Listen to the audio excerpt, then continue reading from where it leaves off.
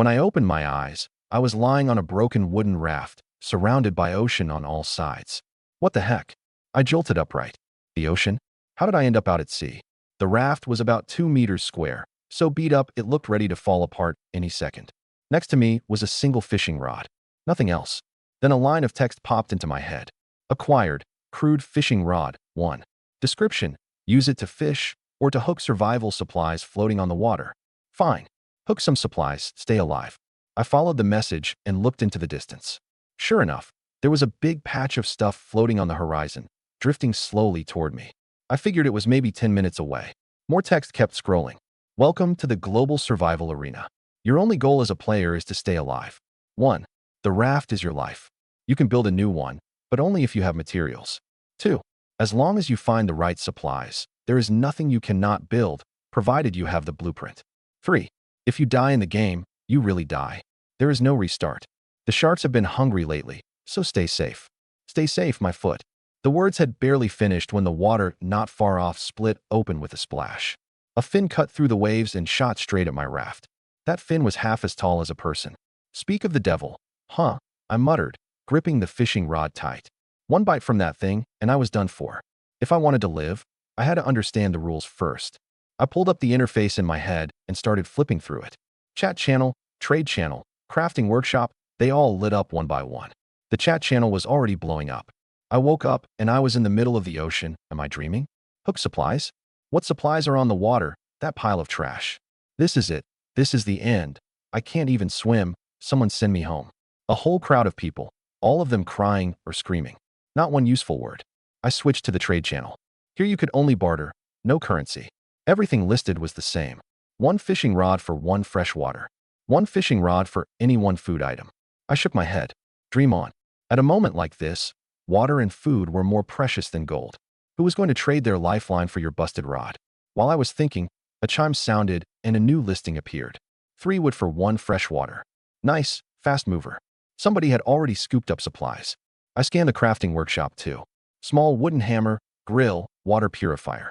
The blueprints were all there. I just needed materials. Let me grab that stuff first. I had just picked up the fishing rod when the interface suddenly started flashing like crazy. Error.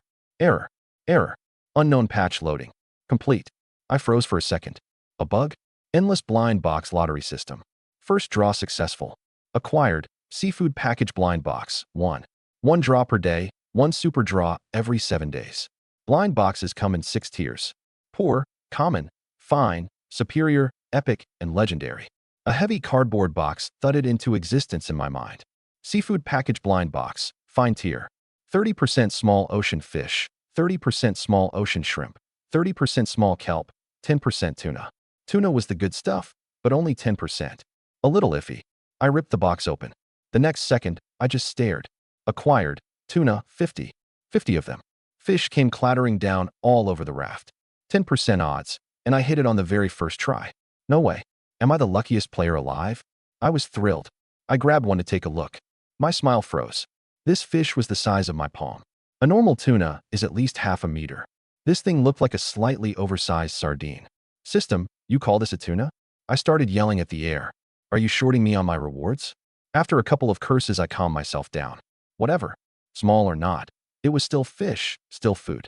Other people couldn't even net a single shrimp, and I had 50 of these. Enough to eat for several days. Then it hit me, and I slapped my thigh. That's it. While nobody else has food, I list the fish on the trade channel and swap them for a mountain of supplies. I was about to post them when the floating supplies drifted right up to me. Grab them first. I cast the line. The hook snagged a clump of grass. I reeled it back in. Acquired, grass clump 1. No time to read the description. I cast again. This time I aimed for a small wooden barrel. It was the only one in the whole batch, and it stood out. Good chance it held something nice. Missed. Cast again, missed again. I wasn't worried. I would rather let the ordinary junk drift away than lose that barrel. After more than a dozen tries, I finally hooked the rim. I gave it a hard yank and the barrel came in. Acquired, lucky wooden barrel, 1. Level, none. Description, can drop any item. Any item? My eyes lit up. Open it. With a pop, the lid flew off. Wood, 4.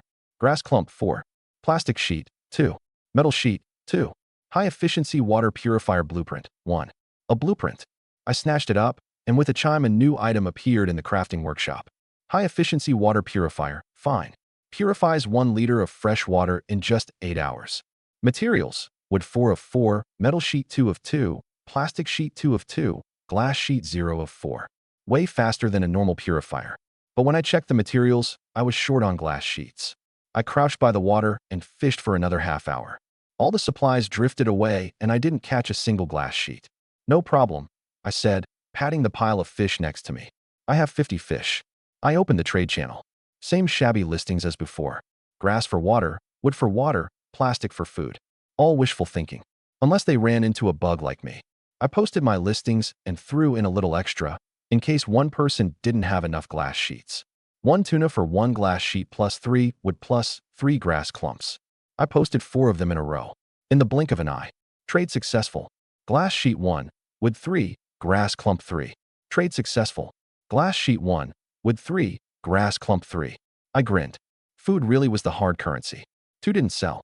Glass sheets were probably too rare. Not many people had them, and even those who did might not have seen my listing. So I put out a call. I switched to the chat channel and typed, "I have tuna. If you have glass sheets, come to the trade channel." The channel instantly exploded. "No way, tuna. Boss, I have glass sheets, coming right now." Me too, me too. Why is that fish so tiny? Is it a baby tuna? Can't afford it. Might as well starve. Good for you that you get to eat. I ignored them and switched back to the trade channel. Trade successful. Glass sheet 1, wood 3, grass clump 3. Trade successful. Glass sheet 1, wood 3, grass clump 3. All set. Hammer first. To build things on the raft, I needed a hammer. Small wooden hammer, portier. 3 wood, ready in a few seconds. Ugly, but it would do for now. I cleared a spot on the raft and built the high-efficiency water purifier. 2 glass jars, top and bottom. I poured seawater into the top and clean water collected below. I also carved a little wooden bowl, scooped up some seawater, and poured it in. Drip, drip. The water started purifying. My throat was already burning, but at least there was hope. Next up, the grill. I did not want to eat raw fish, but the raft was too small. The 2x2 space was packed with stuff, and there was nowhere to stand. Time to expand. I pulled up the deck blueprint. Raft deck, portier. 3 wood, 2 grass balls, freely connectable. Not enough materials? I had fish. I fired off 24 trade listings. 1 tuna for 3 wood plus 2 grass balls. The moment I finished, the notifications started popping like a machine gun. Trade successful. Trade successful. Trade successful. Enough for me to build 12 decks. That would expand the raft to 4x4, 4 times the size. Why square? Stability. If a big storm hit, a square raft was the least likely to flip. I grabbed the little wooden hammer and got to work. Once the expansion was done, I stood on my bigger raft feeling a lot more secure. After all that work, my stomach started growling. Sitting on a pile of fish and starving myself?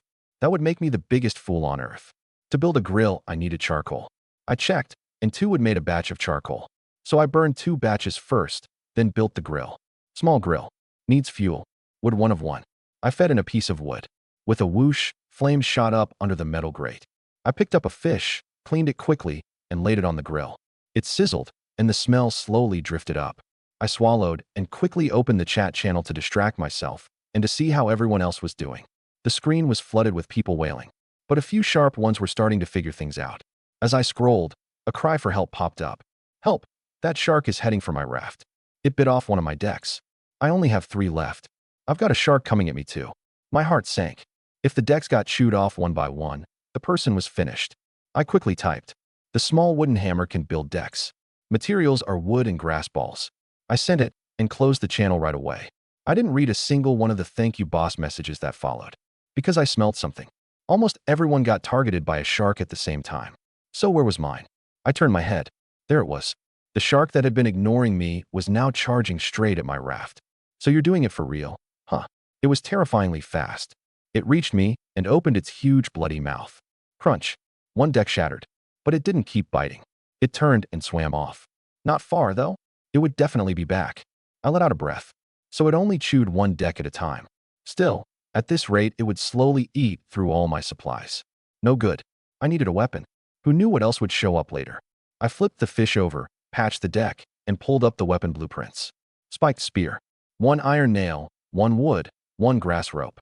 The iron nail and grass rope needed metal sheets and grass clumps to make, but I was short on metal sheets again. More fishing, more trading. I looked up. The fish on the grill was golden brown on both sides. Done. I tore off a piece and stuffed it in my mouth. Not bad at all, sweet and fresh even without seasoning. I threw another one on the grill, but when I looked down at the pile, the color was already off. Not fresh anymore. They'd spoil if I kept them, so better to swap them for hard goods while they were still fresh. I kept a few for myself and listed the rest, this time only for scarce materials. 1 tuna for 2 glass sheets plus 2 metal sheets plus 2 plastic sheets. After posting, I chewed on my last grilled fish and watched the sun sink into the sea. My stomach was full, just thirsty. I glanced at the purifier. The bottom jar was almost full. Once the water fills up, I'll sleep. I lay down on the raft and casually opened the chat channel. Wow, everyone was talking about me. See that? Somebody listed a whole bunch of tuna on the trade channel. Who's this loaded? They only take glass, metal, and plastic sheets.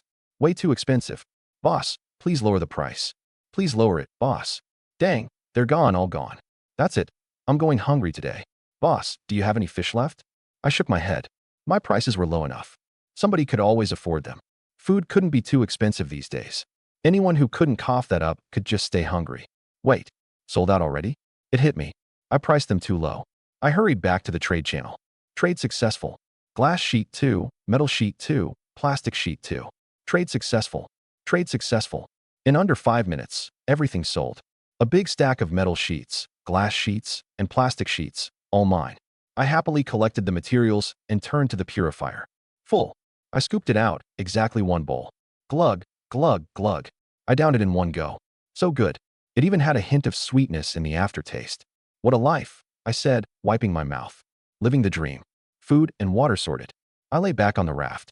This was no apocalyptic survival. This was a beach vacation. Before I closed my eyes, I was still grinning. Tomorrow morning, there was a blind box waiting for me. The sea breeze blew in gusts. I opened my eyes, and the first thing I did was draw a blind box. Daily blind box, draw successful. 2 of 7. Acquired, lucky card pack blind box, 1. A red envelope appeared in my mind. Lucky card pack, epic tier. 25% reward swap card, 25% reward crit card, 25% blind box reset card, 25% reward sweep card. My eyes lit up. Special items. All 4 were winners no matter which I got. I tore it open. Acquired. Reward sweep card. 3. 3 red cards landed in my hands. Reward sweep card. Used before opening a blind box to sweep the entire set of rewards. Whoa, this is amazing. I imagined it. If I'd used this on yesterday's seafood box, I'd have gotten 50 each of the small fish, small shrimp, kelp, and tuna. But I wasn't about to waste this card on a cheap box. I'd save it and use it on a high-tier box someday. I put the cards away, wishing tomorrow would come right now. For the moment, back to work. Another big patch of supplies was drifting in, and there was a lucky wooden barrel mixed in. I grabbed my rod and cast. Direct hit. Beautiful. I hauled it up and opened it right away. Pop. Wood 6. Grass clump 2. Plastic sheet 1. Metal sheet 5. Tomato seed 1. A tomato seed? I paused. Can I grow this? Tomato seed, common. Plantable. Requires soil and fresh water. If I could grow food, I'd never go hungry. And the fruit had vitamins. Drift at sea too long without vitamins, and you get scurvy. I did not want to suffer that. I had to plant it. I checked the crafting workshop, and sure enough it had what I needed. Micro farm. 10 wood, 1 soil, 2 grass rope. Long spout watering can 6 plastic sheets, 2 iron nails. Grass rope and iron nails were easy. But where would I get soil? I fished up the floating supplies first, then went to the channel to ask who had soil. After a round of fishing, I had a pile of wood and grass. I opened the chat channel. Fewer people were cursing today. Most were talking about their progress. My lucky barrel dropped a watermelon. Super sweet. I only got a potato, and I still have to grill it. You're all lucky. I got a load of soil. No way. My condolences. Soil? I grinned. This guy hated it. 1 fish would get it from him. I messaged him directly. 1 tuna for your soil. 2. Can you eat that soil? If you want to fill your belly with it, be my guest. Wait. I'll trade. I smiled and posted the listing. Trade successful. Soil 1. Nice and easy. Looks like he didn't eat enough last night. I wasn't stingy either. Honestly, my own food was tight too. The 2 fish I kept barely half filled me. But with the soil, once the farm was built, I'd have tomatoes from now on. Let's do it. First, twist some grass rope. Grass rope. 2 grass clumps, 2 ready in a minute. Then the farm. Micro farm. 10 wood, 1 soil, 2 grass rope. All set. Craft. A few minutes later, a square planter box appeared. Wood around the edges, bound with 2 rings of grass rope, filled with black soil. Micro farm. Common. Grow crops. Requires watering and fertilizing. Harvests 5 fruits. Matures in 3 to 5 days. Water and fertilize on schedule, and it ripens in 3 days. Slack off, and it takes 5. Skip watering entirely, and it dies of drought. Better build that watering can fast. First, the iron nails. Iron nail. 1 metal sheet, 2 ready. Long spout watering can 6 plastic sheets, 2 iron nails. Craft. The plastic can was mine. Obviously, you can't water tomatoes with seawater, so I poured in the fresh water I'd saved overnight and watered the soil. Amazing. The moment the water hit the soil, a tender sprout shot up. In under a minute, it grew over an inch tall. Look at it grow. By the time I finished, my stomach was growling again. I added a piece of wood to the grill, cleaned a tuna, and laid it on. I was about to prep the second one. Acquired, spoiled tuna, 1. What? My rations. I was stunned. 1 fish was nowhere near enough. Annoyed, I checked the description. Spoiled tuna. Mildly toxic if eaten. Can be used as poison or fertilizer. Fertilizer? I turned to look at the tomato planter and smiled. Fertilizing time. The tomato sprout had grown 3 tender leaves by now. I buried the stinky fish in the soil. The sprout perked up like it was on steroids. Right before my eyes, it shot up another notch and pushed out 5 or 6 new leaves. Now that's something. At this rate, in 3 days I'd have sweet and sour tomatoes to eat. While I was enjoying the thought, a savory smell drifted over. The fish is done. I dove over, took the grilled tuna off, and wolfed it down. 1 fish barely filled a gap in my teeth. I needed to find something else to eat. I picked up that busted fishing rod, uneasy. Could this thing actually catch fish? No choice. It was my only option right now. After 20 minutes, the float finally dipped. I yanked hard. Acquired, small ocean fish, 1. Even smaller than a tuna. It would have to do. I toughed it out for over 2 hours and caught 3 in total, just barely enough to fill up. The sky had gone dark. Save some energy, sleep early. The next day, I woke up before dawn. I stretched and opened a blind box. Daily blind box, draw successful. 3 of 7. Acquired, veteran fisherman set blind box, 1. A blue canvas bag dropped into my hands. Veteran fisherman set, fine tier. 30% straw hat, 30% backpack, 30% fishing spear, 10% sea fishing rod. Straw hat, backpack, fishing spear, sea fishing rod. All good stuff. The straw hat blocks the sun, the backpack holds goods, the fishing spear deals with sharks, and the sea fishing rod. Well, that had to be 100 times better than my busted one. Use a sweep card. I didn't hesitate. This set was too important. And the sea fishing rod only had a 10% drop rate. Relying on luck alone, I'd probably strike out. A red card vanished, and the blue bag popped open on its own. Acquired, veteran fisherman straw hat, 1. Acquired, veteran fisherman backpack, 1. Acquired, veteran fisherman fishing spear, 1. Acquired, veteran fisherman sea fishing rod, 1. Beautiful. The sweep card really is sweet. I was about to check the stats when a new notification popped up. Complete the full set of prizes to unlock 1 random crafting blueprint. Oh, a blueprint for completing the set too? Total jackpot. Acquired, large capacity grill blueprint, 1. I opened it right away. Large capacity grill, fine. Grills 4 kinds of food at once. Only burns 2 pieces of wood per lighting. Double the efficiency. Materials, metal sheet 12, charcoal 4, wood 8, iron nail 4. I did the math. I was still 10 metal sheets short. Had to save up more. Let me check the rest. Straw hat. Blocks sun and rain. Protects your handsome face. That face does need protecting. Backpack. 9 slots. Each slot holds 20 of the same item. 180 units total. Fishing spear. For both fishing and combat. Sharp, high damage. Sea fishing rod. With this, you're a seasoned sea angler. Can catch anything of value. Anything of value? What does that mean?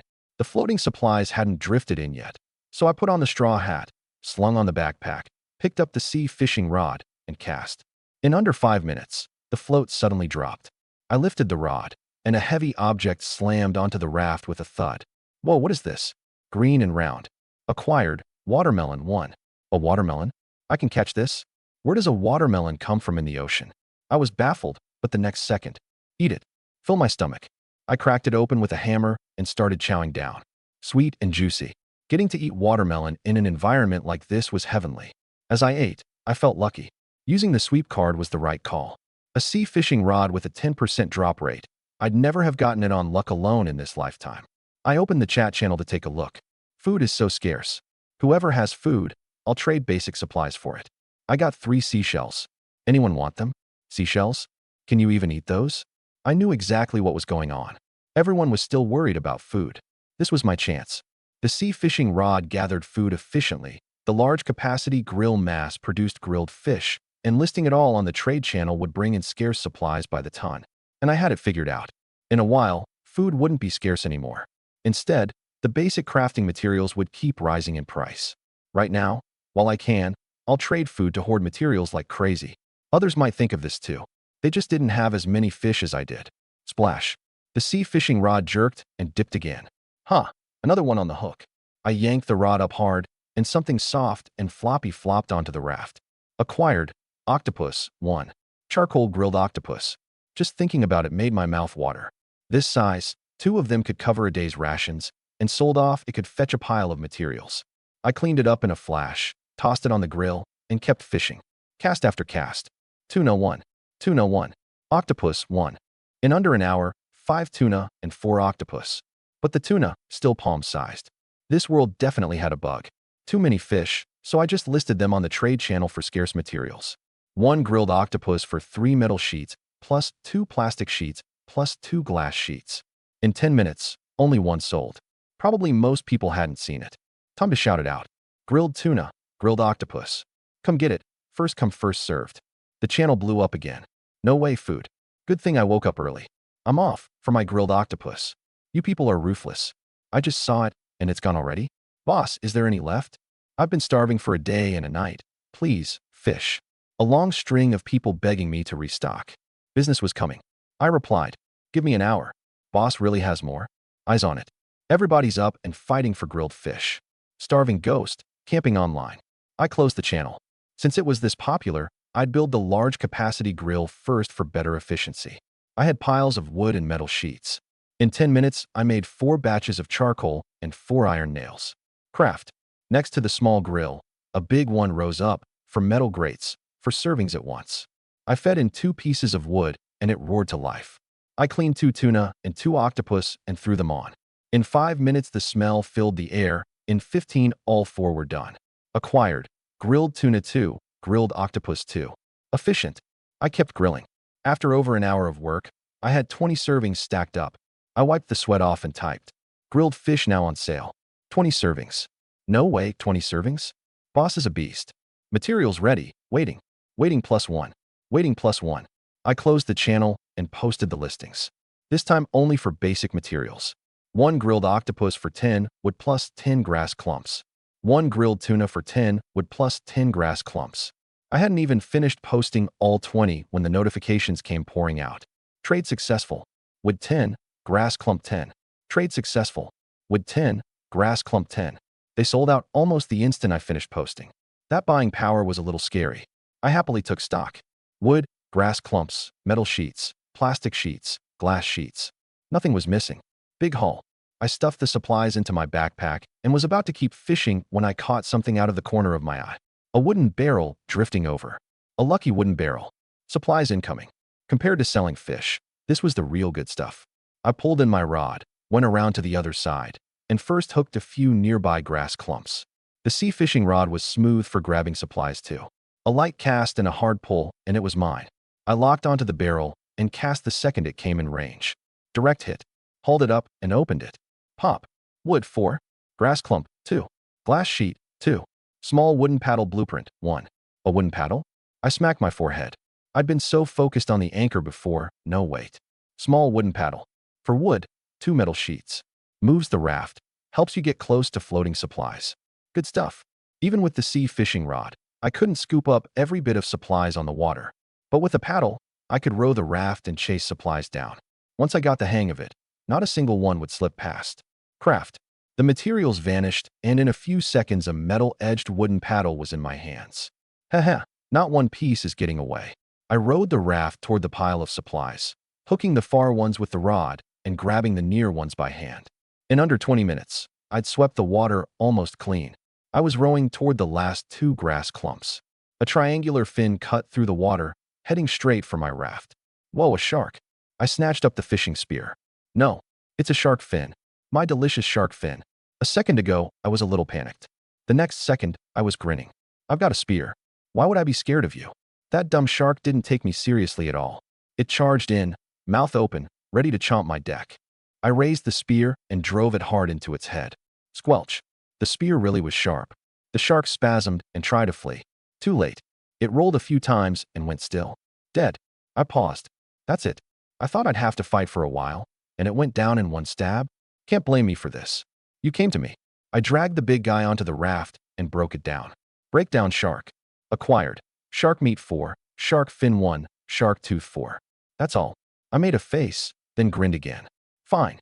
For this junky world, getting this much was already decent. Shark fin was the good stuff. Shark meat. Well, I heard it tasted so-so. I threw the 4 pieces of meat on the big grill, put the fin away, and took a look at those teeth. Shark tooth crossbow bolt.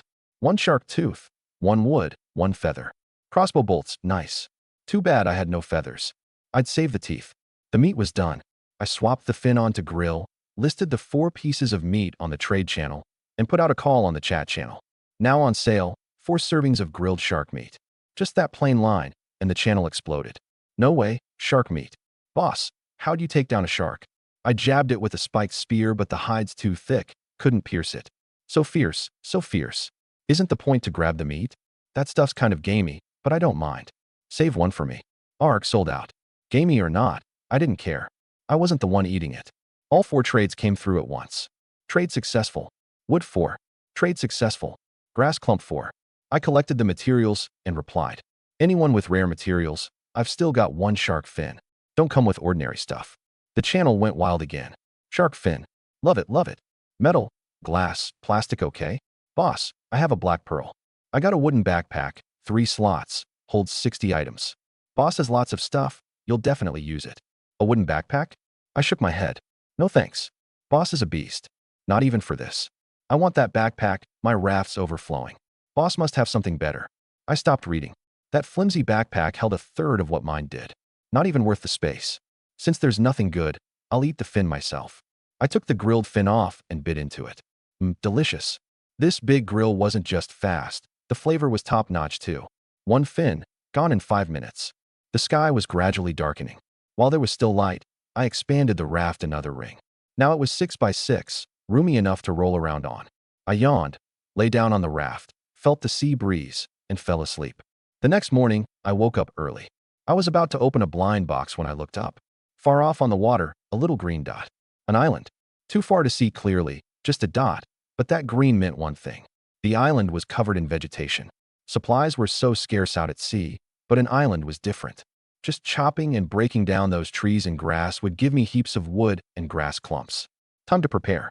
Landing on the island needed tools. An axe to chop trees, a pick to mine stone, a shovel to dig soil. I checked the workshop. Small stone axe. 1 wood, 3 stone. Small stone pick. 1 wood, 3 stone. Small stone shovel. 1 wood, 3 stone. Ugh, all of them need stone. Where was I supposed to find stone out at sea? I could probably pick up a bit on the island, but the bulk would come from mining. Waiting to land and gather stone before making tools would be too slow. Best to trade for some stone now.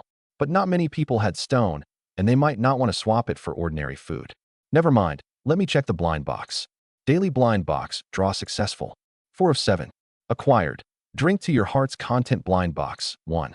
Drinks? I had to laugh. This system really could pull anything. Drink to your heart's content, fine tier. 24% black tea, 24% green tea, 24% Sprite, 24% cola, for percent Red Bull. Now that was drink to your heart's content, for real. Red Bull for energy would be ideal, but I wasn't picky. Having any drink at all in this rotten place was a huge blessing. I'm not picky. Open. The box popped open. Clatter, clatter, clatter. Bottles everywhere on the floor. Acquired. Cola 100. No way, 100 bottles? I grabbed one, twisted it open, and chugged a few gulps. So good. Ice cold and fizzy. The happy juice reputation was well earned. Down a whole bottle when you're thirsty, and you could practically fly. That's it. Trade cola for stone. Stone didn't float, so it could only come out of barrels, which made it rare. Excited, I opened the chat channel and fired off a few lines. Attention, attention. New product in stock. Come get it fast. Everyone was baffled. What's in stock? Why so mysterious? What could you even sell in this dump? Don't tell me there's cola and Sprite to quench my thirst. No way, prophecy fulfilled. Check the trade channel, cola's up. What? Where'd cola come from in this hellhole? The 9 bottles I listed first sold out in a blink. Trade successful. Stone 3. Trade successful. Stone 3. Trade successful. Stone 3. Stone in hand. I glanced at the channel. Cola, my cola. Didn't get any. As a shut-in, I have lost my joy. Boss, any left? I sighed. Cola only replenished a bit of water and sugar, but its power over these people was real. I could practically see the despair on their faces through the screen. Fine. Since you love it so much, I'll share them all. 35 bottles left. Those who missed out, get your wood and grass clumps ready and hop on. The channel instantly boiled over. Thanks, thanks. Ready my cola. Materials set, hopping on. So excited, thank you boss. The screen flew by so fast my eyes blurred. I listed 35 bottles, and the trade notifications ran in a chain. Trade successful. Wood 6. Trade successful. Grass clump 6. In under a minute, over 100 each of wood and grass clumps came in. Of course some people still missed out. That's just reality. I'd done my best to look after them. Now to business. 9 stones, ready. Time to build the landing tools. Small stone axe, stone 3 of 3. Small stone pick, stone 3 of 3. Small stone shovel, stone 3 of 3. Craft. Stone axe, stone pick, stone shovel, all done in a minute. Rough, but they'd do for now. I glanced toward the island again. Still just a little green dot, wouldn't reach it anytime soon. The floating supplies, though, had drifted close. I picked up the sea fishing rod and locked onto that lucky wooden barrel. Direct hit. Hauled it back, opened it. Wood 4. Grass clump 2. Plastic sheet 3. Small anchor blueprint 1. An anchor? I smacked my head. I'd been so focused on tools, I forgot the anchor. When I landed on the island, the raft had to stay by the shore. Without an anchor, by the time I finished gathering supplies and came back, the raft would have drifted off. Careless, careless. Good thing the blueprint came in time. I checked the workshop. Small anchor. 3 metal ingots, 6 grass rope, 2 iron nails, 3 wood. Metal ingots? I'd never seen those. I searched around and found no direct recipe, but I did find a smelting furnace. Small smelting furnace. 8 stone, for metal sheets, 2 charcoal. Melts metal sheets into metal ingots, low efficiency. I shook my head. So it needed stone again. I'll set that aside for now. I hadn't finished collecting the floating supplies yet. I looked up, and there was another barrel. A size bigger than the lucky wooden barrel. What's this new thing? I cast. Snap. Hit. Hauled it up. Acquired. Lucky large barrel 1. Can drop any item, generally higher quality. Oh, an upgraded version bonus. Open. Pop. Metal sheet 10. Plastic sheet 10. Stone 10. Tomato seed 3. Stone. I grinned. With these 10, I could set up the smelting furnace right away. Small smelting furnace, stone 8 of 8, metal sheets 4 of 4, charcoal 2 of 2. All set. I picked a spot and crafted it. In 2 minutes, a round furnace stood up. A feed opening on top, an output opening in the middle, and wood added below to light it. Metal ingot. 3 metal sheets, 3 wood. That's a lot of materials. I fed it in, it roared to life, and the metal sheets slowly melted. Had to wait a while. To pass the time, I picked up the sea fishing rod, enjoyed the breeze, drank cola, and fished. Tuna 1. Octopus 1. Octopus 1. Message in a bottle 1. A message in a bottle? There's this too? I pulled the cork. Inside was a note. At deep night, the ghosts who died at sea reach out their claws. Unless you have a light source, you will be dragged into the endless abyss. A warning. At night, no light means the ghosts attack. But where would I get a light source? The grill? No good. It burned out after 2 hours. The smelting furnace. Filled up, it could burn for a long while. I slept about 7 hours, so as long as I held out until near dawn to sleep, with the furnace lit, I could dodge the ambush. While I was thinking, thunk. A metal ingot dropped from the output opening. Acquired, metal ingot 1. Wow, it burned for 4 full hours. The sky was getting dark. I filled the furnace back up, set my mind on staying awake until dawn. I put the fishing spear at hand. Any ghost that dared come close would get a stab. The night grew deeper. I was fishing when a chill suddenly crept up my back. I whipped around, cold sweat all over. At some point, a green glowing figure had surfaced on the water. I couldn't see its face, but I could feel it staring dead at me. It didn't come closer. The furnace fire was still lit. Thunk. Another metal ingot dropped from the output. My heart clenched. The fire was going out. I lunged over to refill it. In the instant the firelight died, a bone-deep cold flooded my whole body, like I'd been shoved into the deep sea. Whoosh! The fire flared up again. In the light, I saw it clearly. The ghost had already climbed onto my raft and was reaching an icy hand toward me. Thankfully, it feared fire. The moment the flames lit, it flinched back in fright. My scalp went numb. Arg, how's anyone supposed to sleep like this? I knew the fire would last till dawn, but I couldn't sleep. Who could close their eyes in peace with a ghost staring at them? If I couldn't stand it, I'd kill it. I gripped the spear and crept over carefully. When I got within about a meter, that eerie chill pressed in again. It didn't retreat. It seemed to be waiting for me to come closer. I wasn't falling for it. I stood steady inside the ring of firelight. I thrust the spear out hard. Squelch! The spear passed through its body and the ghost shattered into pieces, sinking into the sea. Huh, that easy? I'd barely let out a breath. On the water, another ball of green light rose up faintly. It was back. No way, it can't be killed. My composure cracked a little. Looks like ordinary weapons were useless against this spirit. Sleep? Dream on. Even though it couldn't hurt me, there was no way I was sleeping. Fine. Fishing. I set down the spear, picked the sea fishing rod back up, took a deep breath to force myself calm, and fished while waiting for dawn. I listed the fish on the trade channel too. 7 or 8 orders, and only one sold. That's right. It clicked. Everyone else was being hunted by ghosts right now too. I switched to the chat channel, and sure enough, all cries for help. Help! A ghost keeps chasing me. Hit it with a weapon. No use. Scatter it, and it revives on the spot. Whoa, you people dared to touch that thing. Just tough it out till dawn.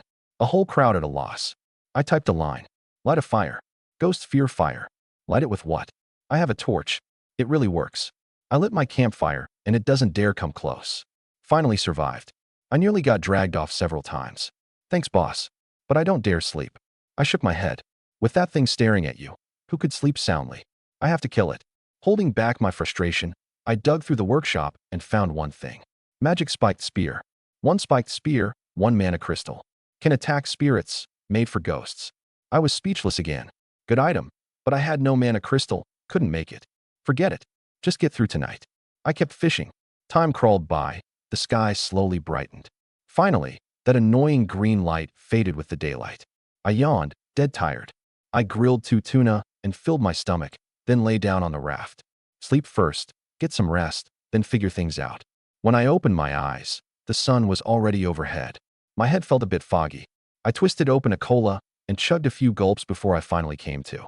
That island in the distance was a lot closer, but at this rate it'd take at least another day of drifting. While I had time, I'd build the anchor first. I checked the workshop and used grass clumps and metal sheets to make 6 grass ropes and 2 iron nails. Small anchor, metal ingots 3, grass ropes 6, iron nails 2, wood 3. All set. Corner of the raft. Craft. A wooden post rose up, wrapped in coils of grass rope, with a metal anchor clanging onto the end. Rough, but it worked. I turned to the big grill, put the 2 leftover octopus from yesterday on, and was about to start grilling when the floating supplies drifted close again. Nice. I grabbed a rod and cast. Wood 1. Grass ball 1. Lucky wooden barrel 1. Pop. Opened it smoothly. Grass ball 3. Metal sheet 3. Stone 1. Ghost radio 1. A ghost radio? There's this too? A palm-sized old radio, covered in rust. Ghost radio. Sounds an alarm when a spirit approaches, and occasionally broadcasts words you can understand. A great tool for staying alert at deep night. Oh, an alarm. I grinned. Perfect. Wait. Staring at the beat-up radio, I felt oddly uneasy. Who knew what those things might say through it? After gathering the supplies, I made a point of scanning around for sharks. That fin really did taste good. None. But in the distance, a raft seemed to be drifting over. Ran into another player? My mind raced through it. Best case, ally up, an extra hand. Not as good, go our separate ways. Worst case, fight, grab their supplies. In this rotten place I trusted no one. In a land where people couldn't even eat their fill, attacking on sight was pretty normal. I gripped the fishing spear on guard. But the raft drew closer and closer, and I saw no one. Huh, left behind by a dead player? I picked up the paddle and rowed over. Up close I saw clearly. There was someone, they were just asleep. Too far to see before. Talk about carefree. Bump. The 2 rafts gently knocked together. Now I saw clearly. The sleeper was a girl. A pale blue dress. Long hair spread across the raft. A shell hairpin in her hair. She looked familiar. Could it be Song Xinling? HM. As if she'd heard someone call her name, the girl frowned and sat up. She lifted her head and met my blank face. You, Lin Feng? Her eyes locked onto the fishing spear in my hand. I quickly tossed the spear aside and shrugged. Relax. I was just worried about running into pirates out to rob me. Can't blame her. Anyone jolted awake to see a person standing over them holding a fishing spear would be startled. If she hadn't still been half asleep, she'd probably have screamed already. System notice. Form an alliance? Once allied, you share the same boat, share the risks, and your rafts merge automatically. I glanced at her, blank-faced, so she'd probably gotten the same message. We already knew each other. Classmates at Jiangxing University. She came from a good family, top of the class. A whole different world from a poor orphan like me. Still, I'd quietly noticed her before. She loved wearing dresses, always with that shell hairpin. That's why I recognized her at a glance. Running into someone you know in the apocalypse beat running into a stranger. I wasn't against lying, but I didn't speak first. I just watched her, waiting for her to choose. Chasing after a deal never works out. In a situation like this, I didn't believe she'd dare refuse. Sure enough, a few seconds later she hesitated. Alliance? Fine, let's ally then. I nodded, still wearing a let me think about it expression. I won't hold you back. She pointed at her raft. Among the players in this world, I've developed pretty well. Grill, purifier, food, I've got them all. If she saw what I had, she wouldn't think she was doing pretty well. I gave a hum and hit accept. A beam of light lit up between the two rafts, and they snapped together. You agreed? She was clearly a little pleasantly surprised. In this vast ocean, finally something to lean on. Even though she barely knew me, at least she knew I was a decent person. Allying with me put her at ease. Haven't eaten yet, right? Let me treat you to grilled octopus. Actually, I am a little hungry. I led her to the big grill. The octopus was just done. I handed her a serving, but she just stared at me, dazed. Am I that ugly? I felt a bit self-conscious. No, that's not what I mean. She shook her head. I'm just wondering, how did you develop this much in such a short time? My raft was 6 by 6, with a high-end grill, purifier, fishing rod, tomatoes growing. From her point of view, no one could possibly get this far. Come on. I just stuffed an octopus into her mouth. Eat first. I shook my head and casually handed her another thing. Cola. Song Xinling froze. Cola. He could even get his hands on this. Wow, this is so good. I knew it. Anything off the big grill smelled amazing, and her attention got hijacked by the food in her mouth right away. But her eating style was nothing like mine. No matter how hungry, she took small, dainty bites. A little lady. A feast for the eyes. Having a campus beauty like this along in the apocalypse was a luxury of its own. Of course, that bit of food wasn't enough. I polished off my serving in a couple of bites and picked up the sea fishing rod to keep fishing. Song Xinling didn't know what to do, so she came over and stood next to me, watching. It was a cozy scene. The float suddenly dipped. A bite. I lifted the rod. Snap. A tuna flopped onto the raft. Tuna? Her eyes went wide, stunned by my fishing skill. A big fish in under 10 minutes. She used to fish for hours just to barely land one small ocean fish, and she'd gotten noticeably thinner. It's simple. Don't believe me? Try it. I put the sea fishing rod in her hands. My skills probably aren't good enough. No worries, this rod's easy to use. She took it and cast pretty smoothly. I'll leave this to you. I'm going to dismantle some extra stuff. I grabbed the small wooden hammer and got to work, dismantling the 2 extra small grills and 1 small purifier to recover materials, then expanding the raft. Bang, bang, bang. Dismantle small purifier, wood 1, metal sheet 1. Dismantle small grill, metal sheet 2, wood 2. Dismantle small grill, metal sheet 1, wood 3. The raft was a lot cleaner now. Then I expanded. Mine was 6 by 6, hers 3 by 3, combining into 6 by 9. Perfect. Materials ready, got to work. In no time, the expansion was done. I turned to see how many she'd caught. No way. A natural. I figured she'd catch 2 or 3 at most. Instead, lined up neatly beside her were 8. At least double my efficiency. She turned around, saw my shocked face, and smiled sheepishly. I only caught this many. But this rod really is easy to use. She was even bummed she'd caught so few. I cleared my throat. That's plenty. From now on, fishing's your job. I'll definitely do my best. I nodded hard.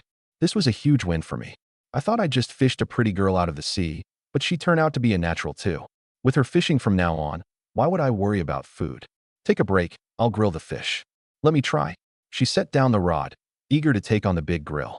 I suddenly realized that ever since she showed up, I seemed to have nothing to do. Well, fine. You try. It's getting dark. I'll set up a campfire for light and warmth tonight. I loaded fuel into the big grill and picked a spot in the center of the raft to build a campfire. First, I burned 2 batches of charcoal. Stone campfire, wood 1, stone 4, charcoal 2. All set, craft. Stone campfire. Add wood as fuel. 1 piece burns for an hour. I stuffed in 10 pieces of wood at once, enough to last till morning. That annoying ghost wouldn't be getting close tonight. Whoosh. Fire up. I held my hands out to warm them. Toasty. Lin foam. The tune is done. Oh, nice, nice. I took it and looked. Better looking than mine, even more fragrant. A natural, sure enough. I smiled contentedly, gave her the last bottle of cola, and filled a bowl of fresh water for myself. I polished off 2 servings of grilled fish in a few bites. She was still the same, eating slowly and gracefully. Good thing, too. If I found out the campus beauty, I'd always admired wolfed her food down like me. I might have questioned everything. What do we do with the leftover fish? Sell it. I opened the trade channel and listed the other 4 servings. In under 3 minutes, sold out, swapped for a pile of wood and grass clumps. A long night was coming. The 2 of us lay on opposite sides of the campfire, neither of us sleeping. In a bit, will the ghost come again? I was so scared of it last night, I didn't dare sleep at all. Relax. With the fire here, it won't dare come close. She nodded, still a little scared, timidly scanning around now and then. I was puzzled too. The night was this deep, so why hadn't the ghost shown up? Maybe that thing doesn't come out every night? That'd be great. When it's around, I can't sleep at all. I nodded. Forget her, a girl. Even I toughed it out till dawn last night. Not that I was that scared. I'm just a cautious guy. Always worried the fire would quietly go out, and I'd get dragged into the sea and drowned in my sleep. That would be a pathetic way to go. Lin foam. Listen, what is that sound? Song Xinling jolted upright like she'd been shocked. Static, static, static. Hungry. Static. I heard it too. Raspy, drifting, coming in waves, chilling. The worst part, the sound seemed to come from somewhere on the raft. Had the ghost climbed up? I scrambled up and looked around. No ghost. The sound came again. Static, a living person, static, the scent of the living. Hungry. My scalp prickled. Right then, a soft sobbing came from beside me. Low choked back. I flinched. Was this a female ghost too? I forced myself calm and looked down. Right. The sobbing wasn't a ghost, it was Song Xinling. She'd been scared to tears. It's okay. It's okay. I'm right here watching over you. She couldn't hear a word of it. She just kept shrinking toward the campfire, toward me, staring hard at one direction like a ghost was crouching there. I followed her gaze and it dawned on me. Whoa, the ghost radio. So all those sounds came from that beat-up radio. I let out a breath, crouched down, and patted her shoulder. Don't be scared. It's just that radio making noise. Maybe my getting close gave her some sense of safety. She wiped her eyes. That thing, can you turn it off? It's too scary. If I turn it off. That's when I remembered. This radio was purely designed to mess with people. When I first got it, I checked, and it had no switch at all. It can't be turned off. Why not? Just turn it off. I leaned in and put an arm around her shoulders. Explaining that there was no switch was pointless right now. Calming her down came first. But the moment I put my arm around her, she cried even harder. I froze. Now what? Then, look over there. She pointed a trembling finger at the edge of the raft, voice thick with tears. I looked, and a chill shot through me. Whoa, a ghost. Too. I was speechless. So the ghost got handed out per person. Huh. It's okay. It's okay. As long as there's fire, neither of them dares come over. While I was soothing her, the radio kept up its eerie moaning. The scent of the living. Hungry. Eat them. There was no way my one mouth could outtalk the ghosts too. Song Xinling didn't calm down at all. She cried harder. Inside, I was falling apart. Eerie ghost wails on one side, endless sobbing on the other, plus 2 green glowing ghosts. 3 scares, not one missing. I'd lost the will to live. Not until the sky gradually brightened, the ghosts scattered, the radio went silent, and the sobbing stopped. Her head rested on my chest, her breathing slowly evening out, growing steadier. Little Missy cried herself to sleep. I held the pose, waited for her to fall deep asleep, then gently laid her down on the raft. I rubbed my temples, head aching. Last night was brutal. Suddenly, I remembered something crucial. Crap, the blind box. I forgot to claim yesterday's blind box. I hurriedly opened the system. Yesterday's blind box unclaimed. Please claim it within 24 hours. Phew, I can still claim it. I claimed both days at once. Daily blind box, draw successful. 5 of 7. Acquired, seafood package blind box, 1. Daily blind box, draw successful. 6 of 7. Acquired, Gorgeous crystal blind box. 1. 2 boxes chimed into my hands. The big one was the seafood box. The smaller, more delicate one was the crystal box. Seafood package blind box. Fine tier. 30% small ocean fish, 30% small ocean shrimp, 30% small kelp, 10% tuna. Gorgeous crystal blind box. Fine tier. 45% mana crystal, 45% blood grinding crystal, 10% demon god crystal. All good stuff. Seafood, whatever. It was food, so it'd sell. As for the crystal box, thinking of last night's ordeal, I had one thought. No matter how rare the demon god crystal was, I didn't want it. I wanted the mana crystal. If I couldn't make the magic spear today, that ghost would grind me to death. Open. I even pretended to say a little prayer. Both boxes burst open at once. Seafood package blind box. Acquired. Small ocean shrimp 50. Gorgeous crystal blind box. Acquired. Mana crystal 10. Yes. Mana crystal. My lovely mana crystal. I nearly cried tears of joy. I quickly stored the crystals, opened the workshop, and searched directly. Magic spiked spear 1. Mana crystal 1. First I made a spiked spear, done in under a minute. 3 minutes later, a spear set with a mana crystal was in my grip. Ugly, sure, but anything that could kill a spirit was treasure. I left the remaining 9 crystals untouched and stuffed them all in my backpack. This stuff was bound to be useful later. Lin Feng. I looked down. Song Xinling was awake. How come you only slept a little while? The girl pursed her lips, embarrassed. I'm a little hungry again. As she spoke, she spotted the big pile of small shrimp that had appeared beside me at some point. These, so many shrimp. Where'd you get them? Never mind that. Get up and let's grill some shrimp. I smiled breezily and lit the big grill. Song Xinling busied herself at the grill while I enjoyed the breeze and took in the surroundings. The island was getting closer. Maybe another 2 or 3 hours, and we could go up and scavenge for supplies. While I had time, I emptied all the extra stuff from my backpack, keeping only the gathering tools. Her cheerful voice came from behind me. The small shrimp are done. I turned. She handed me one, the fresh aroma hitting my nose. If I didn't control myself, the drool would come. I pulled off the head and took a bite. Crispy shell wrapping tender, juicy shrimp meat. Incredible. I have to say, your cooking really is something. I gave her a thumbs up, and I meant it. She smiled happily, cheeks slightly pink. Suddenly her eyes lit up as she looked into the distance. Look, supplies are coming. Supplies? I looked, and sure enough. Work first. Stuffing another shrimp in my mouth, I grabbed the rod and rushed to the edge of the raft. I looked, and a nice surprise. Today's supplies had 2 lucky wooden barrels. Oh, so rewards get handed out per person too. I grinned. Forming the alliance was such a smart call. Double the supplies, but fewer things to build. Grill, purifier, anchor, 1 per raft was enough. I swung the rod, hooking both barrels perfectly. Wow, you're amazing. This was routine for me, but Song Xinling looked delighted. Of all the supplies, the lucky wooden barrel was hardest to hook. She usually needed a dozen tries to reel one in.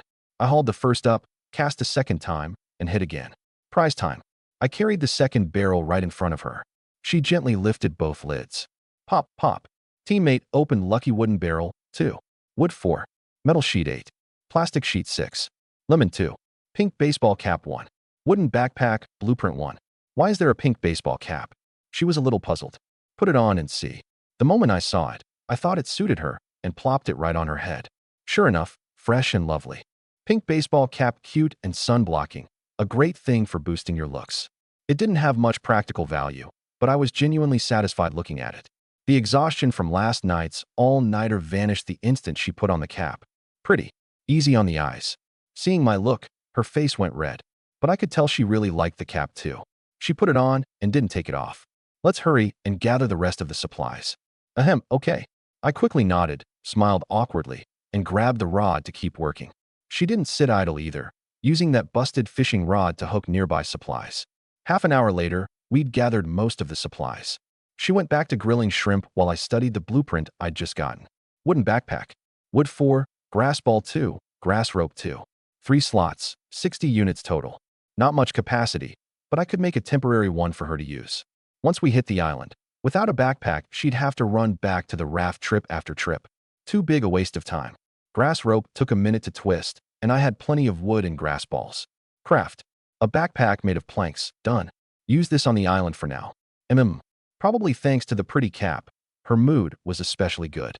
She even hummed a pop song while cooking. That voice was like a spring flowing into my ears. Delightful. Come have the shrimp I just grilled. She turned lightly, holding one out between clean, fair fingertips. I took a bite and nearly melted. Hey, you ate the head too? Ahem, for the calcium. Eating shrimp heads gives you calcium? I nodded hard.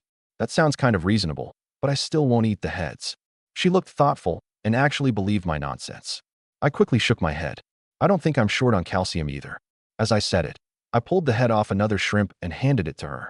She smiled, thanked me softly, popped it in her mouth, and ate it with relish. The raft gradually neared the island. I was full too, so I took the paddle to correct course and keep us from drifting past. Song Xinling put on the wooden backpack and eagerly prepared to go ashore. She hadn't stepped on land in a very long time. Bump. A gentle knock, and we docked. I dropped the anchor to secure the raft and led her onto the island. The island wasn't big, but it was rich in supplies. Beach, reefs, flowers, grass, and trees. It looked like a good haul. Her backpack had only 3 slots, so I said, "You handle collecting grass balls and sand. They're easy and not tiring." She frowned. "Sand, what's it for?" "Not sure yet. Just stockpile it. Maybe we can make concrete later." She nodded thoughtfully. "You want to build a house on the raft?" "Right, we can build a house. It'd be great if we could build a big villa." After landing, I walked with her first to confirm there was no danger, then we split up to gather. On the green grass, I swung the small stone shovel, digging 1 scoop at a time. Soil 1. Soil 1. Soil's good stuff. I'll plant more vegetables later. Full of energy, I quickly stockpiled 20. I switched to the stone axe and chopped trees. Bang, bang, bang, bang. Wood 3. Wood 2. 2 hours, and I'd stripped the island's trees bare, harvesting 60 pieces of wood, filling a third of my backpack. I saved the rest of the space for stone. The small stone picks smashed into the reef. Bang, bang, bang. Stone 2. Stone 3. Oyster 1. Oh, there are oysters here? I looked closer. Oysters clung under a lot of the reefs. This stuff was delicious and nutritious. Haha. Tonight I'll have her grill me some oysters. Mining stone and picking up oysters at the same time. After 2 hours, I had 20 stone and 8 oysters, just enough for a meal. My backpack was full and the sky had darkened. I found Song Xinling and called her back to the raft. The moment we got back, I was stunned. The whole raft was piled with sand and grass balls, barely any room to stand. "My goodness, you're too productive." I turned to look at her. These were easy to collect. Besides, doesn't building a big villa need lots of concrete? Oh, that's true. The more supplies the better, so I couldn't blame her. I was just floored. She looked so soft and delicate, but she worked no less hard than me. I pulled out the oysters. "Found something good today, come see." "Wow, oysters? Oysters are my favorite." I'd guess she'd like them. Watching her scurry off toward the big grill hugging all 8 oysters, I sat down to figure out what to do with this pile of supplies. No need to sell it. And scattered on the floor, it was messy and hard to find. Let me see if there's a storage box. I checked the workshop and quickly found one. Wooden storage box. Wood 6, metal sheet 4, iron nail 4. 9 slots, 360 units total. Oh, this works.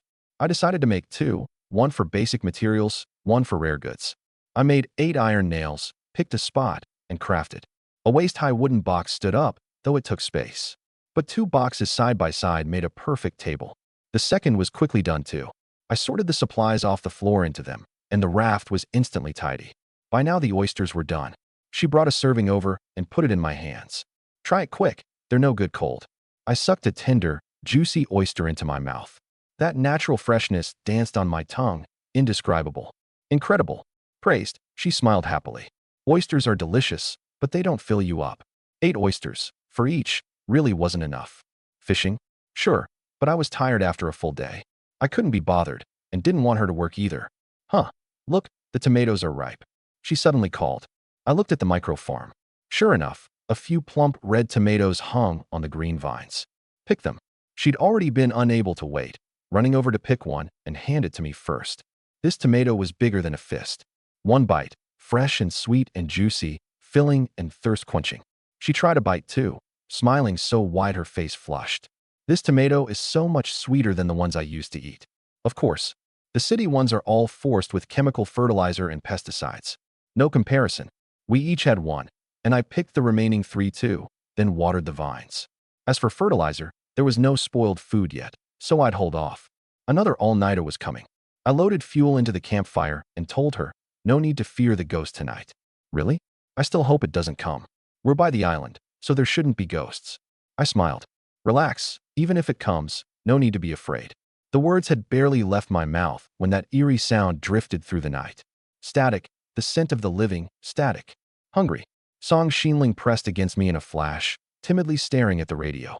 I pulled the magic-spiked spear from my backpack, its mana crystal glowing faintly. Here, they're coming. She bit her lip hard, staring fixedly at a spot on the water. I grabbed her hand to reassure her. With my other hand, the spear suddenly stabbed at the approaching ghost. Squelch. A flash of green light. That green glowing ghost burst into a cloud of pieces. Static. It hurts so much. It hurts so much. Dead. I hadn't expected it. The ghost was skewered by a single thrust. On the water where it burst, 3 green glowing things floated up. I didn't bother with what they were. I lifted the spear and closed in on the other ghost. But it drifted back a good distance in a flash. Scared? Static? Terrifying, terrifying. Its voice came through the radio. I paused. This thing could feel fear. If you're scared, why not scram? One hand pulling Song Xinling, the other holding the spear, I sneered. I'll count to 3. If you haven't vanished by then. I'll go. I'm leaving now. Before I even finished counting, the ghost had already drifted off into the distance. The radio came through trembling. Terrifying, static, too terrifying, run for it. I grinned. So even ghosts can be cowards. It didn't go far. Song Xinling pointed in a direction. I followed her point, and sure enough, the ghost had stopped a dozen meters out, a faint green shadow in the dark. Still won't give up? Today I'm definitely killing you. I sneered, then bent down to first pick up the 3 green glowing balls by the edge of the raft. Acquired, Ghost Fragment 3. Can be used to craft magic items, very rare. Seeing that description gave me one more reason to hunt that ghost down. Sit tight. What are you going to do? Hunt down the ghost. Her little mouth fell wide open. You're going to hunt down a ghost? It's the one that won't give up. I grabbed the wooden paddle and rowed hard, closing in on the ghost. The radio sounded. Static, it's coming, run for it. Every stretch the raft closed, it drifted a stretch away, unwilling to give up, but not daring to let me near. The faster I rowed, the faster it drifted. This won't work. Make a paddle fast and help me row. Huh, what? Song Xinling was dumbfounded. Never in her life had she imagined she'd one day be chasing a ghost across the ocean. Too terrifying. Though extremely unwilling, she couldn't hold up against my nagging, so she made a paddle and rowed beside me. The raft sped up a bit more, and the ghost was clearly more panicked. But at this speed, we still couldn't catch it. Dang, this ghost wasn't stringing me along on purpose, was it? Couldn't catch it, and I was getting frustrated. Then I remembered something. It was already past midnight. After 12, I could claim the new day's blind box. Open a blind box. Maybe I'll get something to deal with the ghost. I told her, you keep rowing. Where are you going? Into the water to chase it. You're insane? Before she could react, I dove headfirst into the sea. Splash. I vanished in an instant. Song Xinling completely panicked. Linfeng, where are you? Come back. Underwater, I couldn't hear a thing.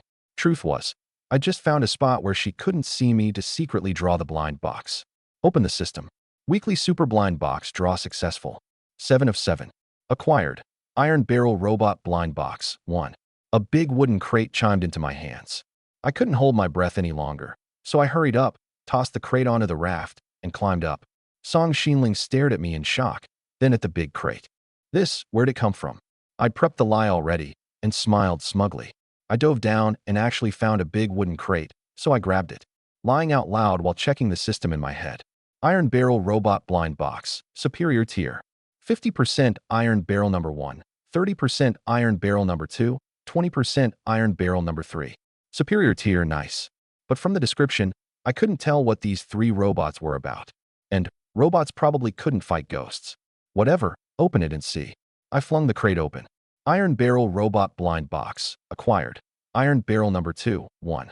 A clunky robot clanged into existence on the raft. Metallic sheen all over, a round body just like an iron barrel, topped with a goofy iron head, metal arms and legs sticking out from the sides and bottom. My goodness, you fished up a robot too? Song Xinling had realized it. Being with me meant non-stop surprises, every single minute. I leaned in to check the stats. Iron Barrel number 2. Iron Barrel Series Robot. Powerful drive, fast movement, can do lots of work for you. Fast movement. I grinned. That ghost could run, huh? Then run all you want. Iron Barrel number 2. Iron Barrel number 2 at your service. Row the boat, Catch me that ghost. As you command. At the order, iron barrel number 2 lumbered with heavy steps to the stern, grabbed 2 paddles, and its 2 arms spun like whirling wheels of fire. I was floored. That speed rivaled a sports car. The raft shot forward, cutting through wave after wave, charging straight at that ball of green light. So fast. The girl's cry came from behind me. I turned my head. Wow, Song Xinling's long hair was blown straight up by the wind. This was no raft, this was a speedboat. Excited, I gripped the spear, standing at the bow, riding the wind and the waves, bearing down on the ghost. Static, help, help. Through the howling wind, the radio carried its terrified wailing. It was clearly slower than me. I gripped the spear, closed in, and thrust hard. Squelch. A direct hit to its rear, and the ghost burst into several pieces. Ghost Fragment 1. Ghost Fragment 1. Ghost Fragment 1. Ha, done. I felt fantastic, and turned around. Song Xinling was already on the verge of a breakdown. Deep in the night, I grilled the fortuna I'd just caught. Beside me, Song Xinling's face was pale. She still hadn't recovered from the thrill of that chase. Want to eat something? You eat first, I need a minute. How long was this minute going to be? Cold tuna wasn't good. While I was thinking, I heard her stomach growl. Faint, but in the dead of night, crystal clear. Looks like she was hungry after all. I grinned and started talking to myself. I'm hungry too. Being hungry is miserable. Look at this grilled tuna, so fragrant, my mouth's watering. I hear if you stay hungry too long you get stomach ulcers. A friend of mine kept starving himself, always had stomach pains. He was lucky though, he had painkillers. In this rotten place, if you get sick there's not even medicine. I abruptly turned my head, dead serious. If I ever get sick, just toss me in the sea, don't go soft on me, or I'll rot on the raft. Song Xinling shivered. Then if I die, how will you handle it? Take a guess. I smiled mischievously, teasing her with my eyes. That clearly made her a bit uncomfortable, but at least she was finally talking. Give me a grilled tuna. Not fully cold yet. I handed it over happily. Once she'd eaten, though she was still a little sore, she was worn out from the long night's ordeal and drifted off to sleep without realizing it. Lying on the raft, I noticed the night had turned cold and glanced with concern at the sleeping girl. Dressed so thin. I need to make a bed and blanket soon. Thinking it over, I fell asleep too. Lin Feng, get up and eat. Groggily, I heard someone calling. I opened my eyes and Song Xinling was holding a grilled tuna up to my face. Huh, so attentive. My heart warmed a little. I took it and wolfed it down, asking between bites, "You're not about to ask me for a favor, are you?" She thought for a moment, then suddenly smiled. Let's build a big villa together on the raft. I was speechless. She was still on about that big villa? Out on this desolate sea, where was I supposed to conjure a villa for her? Still, a villa couldn't be built anytime soon, but a cabin could. With a cabin, when Iron Barrel number 2 rode, we wouldn't get our breath knocked out by the wind. I finished in a few bites. The villa can wait. Let's build the cabin first. Honestly, to me, having a cabin already counts as a big villa. I'll build it with you. She paused. I looked at the workshop. It needs lots and lots of wood and metal sheets. But where do we get that much wood? I smiled and looked toward the nearby island. That's not a problem. Let's head over first. There are still some supplies to gather on the island. Once I collect them, I'll have Iron Barrel number 2 carry them back. What about me? What do I do? Fish. I had zero doubt about her fishing efficiency. I'd gather supplies, she'd fish, catch a pile, and we'd swap the surplus for wood and metal sheets. Then we'd have our cabin. Once I laid out the plan, she nodded, satisfied, and gave me a thumbs up. Great plan. We got to work after eating. Iron Barrel number 2 rowed the raft to the island's edge and came ashore with me while Song Xinling had already started fishing. I gathered fast. Once I had 20 of a kind, I'd call Iron Barrel number 2 to carry them to the raft. After a few hours I was drenched in sweat, and I'd pretty much stripped the island of supplies. I was about to have Iron Barrel number 2 keep hauling when it suddenly stopped. Iron Barrel number 2, low battery warning. Battery below 20%, charging required. What? Out of power? How do I charge it? Requires a charging station. Each charge takes 12 hours. I was speechless. Where was I supposed to find a charging station? I set down my work and checked the workshop. No charging station blueprint at all. Looked like it hadn't been unlocked yet. Fine. Carry this batch back and just rest on the raft. As you command. That line, it answered readily enough. I sat down cross-legged, a little frustrated. Only 20% battery left. Even on standby, it wouldn't last more than a few days. If I couldn't make a charging station, it'd just become a hunk of scrap iron. Sigh, guess I'll do it myself.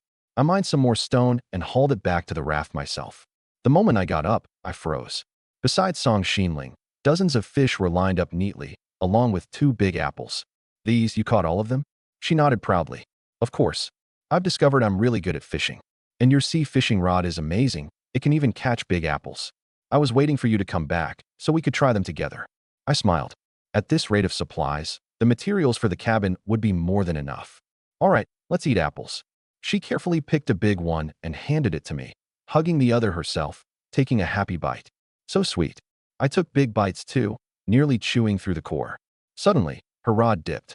A bite. She lifted it hard. Splash. A message in a bottle landed on the raft. We both paused. A message in a bottle? You can catch this too? Song Xinling clearly hadn't seen one, but I knew how significant it was. There's important information inside. Let's open it. I pulled out the cork. In the afternoon, a storm approaches, lightning and thunder. It's time to weed out a batch of the useless at sea. A storm's coming? I nodded. We need to hurry. There wasn't much important left to gather on the island, and the cabin was most urgent now.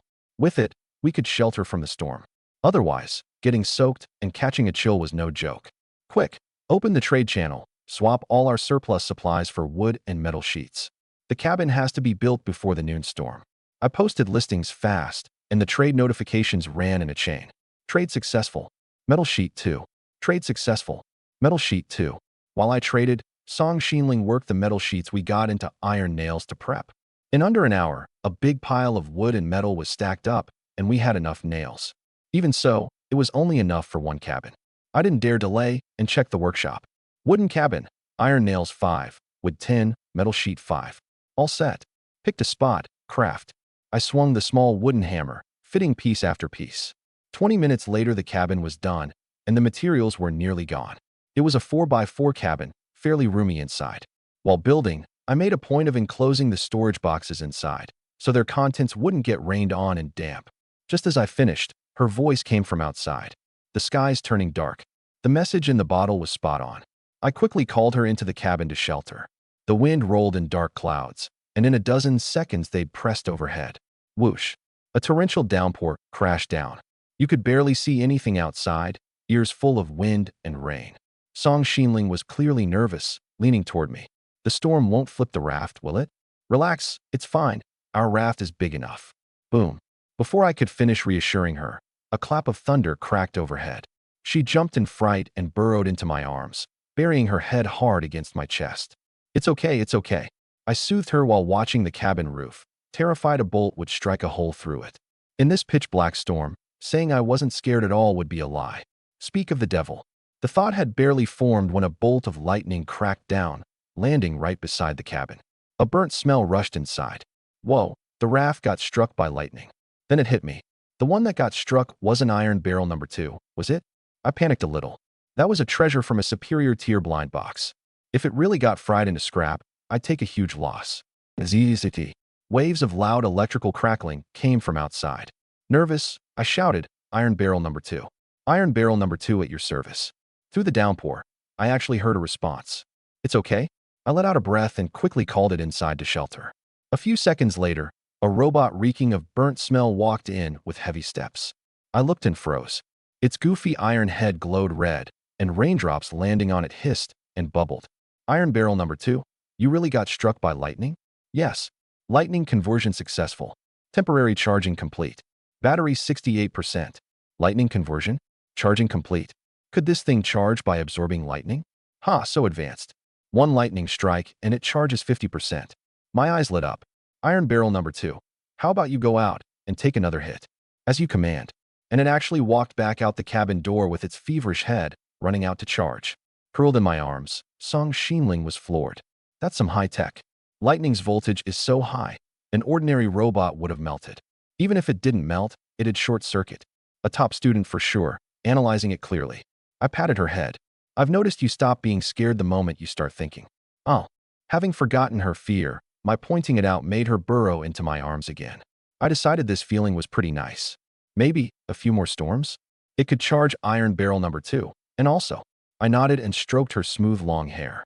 The rain fell from noon straight through to evening. By the time the dark clouds cleared, the setting sun was nearly sinking into the horizon.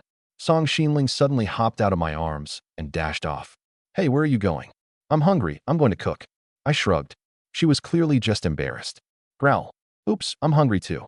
I ran over to the big grill to help her load fuel, and the two of us grilled by the fire, watching the tuna slowly turn golden, chatting on and off. I miss my family, she said softly. I nodded, thinking maybe I could help her look.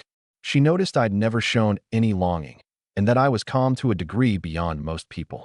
What about you? Don't you miss your family? Me? I grew up in an orphanage. If there's anyone I miss, it's probably the brothers I used to hang out with. A flicker of sympathy showed in her bright eyes. She picked up a freshly grilled tuna and poked it straight into my mouth. Now, you have family. Cough, cough, cough. I nearly choked, biting into the fish. Family, no good. Even if we were to become one family someday, she'd have to marry me first.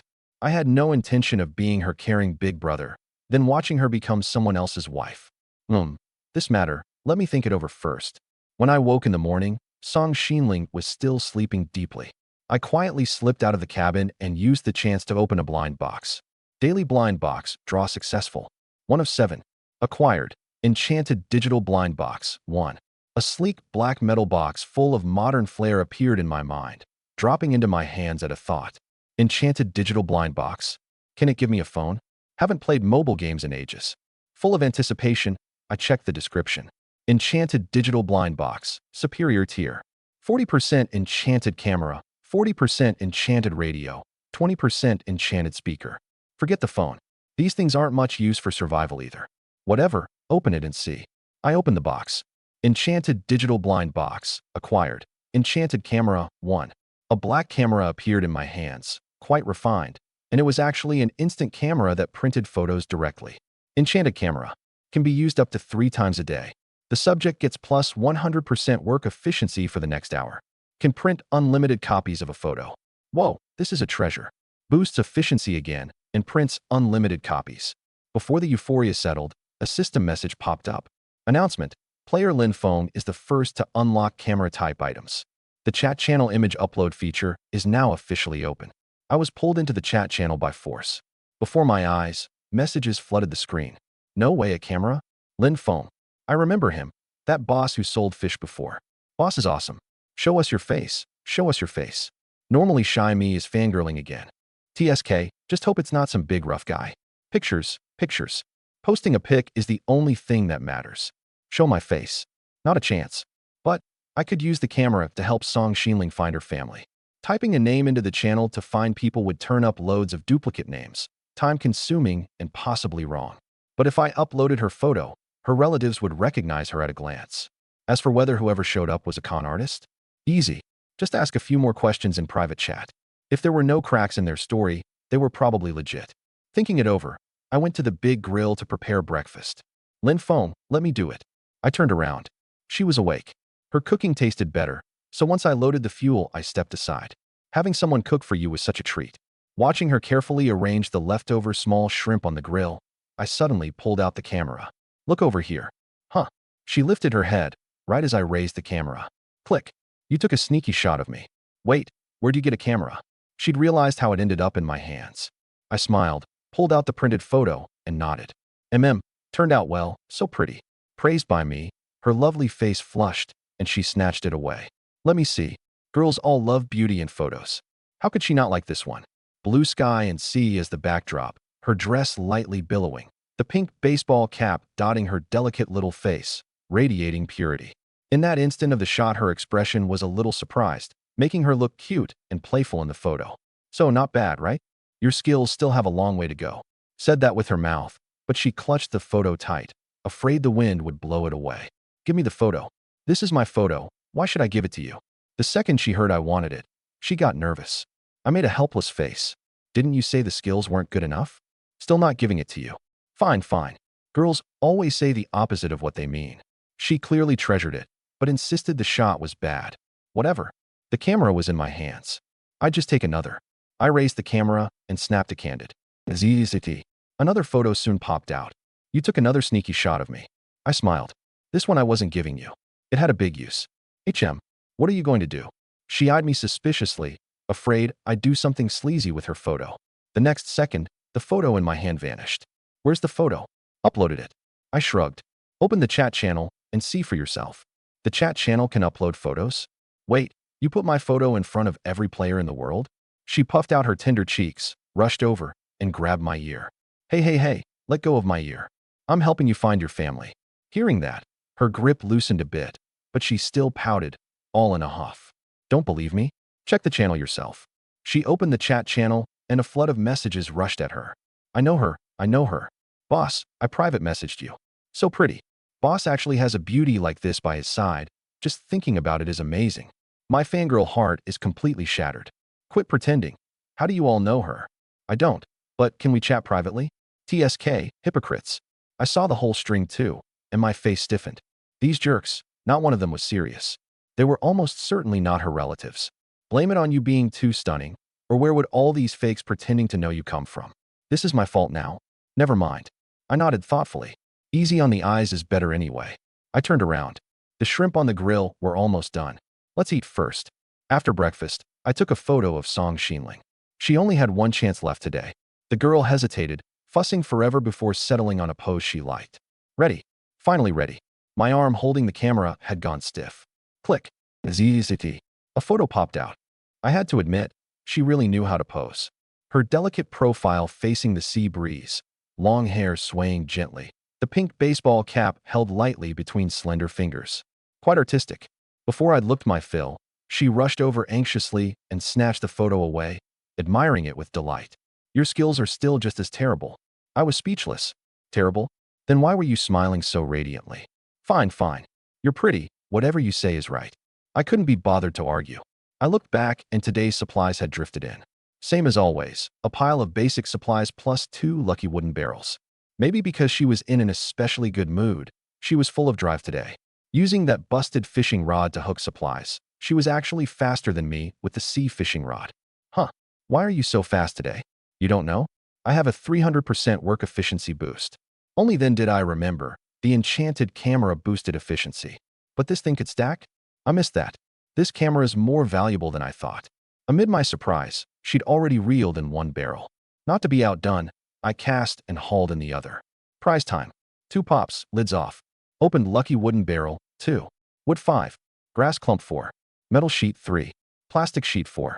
Concrete mixer blueprint 1. A concrete mixer? Before I could react, Song Xinling had already jumped up.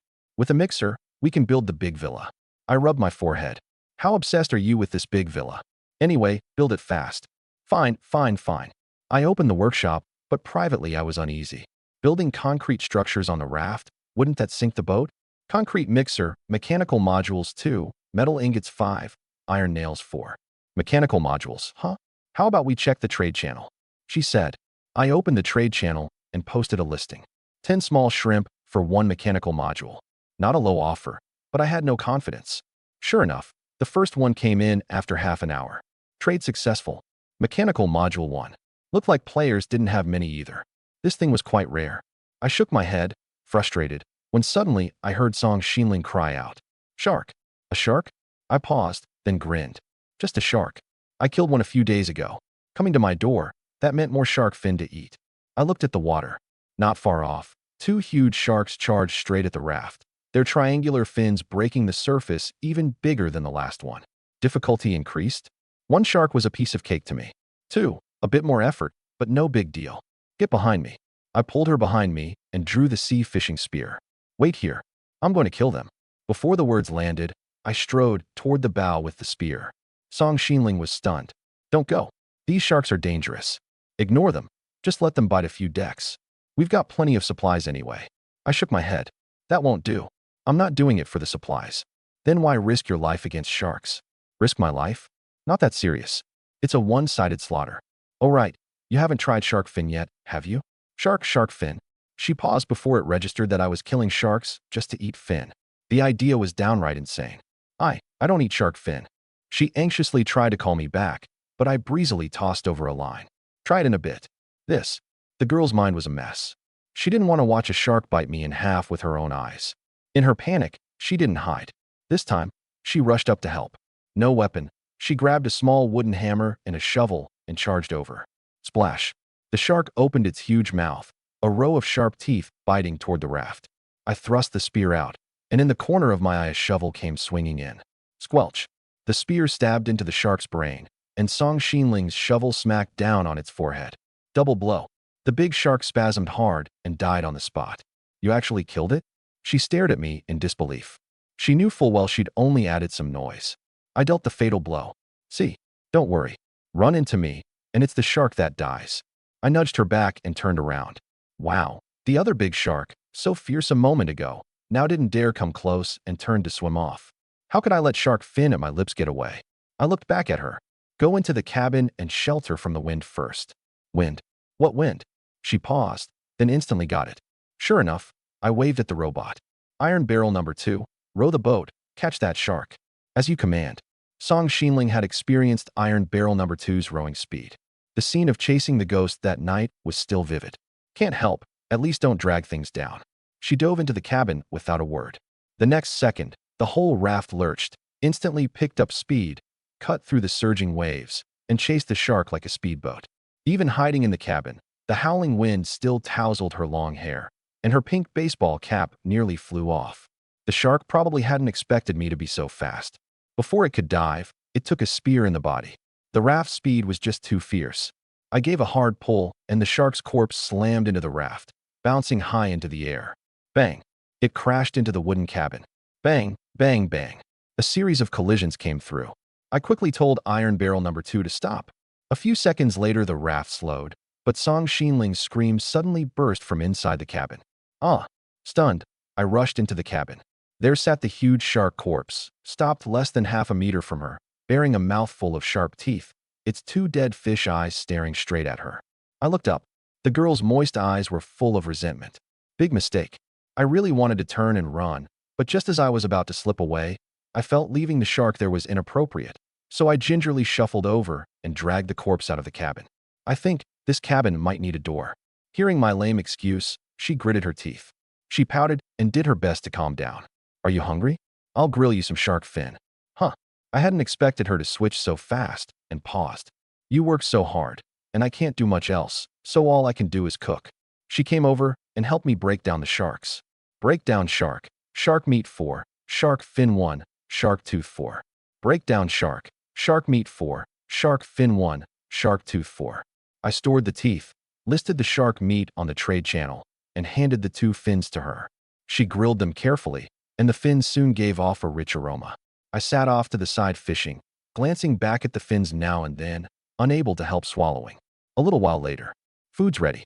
I happily tossed the small ocean fish I'd just caught aside and made straight for the fin.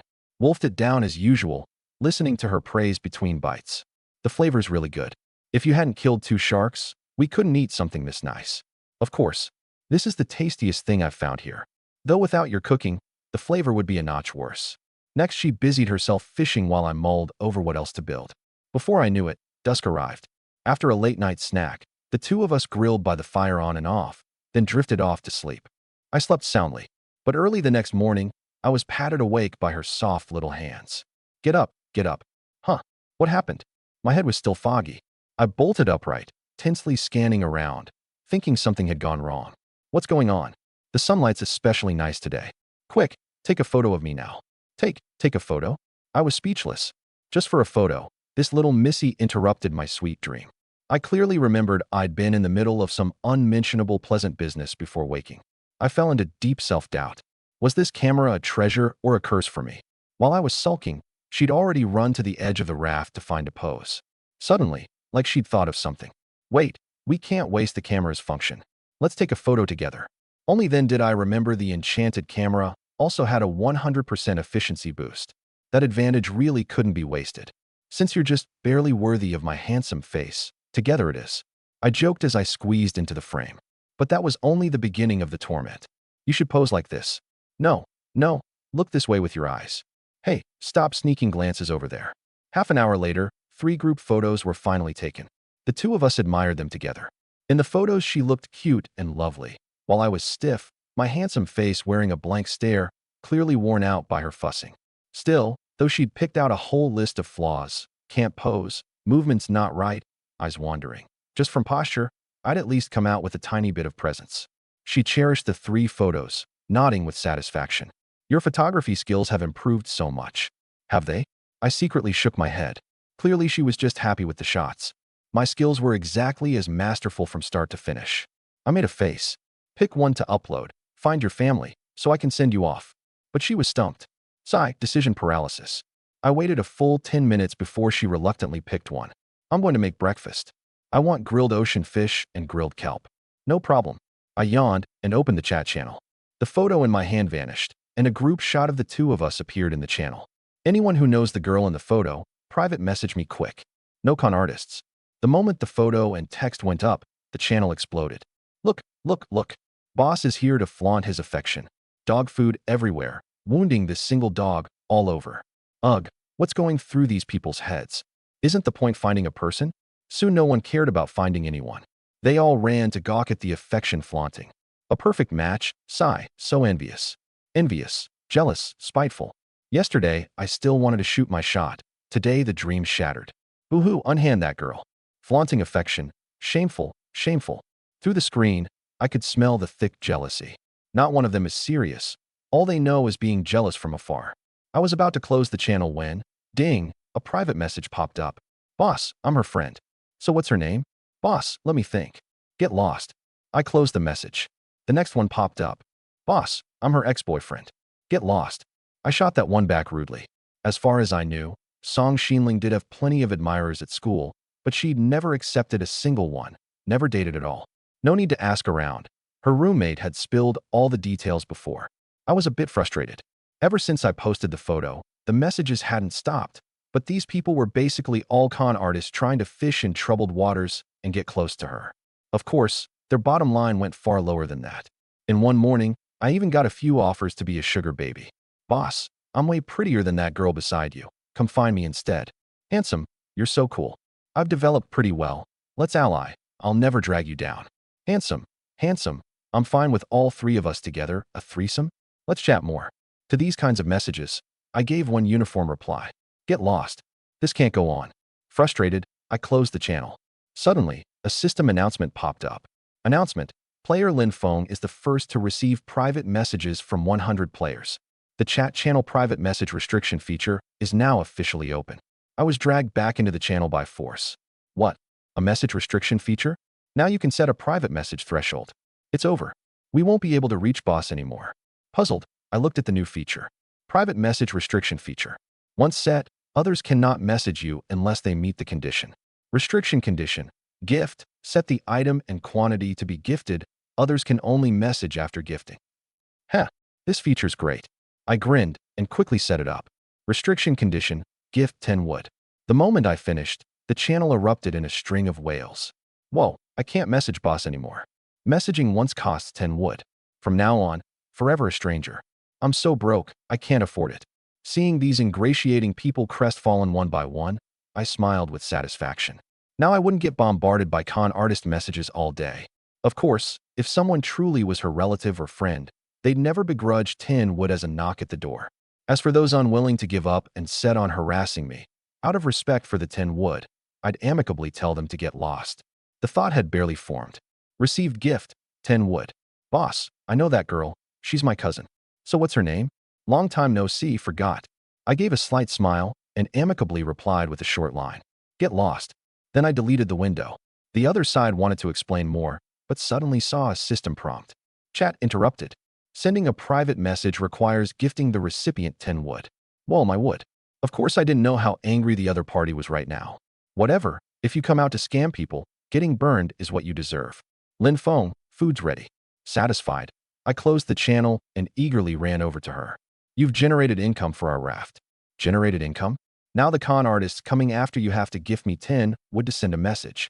It's not even been a morning, and I've already banked 30 wood. Song Xinling was stunned. She hadn't expected to unknowingly become my cash cow. 30 in under a morning, over a month. She furrowed her delicate brows and started calculating, then suddenly cried out with delight. Doesn't that mean we can earn at least 1,000 wood a month? That was her reaction. I hadn't expected her to be so pleased with my little operation. But thinking about it, it made sense. Living in this rotten place, generating income was of course a good thing. Looked like her mindset was even more adapted to this apocalyptic environment than mine. She smiled slightly and handed me a grilled octopus. You earned this much wood thanks to me. So from now on you have to do more work to repay me. What repayment do you want? I made a face. Learn photography properly. She looked all disdainful, but the more I looked, the more playful and cute she seemed. Fine, fine, fine. I'll learn properly. I gnawed on the octopus, feeling pleased inside. I knew she wouldn't really make things hard for me. Photography needed special study, 3 shots a day, and after a while even an idiot could become a master photographer. After lunch, it was already afternoon. I was about to lie down for a nap when I got a trade notification. Trade successful. Mechanical Module 1. The mechanical modules are complete. Song Xinling had been fixated on the mixer, so whenever I had time I smelted metal ingots. Now both the mechanical modules and metal ingots were ready. Got to work right away. I found an open spot on the raft and checked the workshop. Concrete mixer, mechanical modules 2, metal ingots 5, iron nails 4. All set. Craft. A huge metal base appeared on the deck, with a feed opening on top, an output opening below, and a crank in the middle that could turn. 2 minutes, done. I leaned in to check the stats. Concrete mixer. Add stone, sand, and soil to produce hard concrete. Requires manual labor. So that's it. Easy enough. I stuffed the materials into the feed opening and cranked the handle. Whir. The mixer spun. Song Xinling had already leaned in with curious eyes, waiting eagerly for something to flow from the output. 10 minutes later, a lump of gray-black stuff spilled out of the output. Acquired, concrete 1. This efficiency is way too low. I griped. How about I do the mixing from now on, and you build me the big villa? She said, full of hope. Let me check what new blueprints the workshop unlocked first. I opened the crafting workshop and found that quite a few new things had indeed unlocked. Crafting workshop. Concrete barrier wall. Stone 2, concrete 1. Stone house. Stone 2, concrete 1, wood 2. Concrete spiked plate armor. Concrete 2. Iron nails 10, plastic sheet 4. I smiled. Song Xinling had been fixated on the big villa, and I had plenty of stone, sand, and soil, so building a stone house to serve as the big villa was perfect. In this rotten place, a stone house basically counted as a big villa. No sooner said than done. I hauled over a pile of stone, sand, and soil and told her, the concrete work, I'll leave to you. She nodded, stuffed the materials into the mixer, and cranked the handle. At first I worried she lacked the strength, but seeing her operate it easily, I relaxed. Next it was my turn to demolish. To build the stone house, I needed to clear enough space. The cabin I'd built a few days ago had to come down, and the raft needed another ring of expansion. Expand the raft first. A full hour, and I'd enlarged it by a ring. Originally 9 by 6, now 12 by 8, wonderfully spacious. Big as the space was, it still needed sensible planning. I planned to build a 6 by 6 stone house in the center of the raft, with the grill, purifier, and other living items in front, and space in back to build a farm and grow vegetables. Plan set, I started demolishing the cabin. The small wooden hammer knocked away, recovering a good amount of materials. Dismantle small purifier. Iron nails 2, wood 4, metal sheet 3. Dismantle small purifier. Iron nails 3, wood 5, metal sheet 1. After a good while of work, the whole cabin was demolished. By now Song Xinling had accumulated 10 concrete. I opened the workshop on the cleared space. Stone house. Stone 2, concrete 1, wood 2. All set. Craft. A wall of stone and concrete rose before me. Rough, but very hard. Ordinary weapons couldn't damage it at all. Then I built a second wall beside it, the two forming a 90-degree angle. The moment they were done, a stone slab roof automatically generated atop this 1-by-1 house. Half an hour later, the house was half built, and the sky had darkened. Couldn't finish today, so I called her to rest. I thought she'd complain about the stone house being ugly, but instead the girl stared at the half-built house, her bright eyes blinking, and actually smiled happily. Linfeng, you're amazing. At this rate, we can live in the big villa tomorrow. You call this thing a big villa? I was too embarrassed to call it that myself, but she was thoroughly pleased and even ran inside to think about how to decorate this future big villa. The cooking naturally fell to me. I didn't mind. It was rare to see her this happy, and she even pulled me into discussing the decor over dinner. After eating, she even insisted on sleeping under this half-built house. I sighed to myself. Good thing there were no earthquakes here, or I'd really fear this half-finished stone house collapsing. At night, probably worn out from the afternoon's work, she fell asleep early. I lay on the raft watching the stars, glancing now and then at her lovely profile. Once I figured she was fast asleep, I quietly slipped out of the half-built big villa to draw today's blind box outside. Daily blind box, draw successful. 2 of 7. Acquired. Drink to your heart's content blind box. 1. This one again. I'd drawn this box once before, and last time it gave cola. The prizes in this series weren't very practical, but sold off they'd surely fetch a good amount. And drinking a few bottles myself for a treat wasn't bad either. Drink to your heart's content blind box. 24% black tea, 24% green tea, 24% Sprite, 24% cola, 4% Red Bull. Whatever, anything's fine. I drew, and the box popped open. Acquired. Red Bull 100. Whoa, a 4% chance, and I hit it. Looking at the 100 cans of Red Bull all over the floor, I rubbed my eyes, then suddenly grinned.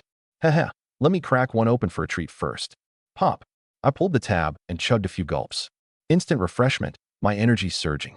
And a system prompt popped up. Acquired. 100% work efficiency boost. Lasts 1 hour. This thing actually gives a 100% efficiency boost in the game? I quickly checked the stats. Red Bull. Sweet and refreshing, relieves fatigue. Within 1 hour of drinking, work efficiency plus 100%. Oh my, it really did have an efficiency boost. No wonder the drop rate was only 4%. Satisfied, I finished it off and was about to sleep, but I felt a bit wired. Oh, this refreshment effect is too strong. I'm going to have insomnia tonight. Full of energy, sleep was out of the question. I glanced at the concrete mixer beside me and gave a wry smile. No choice, born to be a laborer. Couldn't sleep, and idle hands were idle hands, so I figured I'd make some concrete. Load the materials, crank the handle. In just 5 minutes, one concrete was done. 100% efficiency boost, really did double the speed. A job that used to take 10 minutes, now finished in 5. An hour later, I'd made a full 12. I decisively opened another can. Chug chug, down it went. Acquired. 100% work efficiency boost, lasts 1 hour. Haha, within an hour, I'll have all the concrete for the house ready. After more than 2 hours of work, all the concrete needed for tomorrow was prepared. But having downed 2 cans of Red Bull, I still felt not a trace of sleepiness. So energized, I can't sleep at all. Wait, I can draw the next day's blind box now. Bored out of my mind in the small hours, I remembered the blind box system and did a double draw. Daily blind box, draw successful. 3 of 7. Acquired. Dark Witch outfit blind box. 1. Dark Witch outfit? Looking at the black leather case that suddenly appeared, I froze. What was the system getting at? A grown man like me, drawing a witch outfit? Does it want me to cross-dress? Just thinking about it made me uncomfortable. But if I gave this set to Song Xinling, the image instantly felt much better. Right. She doesn't have proper gear yet. Put on this set, and it'd be too easy on the eyes. But that meant using a sweep card. I only had 2 left, and I didn't want to waste them. So I carefully checked the contents first. Dark Witch outfit blind box, epic tier. 30% witch cape, 30% witch hat, 30% witch boots, 5% lightning descent spell book, 5% powerful magic blade. Whoa, epic tier.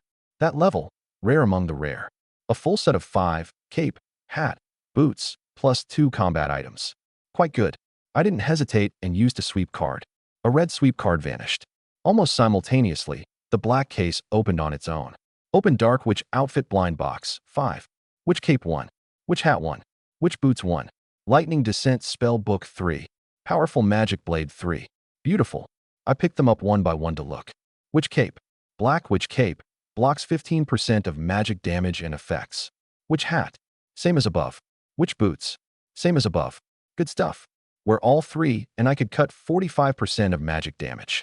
So far, aside from the ghosts, I hadn't run into any enemies using magic. But I was certain that as players developed faster and faster, sooner or later I'd meet someone wielding magic weapons. With this outfit, I wouldn't have to worry too much about Song Xinling's safety. Then I looked at the other 2, and felt like I'd struck it rich. Lightning descent spell book. Single use, summons lightning to strike a target, dealing tons of damage. Powerful magic blade.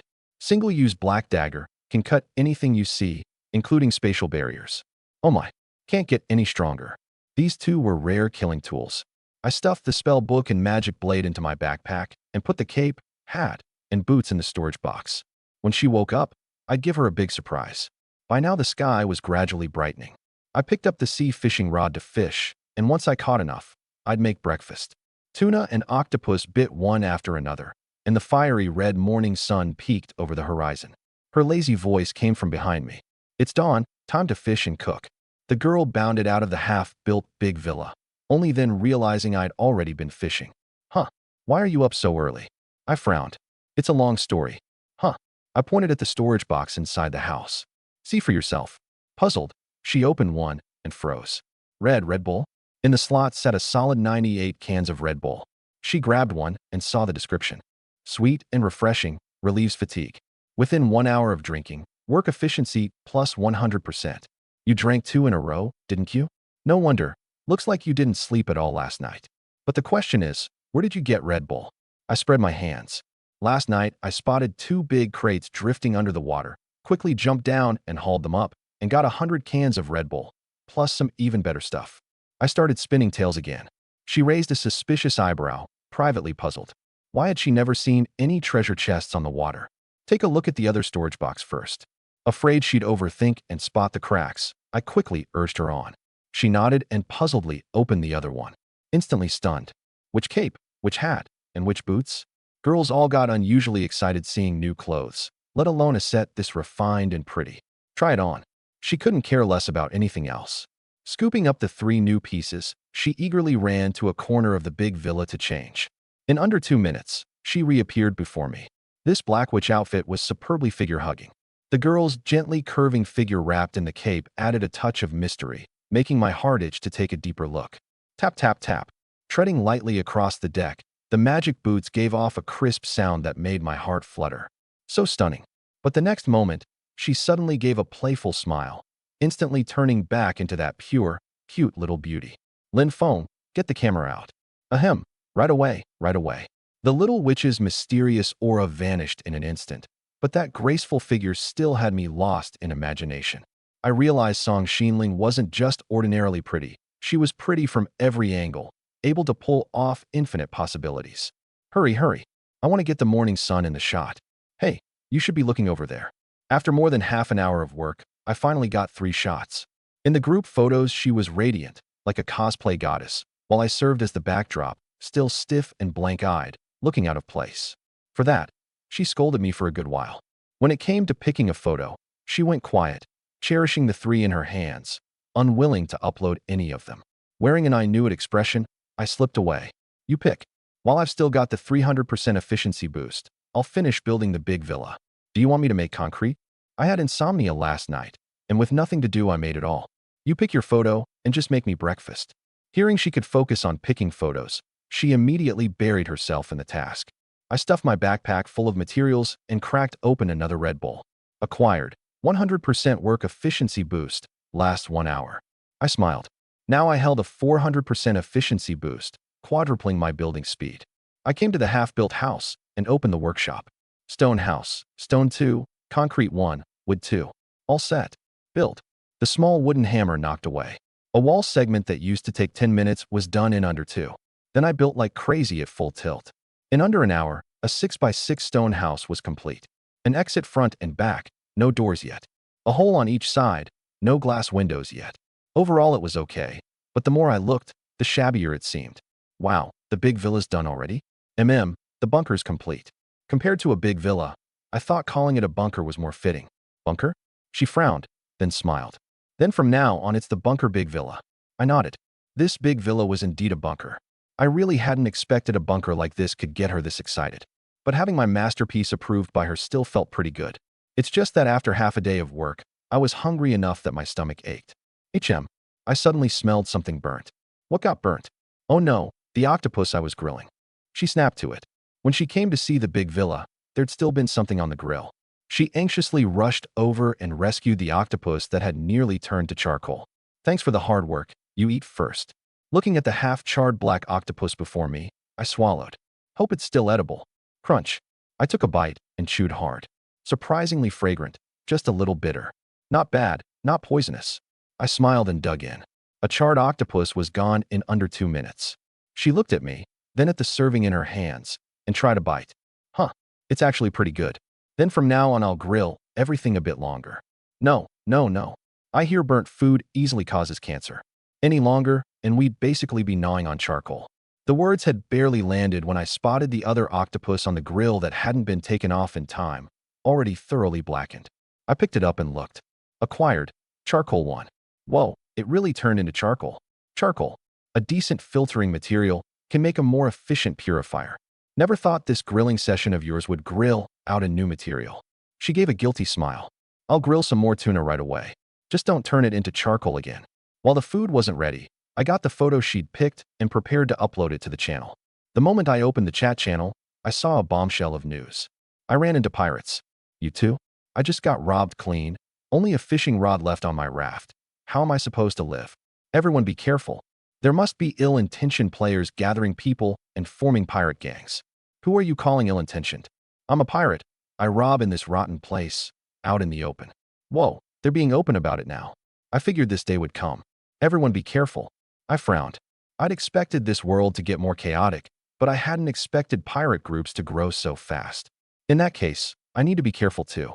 I decided to upload the photo and post the search notice first, then reinforce the raft right away. The photo in my hand vanished, and I posted a search message. The moment I appeared, the channel's focus veered off again. Boss is here flaunting his affection again. Whoa, this girl's stunning, a magical girl. Cosplay? Boss has money and free time. I want a girl like that too. This, compared to Boss, what kind of life am I even living? Sigh, satisfied just feasting my eyes. I shook my head. Just as I thought. These guys never took finding people seriously. Never mind. After eating, I'll reinforce the raft first. I hurriedly ate the tuna she'd grilled, opened the workshop, and planned to build concrete barrier walls. Concrete barrier wall, stone 2, concrete 1. I calculated. To ring the whole raft, I'd need 40 barrier walls. My materials on hand were clearly not enough. Right? Change the message restriction condition. I smiled, opened the channel, and changed the condition. Restriction condition, gift 5 stone. Just after changing it, a private message came in. Received gift, 5 stone. Boss, she's my classmate from the next class over. Oh, which class? She's in class 2, senior year. I frowned and turned to ask, Song Xinling, which class were you in during high school? Class 1. Why do you ask? Oh, nothing. Just checking if the other person's a con artist. I turned back, amicably replied with the words get lost, and closed the message. Haha, come scam me. Everyone, I'm short on stone. Happily, I collected the 5 stone and called her to get ready to work. Did you see the chat channel messages? No, nothing but talk of us flaunting affection again. You said you didn't look, so how do you know? Guessed it with my high IQ brain. She smiled playfully, and I shook my head in mock disdain. Song Xinling was clever, and guessing players' thoughts wasn't hard. But if she said she hadn't secretly gone to look at those comments, I didn't believe it.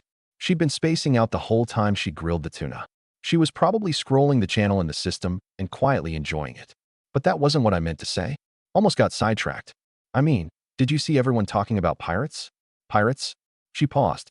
You mean, players are starting to become pirates? I nodded. She'd finally understood. But pirates shouldn't be as scary as sharks and ghosts, hardly a threat. You can handle all of those. Huh.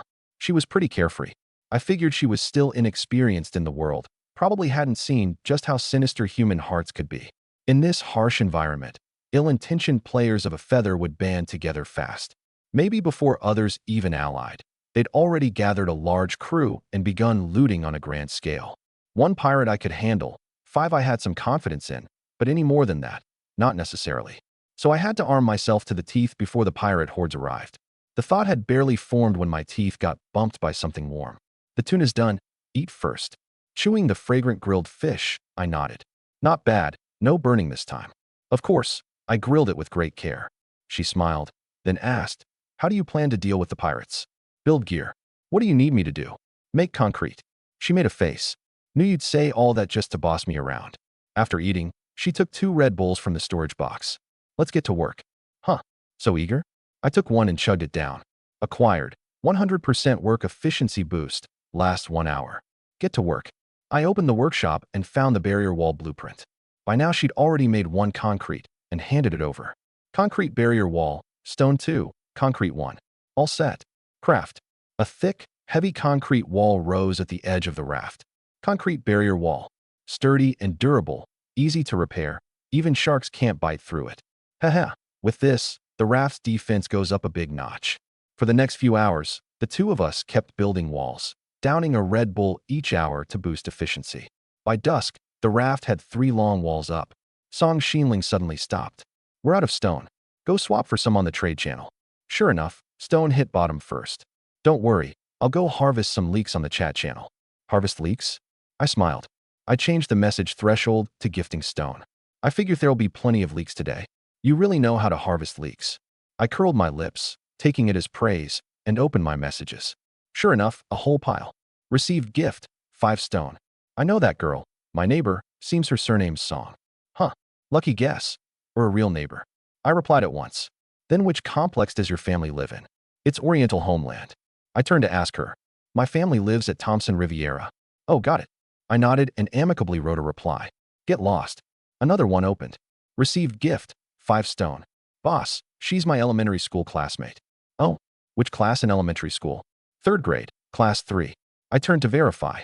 I was in class 1 all through elementary, middle, and high school, and you know about college. I nodded and instantly replied, get lost. Then I went through a few more. These players were craftier than the last, all using distant enough relationships to ingratiate themselves.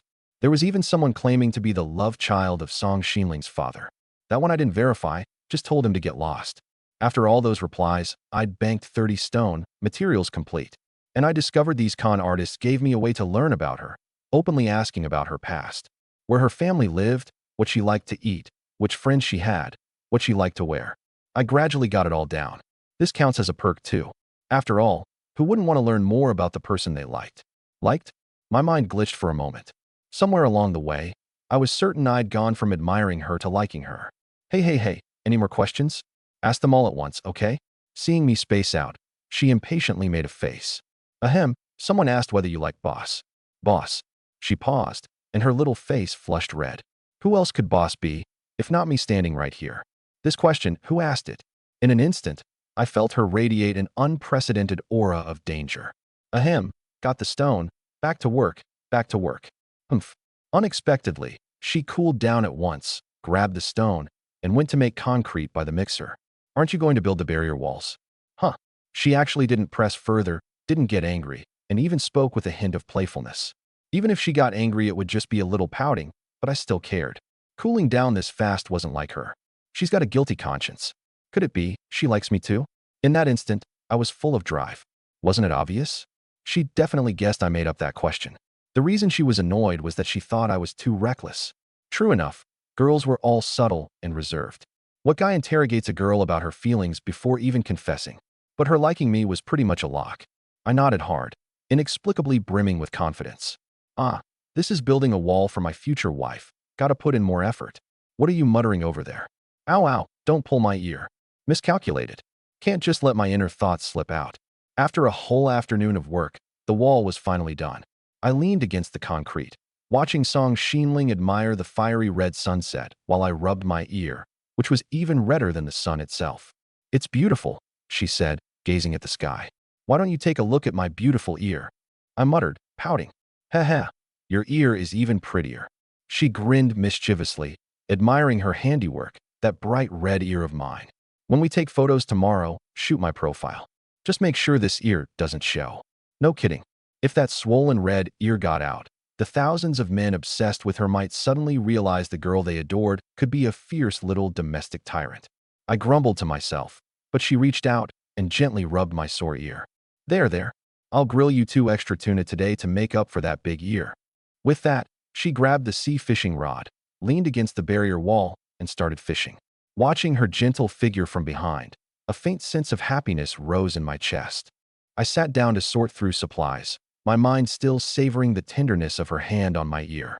I let out a satisfied sigh. It felt so good. I hadn't touched a drop of alcohol, yet I felt drunk. After a moment, my thoughts snapped back and I frowned, suddenly remembering something. I think I forgot something important. I looked at her, my eyes landing on the witch outfit, and froze. That's not right. The system shorted me my reward. I'd used the wildcard card to complete every item in the dark witch outfit blind box, but the system never gave me the completion reward. I quickly opened the blind box system. A message appeared. System upgrade in progress. Estimated 3 hours to completion. What the heck? Is the system pretending to upgrade so it can dodge paying me? Or did it just glitch out? No point guessing. I just have to wait for the upgrade and see if it made good on the reward. While I stewed over it, I heard her excited voice. Lin Feng, I caught braised pork. Huh. The moment I heard the words braised pork, all my frustration flew out the window. Since arriving in this world, I hadn't touched pork at all, let alone braised pork. Let me see quick. She handed over 2 metal tins. Turned out they were cans. Canned braised pork. Soft, tender, tasty, calorie-rich, and easy to store. This stuff would make a great emergency ration. No, I'm eating it today. She was clearly craving it, hugging the cans tight, treasuring them like gold. I laughed. Fine, we'll eat it today. I had the sea fishing rod anyway, so I wasn't worried about running out of food. And on top of that, I suddenly remembered the mini farm. Oh right, the tomatoes should be ripe. Perfect. Today we eat canned braised pork with tomatoes and grilled tuna. Chatting away, she followed me around to the back of the big mansion. Sure enough, the farm had produced big, bright red tomatoes. I harvested them. One tomato, another tomato, and so on. I picked all 5 big tomatoes. I didn't rush to eat them. First, I drew some fresh water to feed the seedlings, while she dashed off eagerly to grill tuna on the big rack. A little while later, the two of us gathered inside the big mansion to eat. We used the storage crates lined up side by side as a table, and on top sat 2 portions of grilled tuna, 2 big tomatoes, and 2 cans of braised pork. Everything felt so nice, yet something seemed off. I think we're missing 2 chairs. She nodded in agreement. With such a feast, eating while standing would kill half the enjoyment. I dug through the workshop for chairs. In seconds, I found 2 blueprints. The first was a small wooden stool. For wood, 2 iron nails. Good for sitting and resting, nothing else. The second was a comfortable chair. For wood, 2 metal sheets, 2 plastic sheets, 6 iron nails. Very comfortable to sit in, restores stamina faster, and can even be used to fight if needed. Fighting aside, just for the faster stamina recovery, I had to go with the comfortable chair. Besides, did I look like a guy short on materials? I built them. In less than 5 minutes, 2 comfortable chairs were done. I carried one over to her. Try it. She sat down. Surprisingly comfy. I grinned smugly and sat down too. The chair really was comfortable, with plastic-wrapped armrests. Thoughtful touch. Let's eat. Pop. I opened a can of braised pork and handed it to her, then opened the other for myself. Not bad at all. Before it even reached my mouth, the aroma of braised pork drifted up. I stuffed a piece of sweet, tender pork belly in my mouth and wolfed it down. Then a bite of sweet and sour tomato, refreshing and cutting the richness. Pure bliss. That meal lasted a good half hour. When we finished, I noticed her little belly had puffed out slightly. Catching me staring at her rounded stomach, she shot me a fierce glare. Don't look. I'm looking at my own. I glanced down. Somehow my belly had puffed out too. That night, the sea breeze blew into the stone house, carrying a new chill. She pulled the witch cloak tight around her, looking thoughtful. Don't you think it's been getting colder lately? I hadn't paid attention until she mentioned it, but now that she did, I realized the nights had been growing colder. It's probably a temperature drop. If this world has 4 seasons, then it's most likely autumn now. So that means winter is coming next? My expression turned serious, and I nodded. We need to start preparing supplies for the cold. She wrapped the cloak tighter and lay down to rest. I sat there frowning, lost in thought. At this rate of cooling, winter was bound to arrive, and I didn't have a single thing to keep us warm. Suddenly, a notification from the blind box system reached my mind. The upgrade's done. I opened the interface right away. System upgrade successful. New feature. Once every 4 weeks, you may open a Wish blind box grand draw, guaranteed to produce an epic grade box or higher, 100% of the time. A Wish feature? Now that's good. With wishes, I could get exactly the boxes I needed, and every Wish draw would be epic or legendary grade. This update. I'm satisfied. Before I could finish celebrating, another message popped up. Player has collected all prizes in the Dark Witch outfit set. Random crafting blueprint unlocked. You have obtained large farm crafting blueprint. Haha, the reward finally came through. The large farm needed 40 wood, 8 soil, and 8 iron nails. It could grow 4 crops at once, required watering and fertilizing, yielded 6 fruits per harvest, and matured in 3 to 5 days. After reading the description, I nodded, pleased. The large farm didn't just grow more, it also boosted each plant's yield by 20%. I still had 3 unused tomato seeds, and if I transplanted the tomato seedlings from the small farm, I'd have it fully planted. Still, better sleep first. Building a farm in the dead of night would definitely wake her up. I closed the workshop, lay back down in the big mansion, and comfortably shut my eyes. The next day, Song Shiling woke me up. Get up already. Let's take the photos later. I thought she was pestering me about the pictures again, so I kept my eyes shut, looking thoroughly unwilling. It's not about photos. There are ocean supplies today. Supplies? Ocean supplies were good stuff, and over the past few days I'd realized they didn't come every day. This batch, I had to grab. I sat straight up, rubbed my eyes, and hurried up to the deck. Sure enough, two lucky little wooden barrels bobbed on the water not far off, with plenty of basic supplies scattered around them. The barrels mattered most. They could produce all kinds of rare goods. I grabbed 2 cans of Red Bull from the storage crate, cracked one open, and took a big gulp. Obtained 100% work efficiency boost, lasting 1 hour.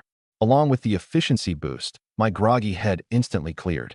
That really wakes you up. I grinned, opened the other can, and handed it to her. With both of us boosted, our supply hauling speed doubled. In no time, we gathered a huge pile of basic materials, and both barrels were pulled up onto the raft one after another. Open them. She looked at me expectantly. Open them. Bang, bang. Both lids flew off at once. Opened 2 lucky little wooden barrels. 6 wood, 7 grass clumps, 5 plastic sheets, 4 metal sheets, 2 mechanical modules, 2 cotton seeds. Whoa, that's quite a haul. Mechanical modules were rare materials, worth keeping for sure. As for the cotton seeds, they were even more useful. The temperature had been steadily dropping, and I needed to prepare warm clothing. With cotton seeds, I could grow cotton and then make clothes from it. Problem solved. The thought lit a fire under me. You handle the cooking. I'll go build the large farm first. But we haven't taken our group photo yet. I moved too fast to even hear her. I'd already grabbed the materials from the storage crate and headed around behind the stone house. First, I used the small stone shovel to dig up the mini farm, and a tomato seedling dropped into my hand. Obtained 1 tomato seedling. Haha, got it. I switched to the small wooden hammer and knocked the mini farm apart in a few strokes. Dismantled mini farm. Recovered 2 wood, 1 soil. I gathered the materials and paused to plan the placement. There was a 3x8 patch of space behind the raft. A large farm took up 2x2, so I could build one on either side of the stone house exit. Once I'd picked the spots, I crafted 12 iron nails. Combined with my stock, it was just enough to build 2. Large farm. 40 wood, 8 soil, 8 iron nails. All set. Craft. Dozens of materials vanished in an instant. In about 15 minutes, 2 large farms stood complete. The soil was richer and looked sturdier too. Satisfied, I planted the tomato seedling, then divided the 3 tomato seeds and 2 cotton seeds between the 2 farms. They grew incredibly fast. No sooner had I planted them than the tomatoes and cotton sprouted. But just as I went to water them, I smacked my forehead. What the heck? Fresh water. I don't have enough fresh water. Even with the high-efficiency water purifier, it couldn't meet the watering demands of 6 plants. Without more fresh water, at best they'd grow slowly, at worst they'd wither and die outright. Just then, Song Xinling came running over holding a portion of grilled tuna, wanting me to eat first, only to find me sitting on the ground, staring blankly, at my wit's end. What's wrong? She spotted the 2 large farms already built on either side of the stone house exit and grew even more confused. Aren't they finished? No fresh water to water them. I shook my head. Building 2 or 3 more purifiers would solve it, but they'd take up too much space. Better to get a higher-grade purifier blueprint. Eat first. I'm going to check the trade channel. I opened the channel and typed quickly. Anyone have a higher-grade water purifier blueprint? Paying top price. The post instantly drew a crowd. The big shot didn't flaunt his relationship today.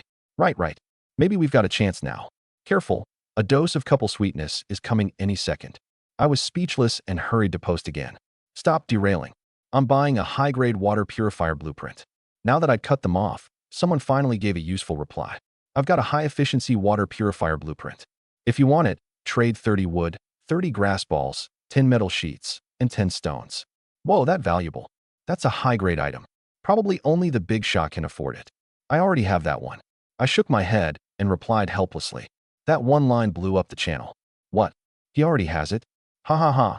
This guy thought he'd cash in big, but the big shot had it ages ago. A big shot is a big shot. How could we ever easily get what he wants? An even higher grade purifier blueprint? Probably nobody's unlocked one.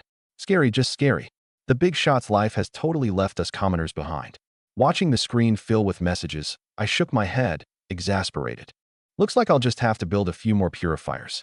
Just as I was about to close the channel, an unremarkable message scrolled by. The blueprint for a heavy-duty filtration purifier. Need it? I replied at once.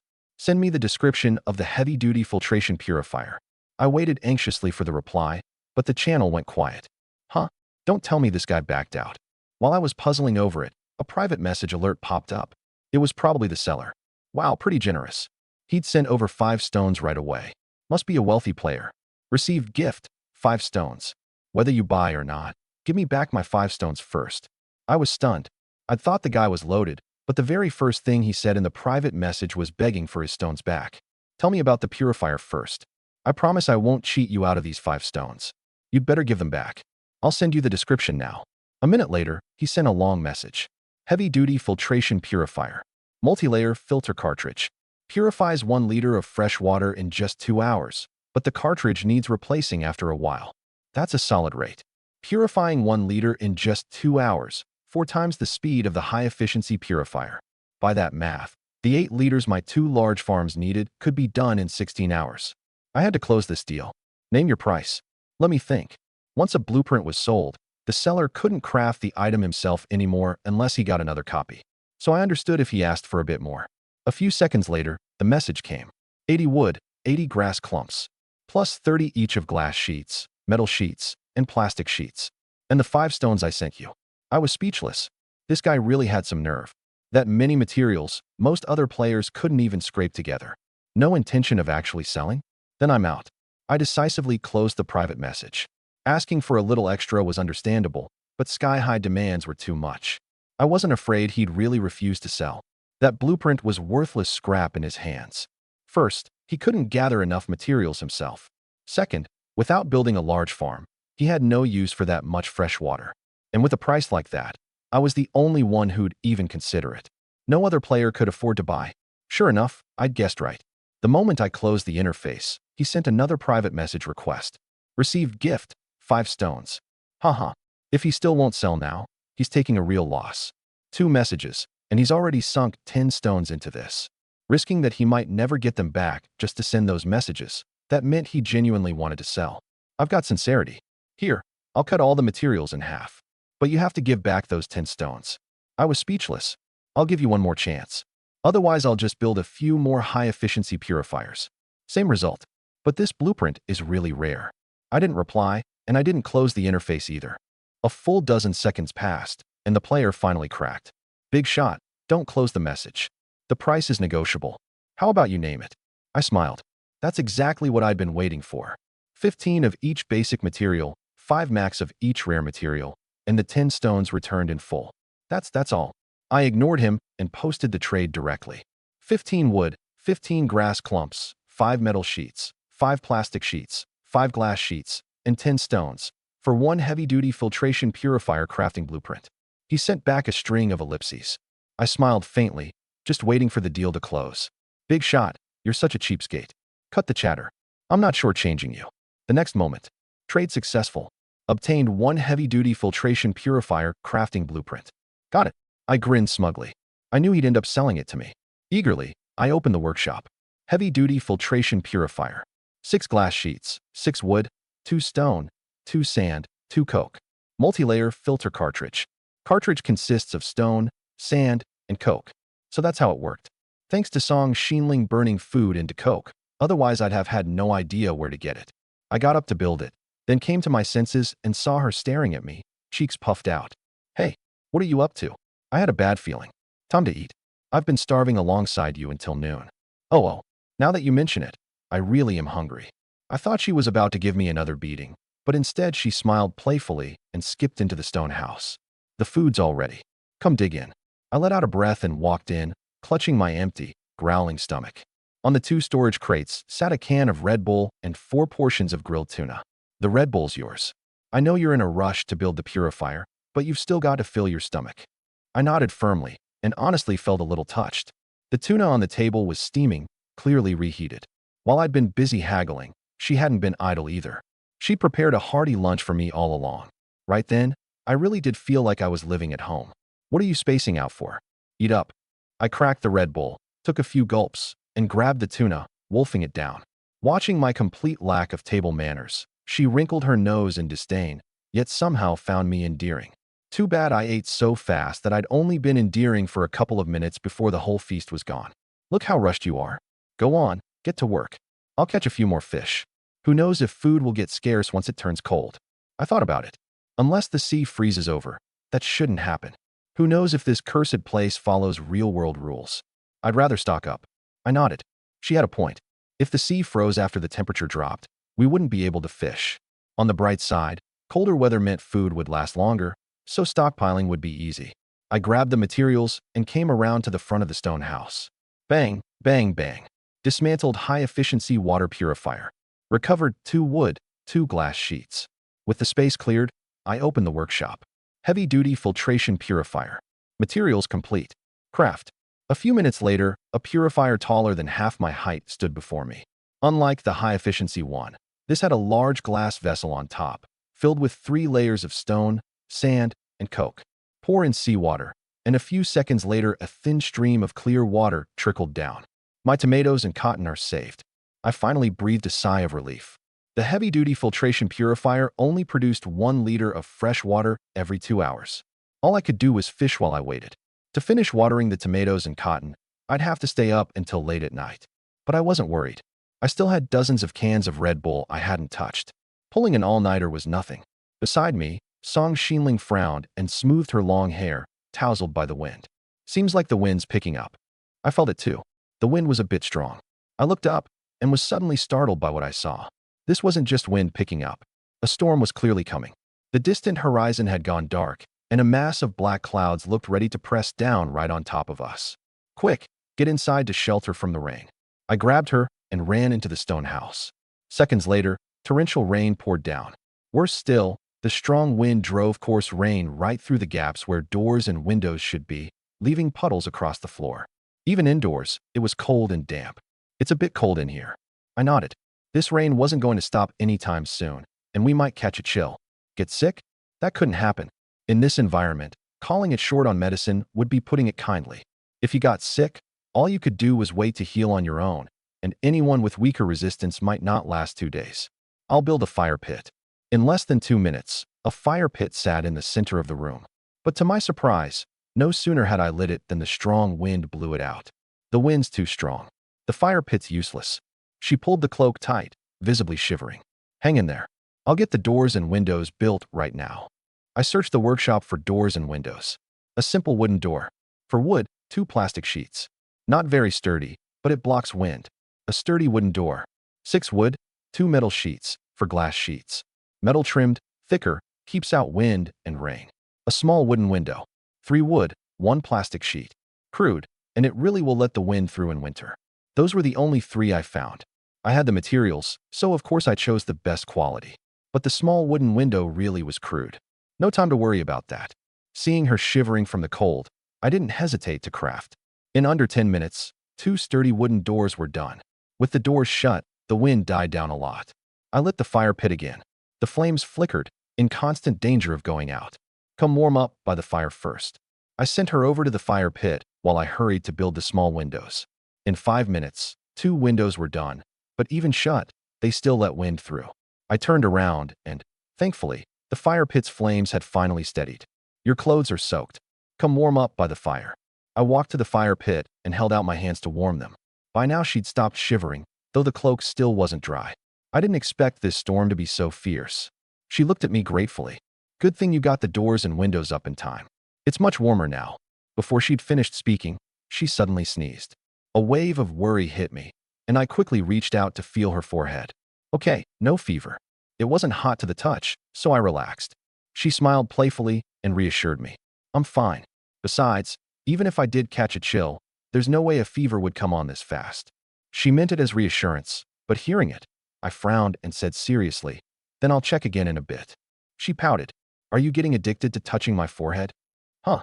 I honestly hadn't thought that far, but now that I dwelled on it, her forehead was fair and smooth, and it really did feel nice. If I touched somewhere else, it'd probably feel even better. Seeing my dazed eyes and wandering thoughts, she puffed out her cheeks in a huff. Linfoam, behave yourself. Ahem, ahem. I snapped out of it and quickly changed the subject. How come there's no thunder? You're actually hoping for thunder? Without thunder, how am I supposed to charge iron barrel number 2? I started mulling it over seriously. Every time it rained, I hoped for thunder so I could mooch some free power. But this storm, fierce as it was, hadn't produced a single clap of thunder. Rumble, rumble. Just as I was puzzling over it, an earth-shaking thunderclap rang out. She jolted in fright and leapt right to my side. Linfoam, that mouth of yours. Don't be scared, don't be scared. From the sound, it doesn't seem like the robot got hit. I put an arm around her, seemingly to comfort her, but my mind was entirely on things outside. She gave me a look of pure contempt. A beautiful girl was right beside him waiting to be comforted, and this guy was single-mindedly fixated on Iron Barrel number two's power level. Truly, absence makes the heart grow fonder. She actually started entertaining the thought of running away from home. But on second thought, she wasn't in her original world. Run away from home. And where would she live? What would she eat? Who would comfort her when she felt down? She looked up at the focused way I stared out the door and pursed her lips hard, fuming inside. Fine. Seeing as you treat me so well, I'll let it slide this time. Rumble, rumble. Another burst of thunder. In an instant, all thoughts of running away vanished. It was safer by my side after all. Sure, this guy could be as dense as a wooden post sometimes, but at least he was someone she could rely on. Just as she was quietly affirming me, she suddenly heard me speak up in confusion. Huh? How come it missed him again? Lin. Phone. Huh? All you know how to do is care about that robot. Can't you spare a little care for me? I instantly pulled her close, and before her hand could reach my ear, I put on a shameless grin. Caring for you right now. That cheeky, grinning look on my face was a rare sight. Seeing me like that, she decided not to hold it against me and pouted. I'm hungry. Growl, growl. My stomach let out a loud rumble. Yeah, I'm hungry too. She was speechless, so emotionally clueless. She pulled away from my arm, went to the storage crate, and took out 2 big tomatoes. If I waited for you to get me food, I'd probably starve to death first. Completely oblivious, I took a tomato and wolfed it down. Next time I'll definitely get you food. Next time for sure? Forget it. I'm afraid I'll starve. She pouted resentfully, but as she turned away, she secretly smiled. Today she discovered something. When Lin Feng acted a little foolish now and then, he was actually kind of fun. The storm kept pouring, with bursts of thunder rolling through now and then. She didn't dare sleep, so I opened 2 cans of Red Bull, planning to stay up with her until dawn before resting. With nothing else to do, we opened the trade channel to see how everyone else was faring. Such heavy rain. I'm soaked head to toe. Good thing I've got a ship cabin for shelter. It's just so cold. It's raining where you are? It's clear on my end. I can see the stars and the moon. So you're up in the middle of the night just to rub it in? I don't dare sleep. There are pirates nearby. Pirates? And you still have time to chat? They can't see me at night, so I don't dare do anything.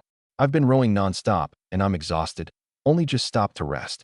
Seeing that, I quickly typed a question. How many pirates? How strong are they? Can't tell clearly, but at least 5 or 6 rafts, all pretty big. Whoa, that many people. Good luck out there, brother. Whatever you do, don't run into them. They're terrifying. Just a few pirates. What's there to be scared of? Suddenly, a different voice popped up in the channel. I paused, looked closely at the ID, and nearly jumped up. Song Xinling. I turned to look at her. She nodded. Yeah, I posted that. You're not worried about the pirates at all? I've got you here. What's there to worry about? Fine, okay. I nodded. She really had way too much faith in my abilities. Look, my comment provoked the pirates. What? I quickly turned back to the channel. No way. You're saying those pirates are nothing to fear? She's definitely bluffing. Impressive. I admire your courage. Zhao Xiaoqiang. Boss, someone's talking about us. Zhao Dagong. Who's so blind they dare look down on my great white shark pirate crew? Song Xinling. Great white shark pirate crew? How many of you? Are you any good in a fight? Zhao Xiaoqiang. Boss, go on, tell her. Zhao Dagong, huh? It's a woman? Zhao Dagong. Want to know how mighty my crew is? Why not come run with me instead? Zhao Dagong, don't worry. Stick with me and you'll live the good life. No worries at all. Man, I'm weirdly jealous. Boss, I'm a woman too. Poaching? Trying to steal my woman. Seeing Zhao Dagong's words, I got annoyed. So what if he's a pirate? I refuse to believe this Zhao Dagong could outmuscle me. Lin Feng, get lost. Lin Feng, don't even think about my woman. Lin Feng, get as far away as you can. Zhao Dagong, the heck? You've got the nerve to talk big to me? Zhao Dagong, you think I won't come over right now and finish you off? I smiled. On the vast open sea, players were spread out incredibly thin. Even if Zhao Dagong wanted to kill me, he'd have to find me first. Lin Feng, get lost. Whoa, the big shot is fierce. Curse these no-good pirates out. After replying, I closed the channel. Trading barbs with scum like that was pointless. But the next moment, Song Xinling suddenly cried out. This is bad. What's wrong? Look at the trade channel. I was puzzled. What could the pirate boss Zhao Dagong do besides run his mouth? I opened it and froze too. Zhao Dagong, you little punk, you think I can't find you? All these bums call you the big shot? Seems like you've built up quite a stash. I love plundering resource-rich players. Zhao Xiaoqiang. My boss has a special item, an ID tracking teleporter. Just you wait. Zhao Dagong. Everyone get ready for battle. I see that woman's with him. We're hitting the jackpot this time. Zhao Xiaoqiang. All set. ID tracking teleporter? What's that thing? Probably something that tracks a player by their ID and teleports straight to their location. Whoa, such a thing exists? Can't go trash-talking people in the channel anymore. Big shot, watch out. Big shot, take care. This game is messing with me, right? I was speechless. I'd figured a good roasting of Zhao Dagong in the channel would be the end of it. I never imagined the guy actually had something like an ID tracking teleporter. Was it real or not? I had my doubts. Maybe those two were just making it up to scare people. But the next moment, I suddenly received a notification. Warning, your player ID has been locked by a special item. Crap, he's serious? Seeing my shocked expression, Song Xinling quickly asked, what's wrong? System notice. My ID's been locked by a special item. So what those pirates said was true? I nodded. There was no doubt now. Which means they'll show up near us any second? I nodded. The situation was obvious. Then, do you have a plan? I nodded again, then started coughing. Ahem, ahem. Let's get ready first.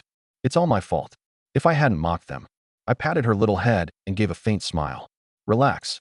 If nothing else, with Iron Barrel number 2 here, escaping won't be a problem. Song Xinling was dumbfounded. She'd expected me to say something rousing, and instead I came out with that. Well, fleeing would keep us alive too, right? But the problem was, wait, Lin Feng, Iron Barrel number 2 isn't charged. The heck? Only then did it hit me. All night through the storm, there'd been plenty of thunder, yet not a single bolt had struck Iron Barrel number 2. Is that lucky or unlucky? I shook my head. Never mind, never mind. Let's craft the concrete spiked plate armor first. Just then, the wind outside gradually died down and the black clouds began to scatter. I opened the wooden door and found the rain nearly stopped. It wasn't dawn yet, so I could only make out the faint rise and fall of the waves. But the next moment, a few hundred meters away, a burst of intense light suddenly erupted. A column of white light descended out of nowhere. As the light faded, I saw that where the pillar had vanished, 7 or 8 massive rafts of various sizes had appeared. They're here. Behind me, Song Xinling nervously covered her mouth, her face full of worry. The next instant, she dashed back into the house and quickly took out 2 cans of Red Bull. Drink the Red Bull. I'll help you craft the plate armor. I nodded, took it, and downed it in one go. Help me make 2 batches of concrete. She immediately grabbed materials and started mixing them at the mixer. I looked over all my weapons and packed them all into my bag, ready to fight at any moment. Please, did they really think I was afraid of them? In fact, if there really was such a thing as an ID tracking teleporter, I half wanted to go settle the score with him myself. Coveting my supplies and my woman, I could not stand for that. Especially the part about stealing my woman. That, I would not tolerate. I quietly psyched myself up for battle. The next moment, the 2 batches of concrete were done. I opened the crafting workshop. Concrete spiked plate armor. 2 concrete, 10 iron nails for plastic sheets. All set. I crafted it right away. The materials vanished, and in under 2 minutes, a heavy set of spiked plate armor landed in my hands. The thing was heavy and highly protective, with spikes jutting out front and back, the best gear for close-quarters melee. But that alone wasn't enough. To handle this many pirates, my preparations had to be flawless. Iron Barrel number 2. Iron Barrel number 2 at your service. Can you fight? I can fight. Best paired with a weapon. I smiled. A weapon was no problem. I quickly crafted a spiked spear, shoved it into its hands, and had it stand at my side. As for Song Xinling, I turned around. Go hide in the big mansion for now. Is there nothing I can help with? She clearly wanted to take part too. I thought about it. You guard the supplies and bring me Red Bull whenever I need it. You're putting me on logistics? Logistics is important. I scratched my head. She knew I was afraid she'd get hurt in the fight. And honestly, she wasn't good at fighting. Being up front, she might just drag me down. With that thought, she reluctantly walked into the big mansion, though her bright eyes stayed fixed on what was happening outside. At that point, I gripped my magic spiked spear with the dopey-looking Iron Barrel number 2 planted beside me. Imposing it was not. One tall and one short, one fat and one thin. The pairing actually looked a little ridiculous. But that same scene looked completely different through the eyes of the pirates across the water. A few hundred meters off, 10 rafts slowly closed in, with 17 or 18 pirates scattered across them. They paddled nearer, but at just under 100 meters, they suddenly stopped. What's that thing next to that guy? Looks like a robot. What? A robot? And we're supposed to take on a robot with these lousy spears. One pirate looked at the spear in his hand, then at Iron Barrel number two's huge, metallic gleaming frame, and sank into deep self-doubt. Another edged back a couple of steps in fear. Who knows? Maybe that robot's even got firearms. Then how are we supposed to fight it? Somebody tell the boss, or let's just retreat. On the raft in the very center, Zhao Dagong was gnawing on a watermelon he'd plundered from another player when he suddenly noticed the rafts had stopped. What's going on? Zhao Xiaoqiang hurried over to explain. Boss, there seems to be a robot on the enemy raft. The men are too scared to get close. They say the other side might have firearms. A robot? Firearms? Zhao Dagong raised his binoculars and looked toward my raft. The longer he looked, the tighter his brow furrowed. In his view, he clearly saw a barrel-shaped robot standing beside me. Never mind its combat strength, its defense alone would give his men a hard time. And if it was armed with firearms on top of that, sweat beaded on Zhao Dagong's forehead. He was still using melee weapons. Spears against a machine gun would be no different from lining up to die. But the next moment, his brow relaxed and he suddenly smiled. Zhao Xiaoqiang was confused. Boss, what did you see? Zhao Dagong grinned. That's just an ordinary robot.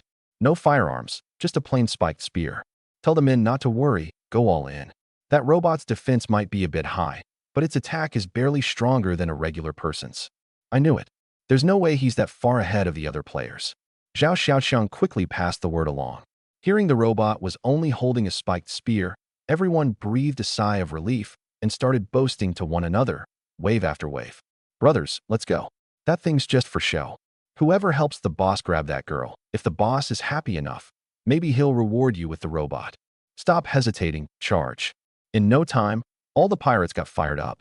Zhao Dagong nodded with satisfaction, gnawing his watermelon while imagining how the captured beauty would be conquered by his mighty strength. Listen up, everyone. Take that woman alive.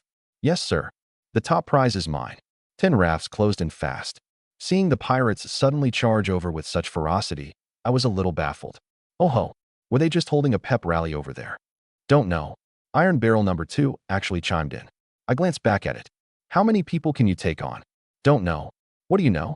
Do you know whether we can beat the pirates? This time, Iron Barrel number 2 actually fell silent for a few seconds. I smiled, figuring it was carefully analyzing both sides' combat power.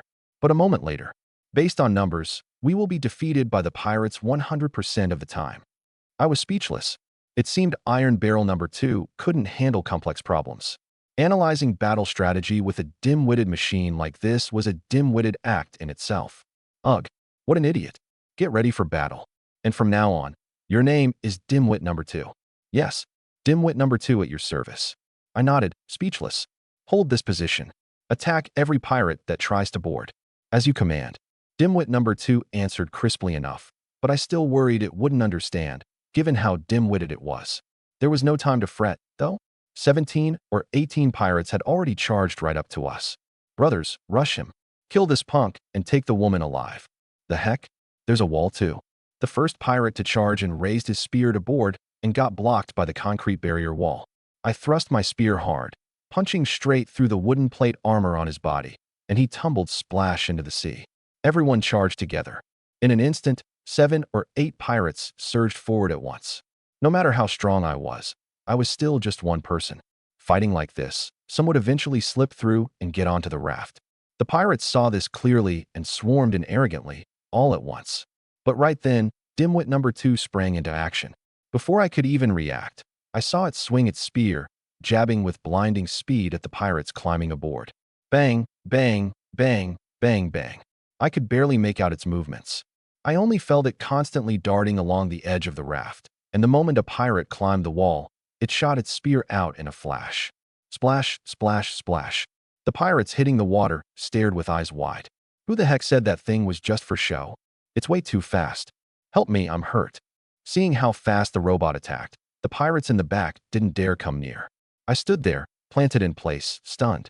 Whoa, it's this strong? Looks like there's nothing left for me to do in this fight.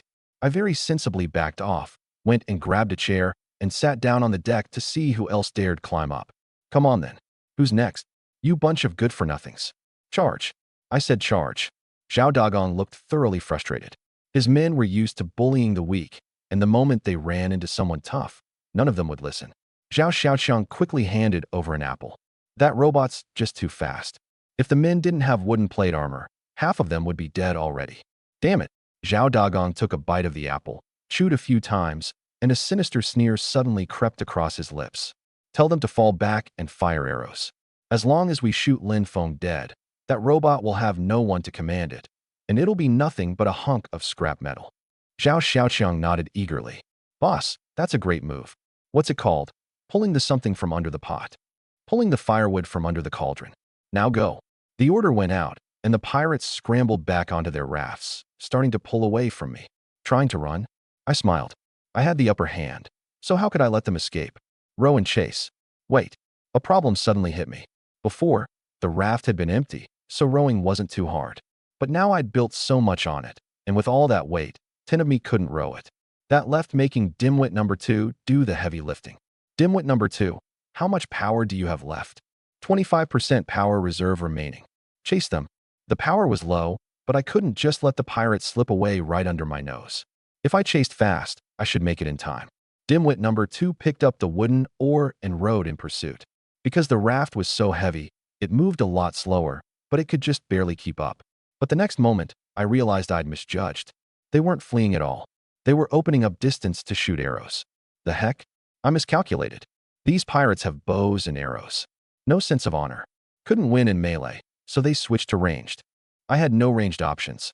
With them shooting arrows, all I could do was close the gap and fight up close. Whoosh, whoosh, whoosh. While I was fuming, the arrows were already flying at me. I quickly ducked behind the barrier wall, narrowly dodging a few. Dragging it out like this wouldn't work. I had to catch up fast. Dimwit number 2, speed up. Speed up. Dimwit number 2, low power warning. Power below 20%, charging required. The heck? It's out of power already. I was speechless. It picked this moment to break down.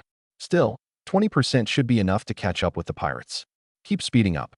Load too high. Can only operate for 10 more minutes. Below 5% power, will enter sleep mode. What? I was utterly speechless. Whether I could catch them within 10 minutes was anyone's guess. If Dimwit number 2 ran out of power, taking them on by myself would wear me down badly. And the real problem was, if I lost, not only would I be dead, but Song Xinling would fall into Zhao Dagong's hands too. No, I have to use extreme measures.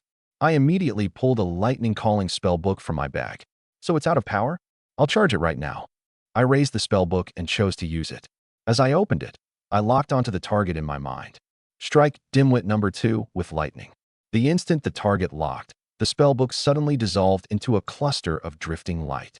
At the same time, a strong wind kicked up in the sky, and in a short span the clear heavens gathered a mass of black clouds. A few seconds later, streaks of lightning flashed within the clouds. Boom! An earth-shaking crash. A thunderbolt struck down instantly from the heart of the clouds, hitting Dimwit number 2 dead on. Sizzle, sizzle. A thick, burnt smell drifted over. Lightning conversion successful. Temporary charging complete. Power at 70%. Beautiful. 70% is plenty. Lin. Phone. Just as I was gloating, I suddenly heard Song Xinling's furious voice. Did you call down that lightning just now? I did it to charge Dimwit number 2. I genuinely thought doing this in a moment of crisis was brilliant, and I even quirked up the corner of my mouth, gloating. Now Dimwit number 2 has 70% power. More than enough. Watching me preen, Song Xinling was ready to explode. Never mind that the earth-shaking thunderbolt striking beside her had scared her half to death. Using such a precious item just to charge a robot was an outright waste of something priceless. You have something that powerful, and you didn't just strike the pirates with it? I froze. Right. With something that powerful, why was I charging a robot?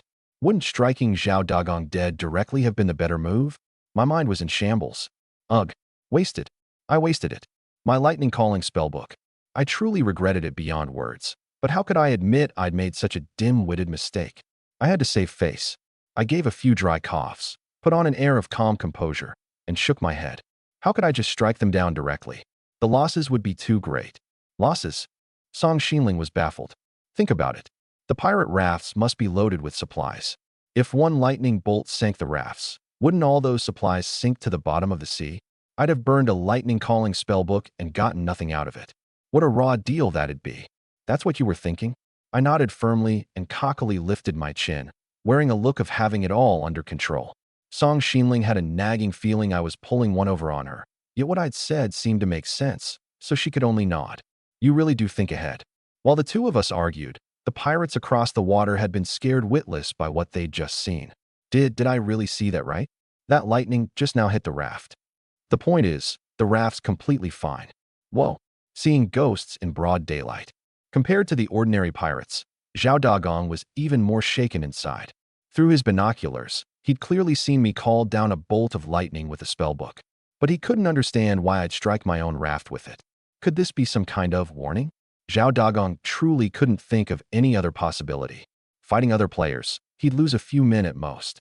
But fighting me, he might well get blasted into dust by lightning. He raised the binoculars toward my raft again. In an instant, a cold sweat slid down his forehead. He saw me, right in front of that girl, pull out 2 more spellbooks. The heck? Just how many of those does he have? He'd assumed a spellbook that powerful had to be a rare treasure, yet I'd casually whipped out 2 more. How enormous a stockpile did that take?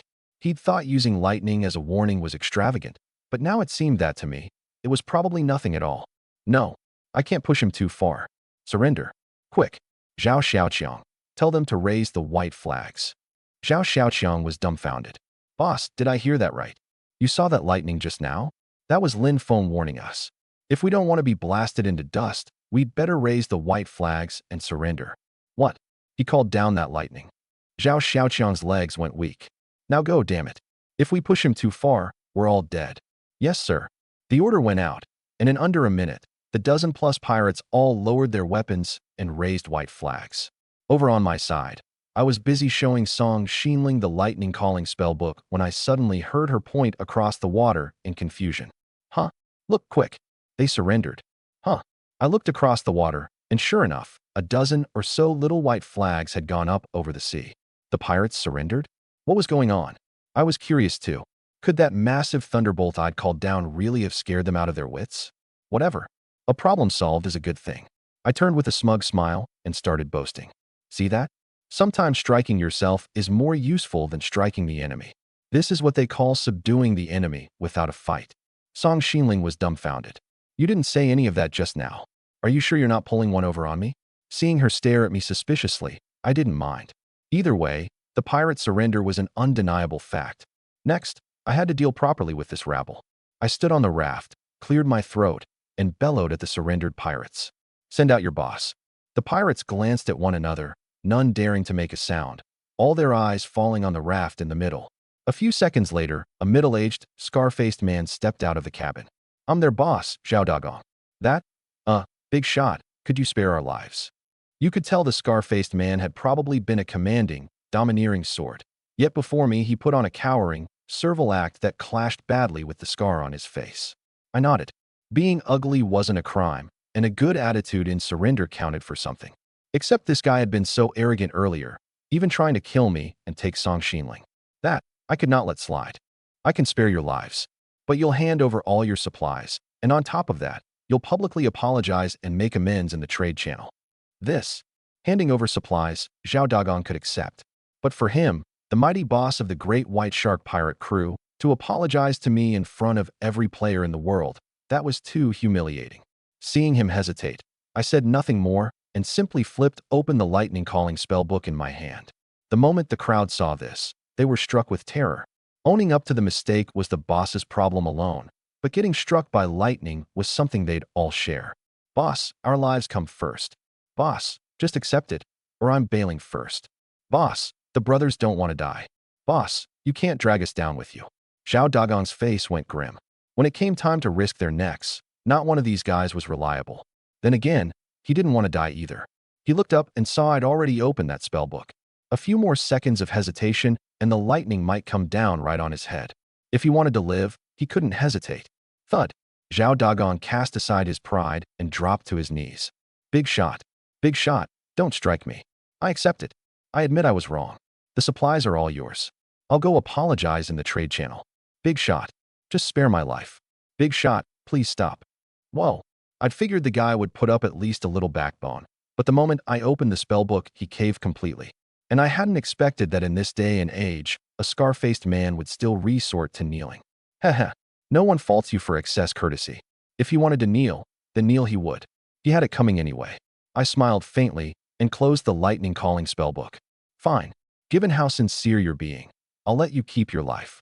The pirates hurriedly followed their boss's lead and knelt to make amends. Thank you, Big Shot, for sparing us. Big Shot, just say the word and we'll follow you from now on. Big Shot, I'll definitely turn over a new leaf. I shook my head, unimpressed. I didn't believe a word from these pirates. This bunch might behave for a bit on their first day of recruitment, but going 3 days without a mutiny would be a world wonder. Ahem. Let's handle the real business first. I waved a hand to shut them up. Zhao Dagong quickly shot everyone a glare and put on an eager face. I'll go apologize in the trade channel right now. I nodded and opened the trade channel. People were still discussing their pirate encounters. The Big Shot hasn't posted in a long while. Don't tell me. That pirate group had a lot of guys. I'd bet the Big Shot's already fallen. Moment of silence.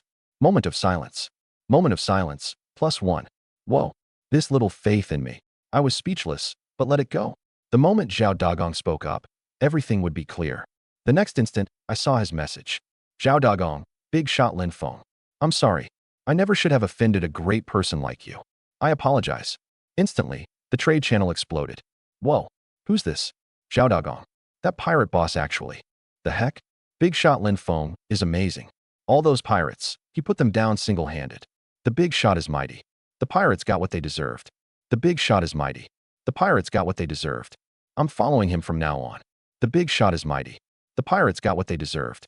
I want to ride his coattails. In an instant, Zhao Dagong's message was buried under the flood of posts.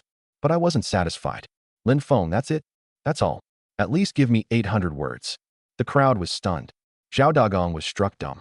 He'd never written 800 words of anything in his whole life. This was demanding the impossible. He looked up and saw me pouting at him, still weighing that spellbook in my hand.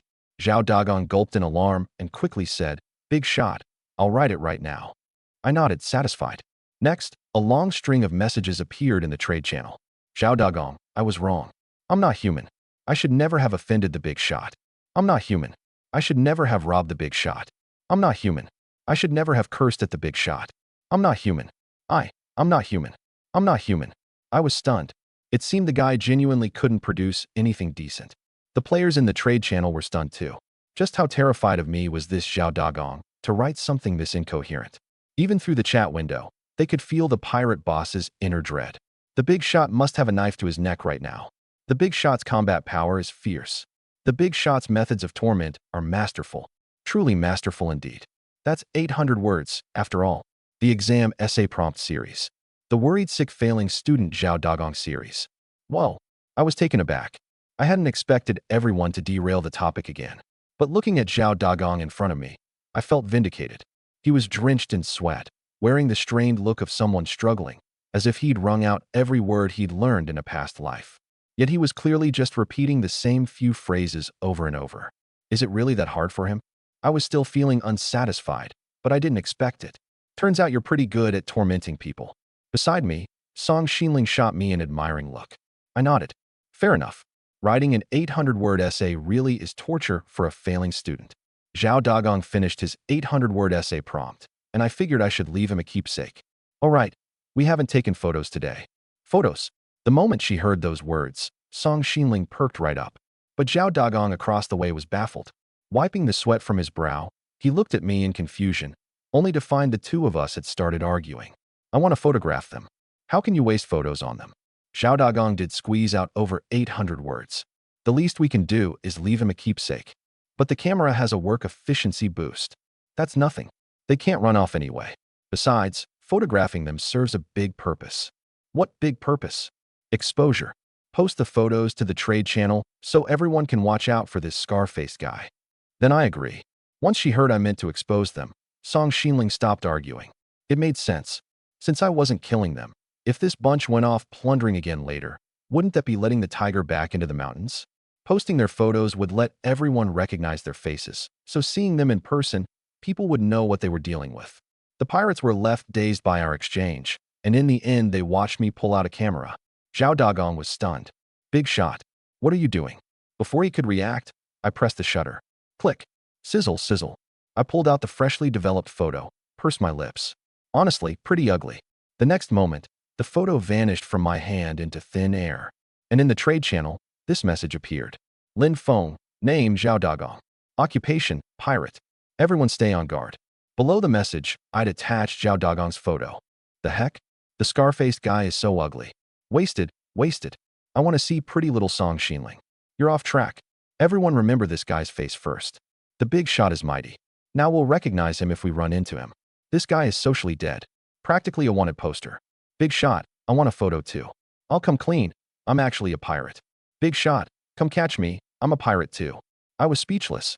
The wits of channel loiterers always ran down the strangest paths. At that moment, Zhao Dagong was crushed inside. Now he'd truly lost all face. He'd been thinking of making a comeback someday. But with what I'd just done, hadn't he become a rat that everyone would chase down the street? Right then, I raised the camera and said to the other pirates, everyone gather round. Big shot, what are you doing? Looks like you're about to disband. So let's take a group photo. The crowd was speechless. They'd all seen what just happened in the trade channel. After being exposed by photo, how could they operate anymore? But they didn't dare resist. Never mind that I could call down lightning on them. They couldn't take on that hulking robot either. With Dimwit number 2's help, the pirates obediently clustered together one by one. I looked at Zhao Dagong in the middle with his miserable face and shook my head. Give me a smile, won't you? It's not a funeral portrait. Everyone glumly forced out fake smiles. Click, click. I snapped 2 shots, kept one as a keepsake, and sent the other straight to the trade channel. Lin Feng, all members of the Great White Shark pirate crew. Everyone stay on guard. Below it was a group photo of 18 pirates in agony. The heck? The big shot subdued 18 pirates on his own. Amazing. Truly amazing. Pirate Slayer. Why are their smiles so fake? They were forced. Ha ha ha. I didn't bother watching the trade channel commotion. Since I'd promised to spare these people, I'd keep my word. Each of you build one 4x4 raft, leave everything else behind, then disappear from my sight within 5 minutes. Big shot. Just one raft. Could you at least give us a fishing rod? Or, big shot, take me in. I'll do anything. I waved a hand. Don't even dream of it. Being a pirate means paying a price. If you starve to death, that's what you get. Under Dimwit number 2's supervision, the 18 pirates built their rafts with sighs and groans, then slipped away without daring to look back. 5 minutes later, I smiled faintly. See? All this stuff is ours now. Song Xinling frowned, puzzled. Why do I feel like the two of us are more like the pirates? Robbing pirates doesn't make you a pirate. I happily hopped onto the raft Zhao Dagong had left behind and picked up a pair of binoculars from the deck. Oh, high-grade goods. Obtained. 1 pair of binoculars.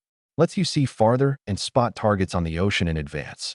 I'll take these. I'll take these. I tossed the binoculars into my bag and was about to rummage for other rare items. But seeing the sky about to darken, I first made some rope and tied all the rafts together, securing them to my own. There were too many good things to sort through at once, and it'd be a shame to have them washed away by the waves. Once done, I grabbed 4 big apples from Zhao Dagong's raft. Dinner's sorted for tonight. Song Xinling took the apples and treasured them dearly. I really am a bit hungry. Let's eat first. Once we're full, we'll sort through the supplies on these rafts. She nodded and took out 2 cans of Red Bull. By the faint glow of dusk, the two of us enjoyed a satisfying meal. But those 18 pirates weren't so lucky. Lin Feng, go to hell, you jerk. Hungry. I'm starving. Somebody give me something to eat. Boss, I'm hungry. Don't call me boss. Row faster. Full in content, I suddenly sneezed. Those pirates must be cursing me. Suddenly, the game system popped up an announcement. Huh. I opened it and froze on the spot. Announcement. Player Lin Feng is the first to max out the hatred of 10,000 people, unlocking the wanted poster function. The trade channel's wanted poster function is now officially open. The next instant, I was forcibly pulled into the chat channel. A wanted poster? The big shot is a big shot. He unlocked 3 new functions, all by himself. The question is, wanted for whom? A wanted poster for the big shot? Who dare? The vying to be the second Zhao Dagong series. I was stunned. I didn't even know what this new function was about yet. I opened the function interface, and instantly I was furious. Game, you've got it in for me. Wanted poster. Any player who maxes out the hatred of 10,000 people can be posted on a wanted poster by other players. Other players may invest in it. If the wanted player is killed within 7 days, the killer and the initiator split all the investment evenly, and the investors receive 5 times their return. If no one kills the target within 7 days, all supplies are automatically delivered to the wanted player. Lin Feng, You've been put on a wanted poster. Did that even need saying? Right now, he was the only person in the whole world who'd maxed out the hatred of 10,000 players. Hold on. Fine, those 18 pirates hate me. But why do the other 9,982 hate me? Song Xinling rolled her eyes at me. Haven't you heard? The tree that stands out from the forest gets battered by the wind.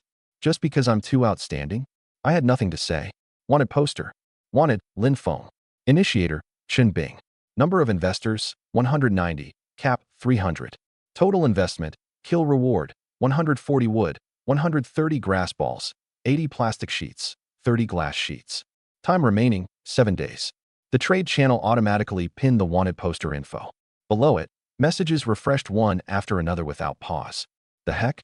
190 investors already. This fast? It's 220 now. So all it takes is investing 2 wood? Count me in, count me in. You sure anyone can take down the big shot? What if someone can? It's all about the thrill. Watching the refreshing messages and the climbing investor count, I sank into frustration. Lin Feng. Say, do you all really want me dead that badly? Big shot. It's a misunderstanding. We just want to make money.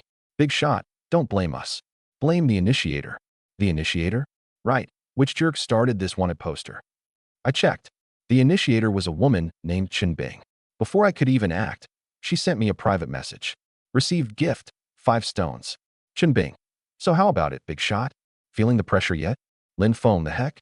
I hadn't even come after you, and you show up at my door first. Chen Bing. So what? You can't find me anyway. Though, honestly, if I could find you, I wouldn't have posted the wanted poster. I was speechless. Did this woman actually want to kill me? The next moment, she sent another message. Chen Bing. A wanted poster can be withdrawn. If you're willing to take me along, I could consider canceling it. Lin Feng, the heck? You're threatening me? Chen Bing. Not at all, not at all. I'm just petty. Back when I was willing to do a threesome, you ignored me and told me to get lost. So I've got to find a chance to repay you, don't I? Lin Feng, get lost. I was speechless. I hadn't expected her to be the woman who'd wanted the threesome earlier. Chen Bing. I refuse to believe no one can rein you in. Lin Feng.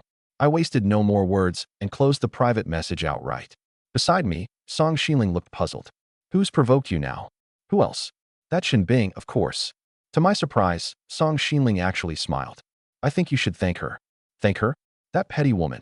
I was speechless. I was sure that if Song Xinling knew about the threesome business, she'd be even angrier than me. The girl didn't know any of that. Of course. She smiled faintly. It's only 7 days. If no one finds you within 7 days, all those supplies become yours, don't they? Huh? Right. How did I not think of that? I must have been too worked up by that Chen Bing. Song Xinling rolled her eyes at me. I thought of it right away. I had to admit, a top student really is a top student. I rubbed my temples and grumbled. You're smart. You're smart. But to my surprise, Song Xinling quickly shook her head. You're the smart one. An idea like subduing the enemy without a fight, I really couldn't have come up with that. I turned to look, and the girl was completely serious. I gave a guilty smile and quickly changed the subject. Apples don't fill you up. Let's cook something more to eat. Sure, I'll go grill fish. The girl nodded and headed for the big grill, actually murmuring to herself. Subdue the enemy without a fight. Got it. I was dumbfounded. She's taking it way too seriously. So studious. Truly, truly studious. No wonder she's a top student. I sighed at that, then suddenly remembered something important. The blind box. After battling all afternoon, I'd forgotten I hadn't drawn today's blind box yet. I immediately jumped into the sea. Lin Feng. Hearing the splash, Song Xinling quickly turned around. My spluttering came from the surface of the water. I'm fine. I saw a treasure chest. Watch the food. Don't let it burn. Ahem, ahem. Are you okay? A hand rose above the water and managed a shaky okay sign. In that brief moment, I'd already opened the blind box system. Daily blind box draw successful, 4 of 7. Obtained, 1 mechanical revolution blind box. Mechanical revolution? What's this now? I checked the description. Mechanical revolution blind box, quality grade. 45% chance of a mechanical module, 45% chance of a precision module, 10% chance of a chip module. The heck? Is this meant to usher me into the industrial age? I had no idea what these could build, but they were definitely tied to mechanical items. Maybe someday my raft could run automatically. I dragged a heavy chest up and quickly climbed onto the raft. By now, Song Xinling was already looking at me with curiosity. What's in that chest? Thud. I threw the chest onto the raft, and only then saw clearly that it was a metal chest, engraved with a gear pattern. No wonder it was so heavy. I'd nearly been dragged into the sea by this blind box just now. Good thing I was strong enough. Let's open it and see. I smiled faintly and opened the metal chest. Instantly, a huge pile of mechanical parts appeared on the deck. At the same time, a notification came to mind. You opened one Mechanical Revolution blind box. Obtained 10 mechanical modules. Mechanical modules, that works too. I hadn't gotten the chip module with the lowest drop rate, but I figured these would do for now at least. I opened the crafting workshop and checked for any newly unlocked recipes. Low-speed engine. 2 mechanical modules, for magnets, 5 metal sheets. Can build generators, thrusters, and the like. Low power output. Small hand crank generator. 1 low-speed engine, 3 mechanical modules, 3 wood. Hand cranked. Provides temporary power, very tiring. Raft thruster. 1 low-speed engine, 3 mechanical modules, 1 propeller. Used to propel the raft. Not very powerful. Looking at these recipes, I got a bit of a headache. Building a generator or thruster required a low-speed engine first, but building a low-speed engine meant finding magnets first.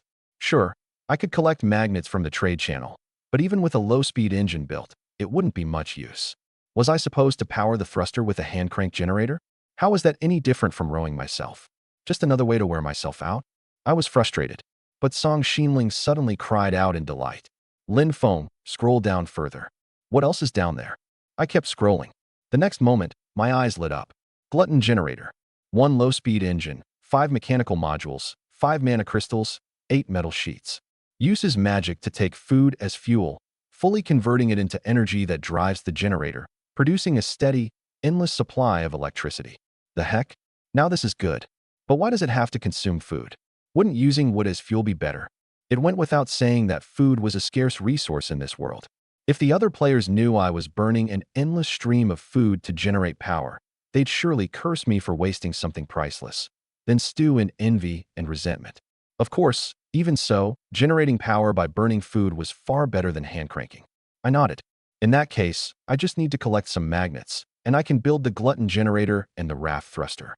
Satisfied, I smiled, glanced at the now fully dark sky, and turned to Song Xinling. Let's go rest first. The girl nodded and let out a cute yawn. I really am sleepy. After eating the grilled tuna, the two of us went back to the stone house to rest.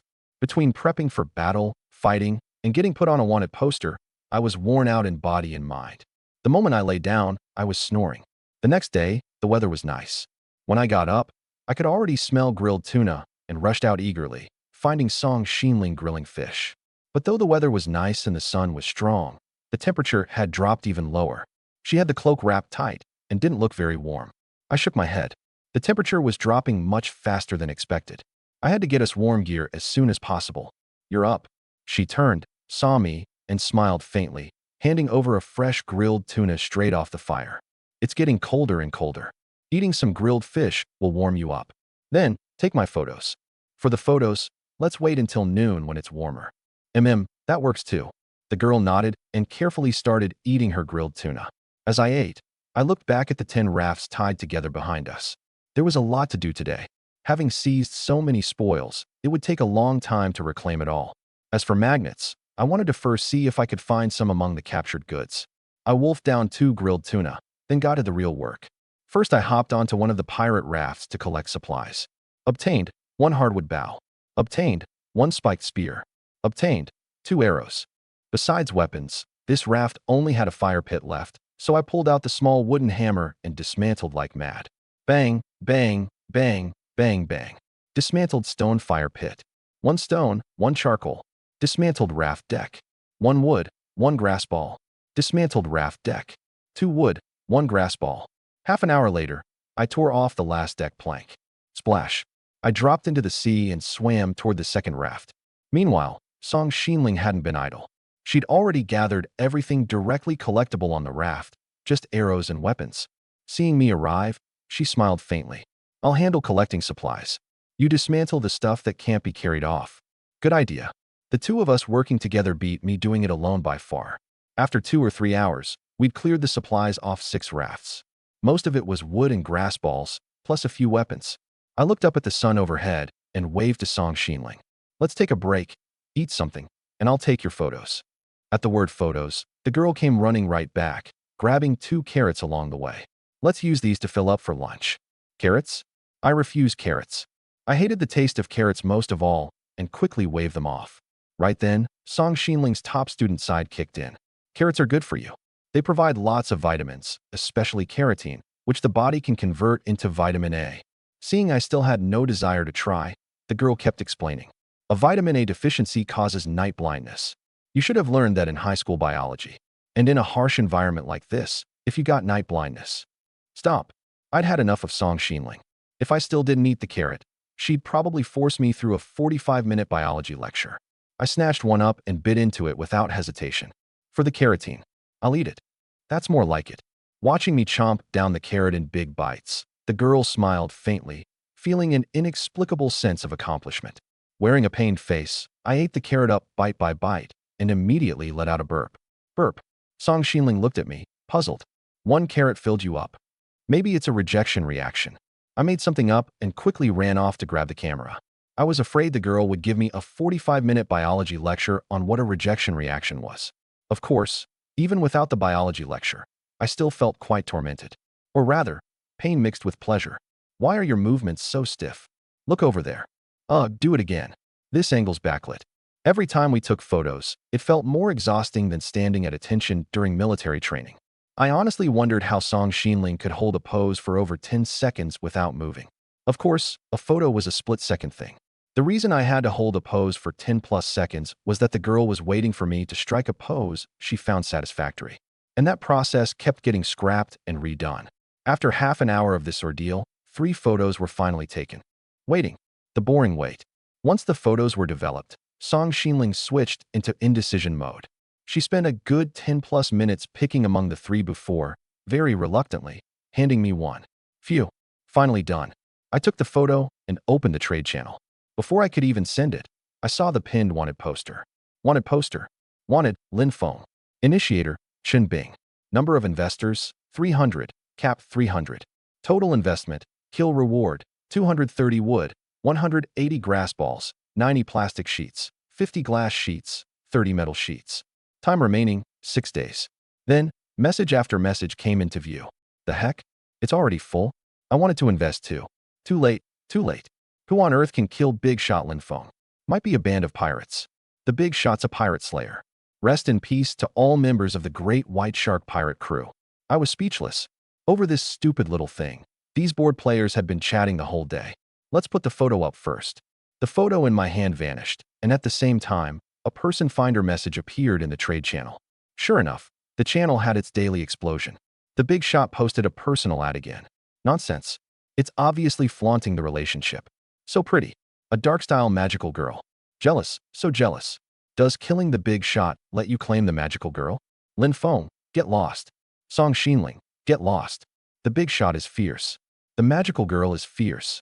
Live footage of a toad getting shut down. Even though they'd seen it plenty of times, these players still found it fresh. Then again, who could blame them, with Song Xinling being this pretty? Her jumping in to curse them out herself, though, took me by surprise. My first time swearing, and somehow it feels great. I shook my head. No, no, no. Don't you go picking up bad habits. Song Xinling pouted. Near vermilion you turn red, near ink you turn black. I learned it from you. I had nothing to say. I shook my head helplessly. Let's just get back to work. I closed the channel, and the 2 of us kept reclaiming the captured supplies. An hour later, only the last 3 rafts remained. But these 3 were a cut above. Each had a cabin, an anchor, a water purifier, and the like, with large reserves of weapons, food, and basic supplies in the storage crates. I opened one storage crate and pulled out the supplies one by one. Obtained, 80 wood.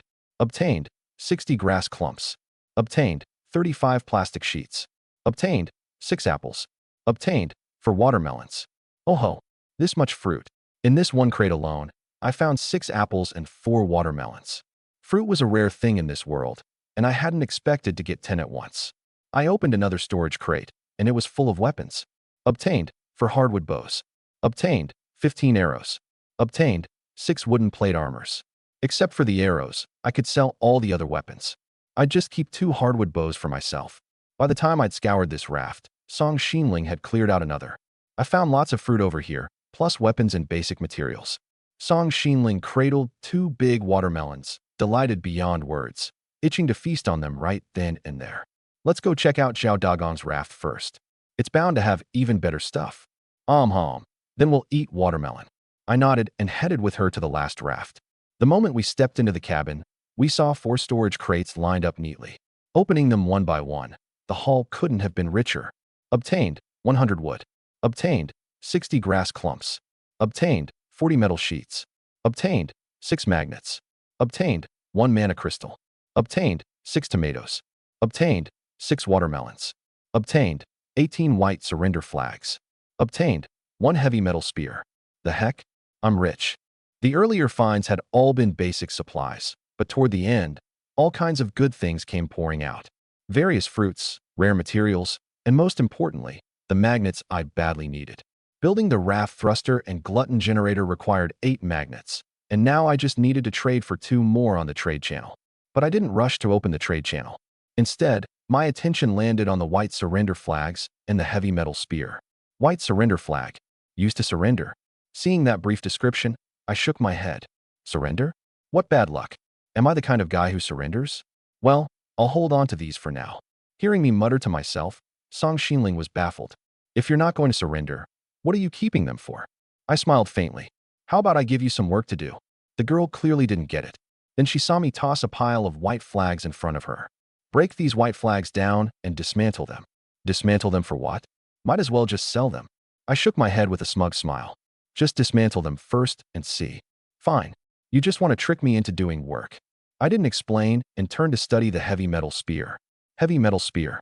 Enormously powerful, but very, very, very heavy. I was puzzled.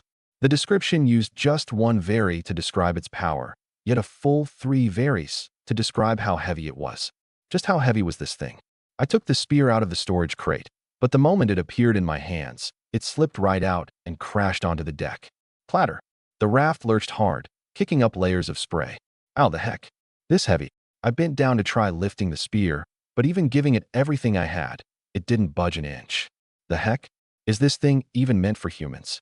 Stuffing it into my bag was easy, since the bag didn't add up item weight, but lifting it by hand, forget about it. I stared glumly at the metallic gleaming spear and scratched my head.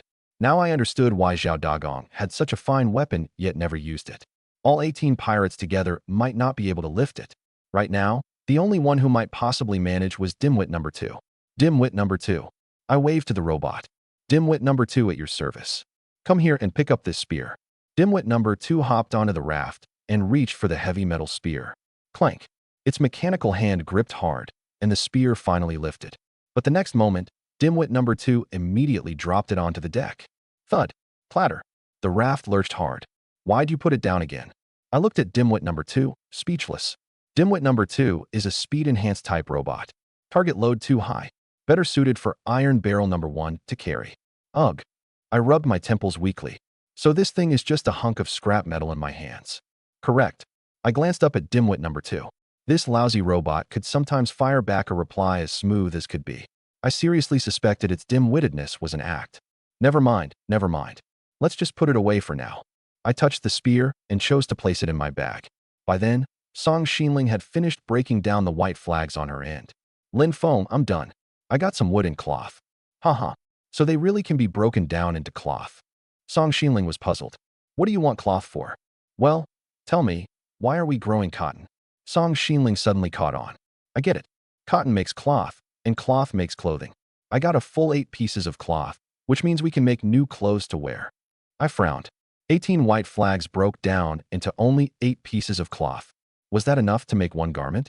Soon enough, I realized that no matter how much cloth I had, I couldn't make a single garment. In the crafting workshop, I searched for quite a while, but couldn't find any recipe related to cloth. Bizarre. How come no new recipe unlocked? Song Xinling was at a loss too. She'd already searched several times. Never mind clothing, she couldn't even find a recipe for socks. Is there something wrong with our line of thinking? I nodded. Fire up that unbeatable top student brain of yours and think some more. Hungry. My brain won't turn. I turned around and saw Song Xinling's big, watery eyes fixed intently on the big watermelons on the deck. I forgot. We agreed to eat watermelon first. I scratched my head. Shall we dig in? Song Xinling suddenly looked at me expectantly. Let's dig in. I cracked open 2 big watermelons right away, and the two of us started enjoying them. Except Song Xinling was eating while I was wolfing mine down, gnawing. By the time I'd gnawed mine clean, Song Xinling was still savoring hers in tiny, blissful bites. But once her mood lifted, her brain really did seem sharper. I've got it. Lin Feng. Quick, check whether the crafting workshop has unlocked any new mechanical items. Mechanical items? I scratched my head and opened the crafting workshop. Sure enough, in under a minute, I found a mechanical item related to cloth. Manual sewing machine. Can make clothing from various materials. Requires cloth, cotton thread, and other materials. You really are so smart. Hearing me praise her, Song Xinling smiled smugly. I'm a top student, after all. I nodded. I've learned my lesson. Top students burn more power and need extra energy. Eat more from now on. We've got plenty of food. I'd only meant it as a joke, but Song Xinling immediately got unhappy. Humph. I don't want to. Eating too much makes you gain weight. I quickly smoothed things over. Then eat less from now on. Humph. Are you trying to starve me? I shut my mouth. My ear came first. Say less, work more. I jogged over to my own raft, opened the crafting workshop, and got ready to expand it. Seeing me slip away just like that, Song Xinling actually laughed mischievously. That's what you get for being emotionally clueless. Clearly, she wasn't angry. In fact, she was rather happy. You could tell Lin Feng truly treated her well. He was just a bit tongue-tied. I was busy expanding the raft, and she didn't stay idle either. Fruit didn't fill you up much, so she planned to catch a few fish and grill them for my dinner. On my end, I had plenty of wood and grass balls, so I simply expanded the raft by a full ring. Around nightfall, it was finally done. The raft had gone from its original 12 by 8 area to 20 by 12. I didn't plan to tear down the concrete barrier wall, keeping it as the raft's inner defense, with no plans yet for the newly expanded outer portion. In fact, expanding the raft was really just to install the raft thruster. If I installed the thruster first, then later needed to expand the raft, I'd have to tear the thruster down and rebuild it, which would be a real hassle. Once I'd finished all that, Song Xinling's dinner was ready too. Looking at the roomier raft, the girl came running over happily and shoved a grilled tuna straight into my mouth. So spacious. You're amazing. MFF, MFF, MFF. I wanted to brag smugly about myself, but with the tuna in my mouth making trouble, I couldn't. Having worked so long, I was hungry too, so I just wolfed it down, giving the girl a thumbs up as I ate to praise how tasty her grilled tuna was. After dinner, the two of us were both tired. The supplies on the 3 rafts hadn't been dismantled yet, but I wasn't in a rush. I posted 2 trades on the trade channel, then drifted off into dreamland. Lin Feng, wake up. The weather's so nice today. Song Xinling shook me awake, and I rubbed my eyes painfully. Can't we take the photos a little later? I'm not waking you up for photos. The scenery right now is gorgeous. Get up and take a look. I opened my eyes reluctantly, only to have a can of Red Bull shoved in my face. Perk up.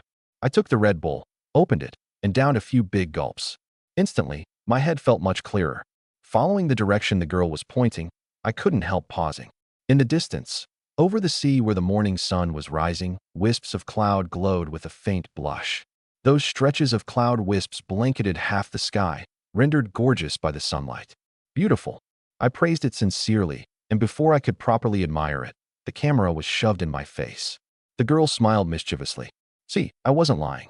Scenery this nice, it'd be a shame not to photograph it. I knew it would be like this. Once again, I became Song Xinling's labor, put through a half-hour ordeal on an empty stomach first thing in the morning. Still, Song Xinling soon prepared a hearty breakfast: grilled tuna, grilled octopus, and 2 big apples. Just as I was about to eat, I suddenly got a game trade alert. Trade successful. Obtained 1 magnet. Trade successful. Obtained 1 magnet. The trades went through. Song Xinling was puzzled and quickly asked out of curiosity, what trades went through? Magnets. I smiled faintly, took a bite of grilled tuna, and said smugly, aren't they after me with that wanted poster? Once I've built the glutton generator and the raft thruster, let's see which of them can catch me. Song Xinling paused. Why is running away always the first thing you think of? I could also chase those players all over the world. Now that's more like it. I refuse to believe anyone can beat you. Song Xinling had always had this much faith in me, and after the defeat of the Great White Shark pirate crew, she had 0 doubts about my strength. But while other players were easy to deal with, the ever-dropping temperature was not. The girl wrapped her cloak tight and said to me, let's build the sewing machine first. It's too cold. I nodded. The temperature really was dropping day by day. At this rate, we'd catch a chill sooner or later. After wolfing down a hearty meal, I returned to the stone house and opened the crafting workshop to check the sewing machine recipe. Manual sewing machine. 2 mechanical modules, 8 metal sheets. For wood, for iron nails, 1 iron needle. The iron needle was easy to make, requiring only a single iron nail. In no time, the iron nail and iron needle were done. Next, I found a corner in the stone house and started building the manual sewing machine. 2 minutes later, the base and tabletop were ready, and a moment after that, the horsehead-shaped machine head was built too. Heh, done. I tried using the sewing machine to see what it could make. Crafting list. Socks. 2 cloth, 2 cotton thread. Cloth shoes.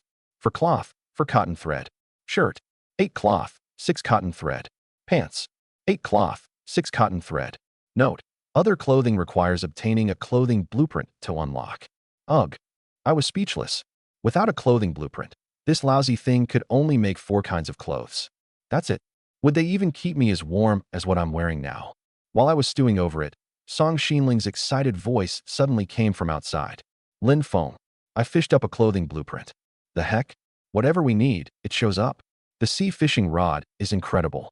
With the clothing blueprint in hand, I hurried back to the manual sewing machine.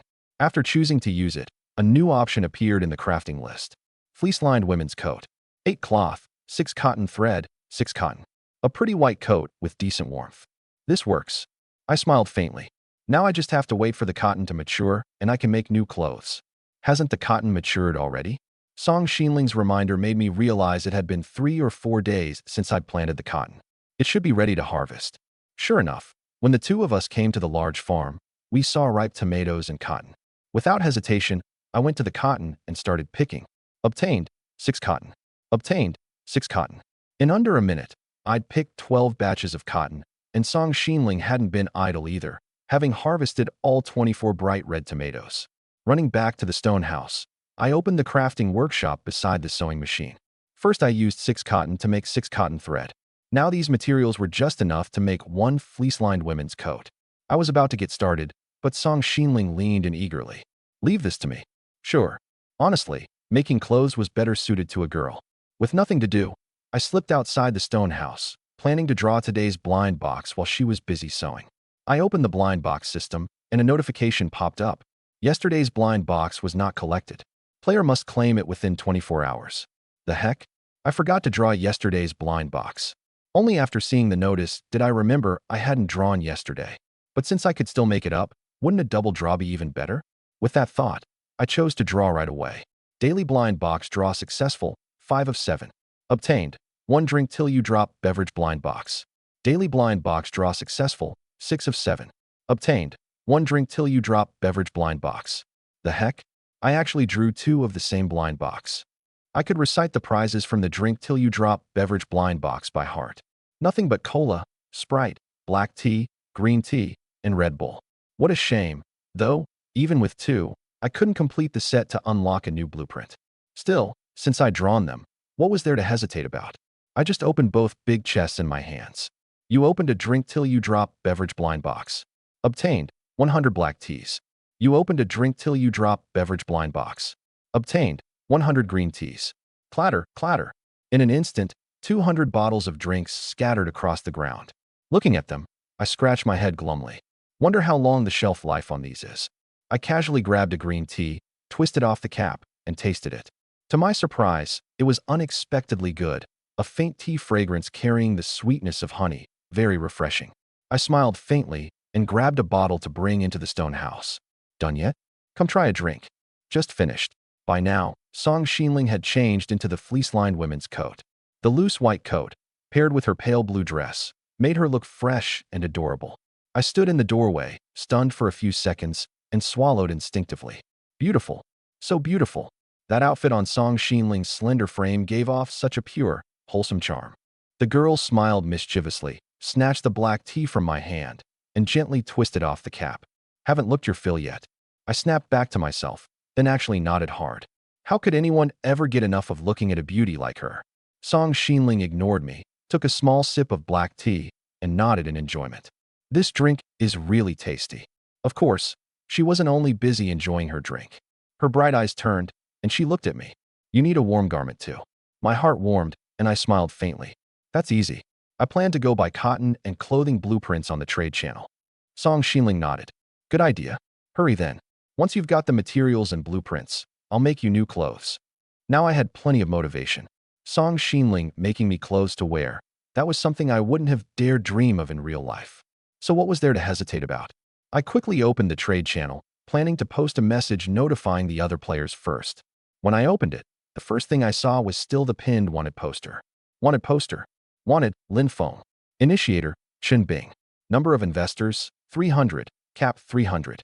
Total investment, kill reward, 230 wood, 180 grass balls, 90 plastic sheets, 50 glass sheets, 30 metal sheets. Time remaining, 5 days. Seeing only 5 days left on the wanted period, I smiled. So what if I was wanted? Those players still couldn't find me. Once 7 days passed, I'd be solidly collecting the entire investment from all 300 players. In a good mood, I looked at the messages below. But this look was a mistake. I froze, furious. Zhou Hai, buying cotton at a high price, buying clothing blueprints at a high price. 1 cotton for 5 basic materials, 1 blueprint for 10 basic materials. I've got some. That price doesn't seem fair. Well, holding on to cotton is useless anyway. Zhou Hai, if you think it's too expensive, get lost. By this stage, everyone's expanding their rafts, right? Without basic materials, you can't do anything. What good is holding on to cotton and clothing blueprints? Ugh, real ruthless. I'll trade. The law of it always turns out delicious. Clearly, that player named Zhou Hai had also built a manual sewing machine. With the weather getting colder, he was surely stockpiling cotton to make warm clothes. Some ordinary players hadn't realized the importance of cotton, and others knew but couldn't make clothes for lack of a sewing machine. I'd meant to be the ruthless merchant, and I hadn't expected this Zhou Hai to beat me to it. It was just basic materials. I gritted my teeth. Basic materials are exactly what I'm not short on. Lin Feng, buying cotton at a high price, buying clothing blueprints at a high price. 1 cotton for 10 basic materials, 1 blueprint for 20 basic materials. The moment the message posted, someone cheered. The big shot has a conscience. I've got a blueprint. Big shot. I've got cotton. Oh my gosh. I already traded. I regret it. Zhou Hai, lying happily on his raft, saw the trade channel messages and suddenly sat up. The heck? Cutting it. He was frustrated. He'd heard of Lin Feng, but his own team had rallied over 20 players. In terms of resources, he refused to believe Lin Feng was stronger than him. Zhou Hai, Lin Feng, do you even have that many basic materials? Stop putting on an act. Buying at prices like that, you'll go bankrupt sooner or later. Seeing that message, I refused to back down. I'd just seized the supplies of a whole pirate crew. Was I short on a little of this? Lin Feng, what? Can't afford the price? Then why not drop out of the bidding? Zhou Hai, fine. Just you wait. The next moment, Zhou Hai quickly posted a purchase notice. Zhou Hai, buying cotton at a high price, buying clothing blueprints at a high price.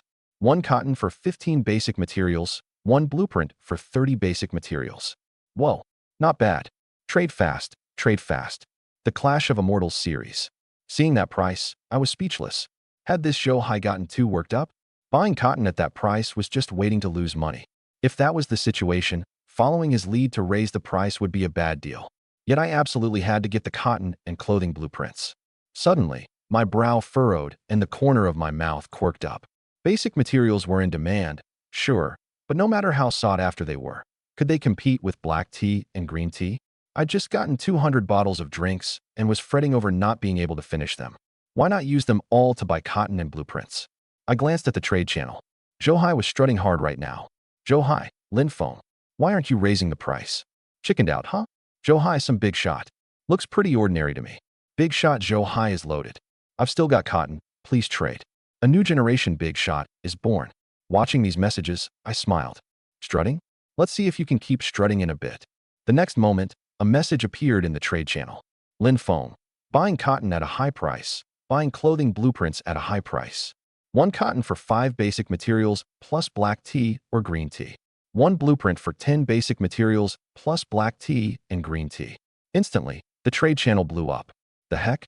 Black tea and green tea? So tempting. The big shot is a big shot. The lure of drinks. I'm dying of craving. I quickly posted trades on the trade channel.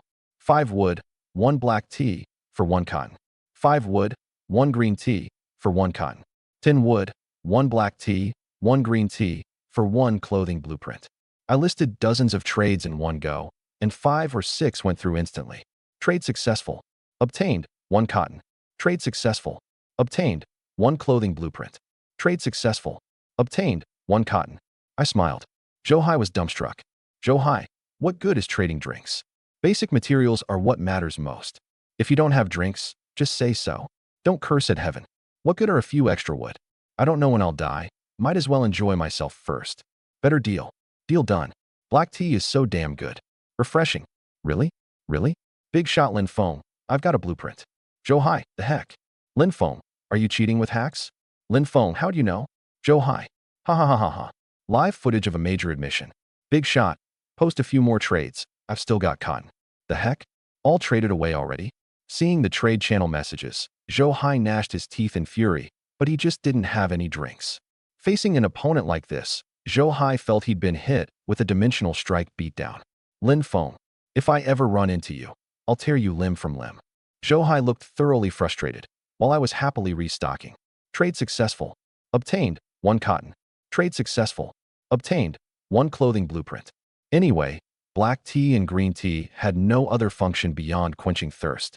If I wanted a drink, I'd just crack open a Red Bull. As for the black and green teas, selling them all was no loss at all. In under half an hour, I'd bought dozens of batches of cotton and 2 clothing blueprints. Closing the trade channel, I came excitedly to the manual sewing machine and chose to use the clothing blueprints.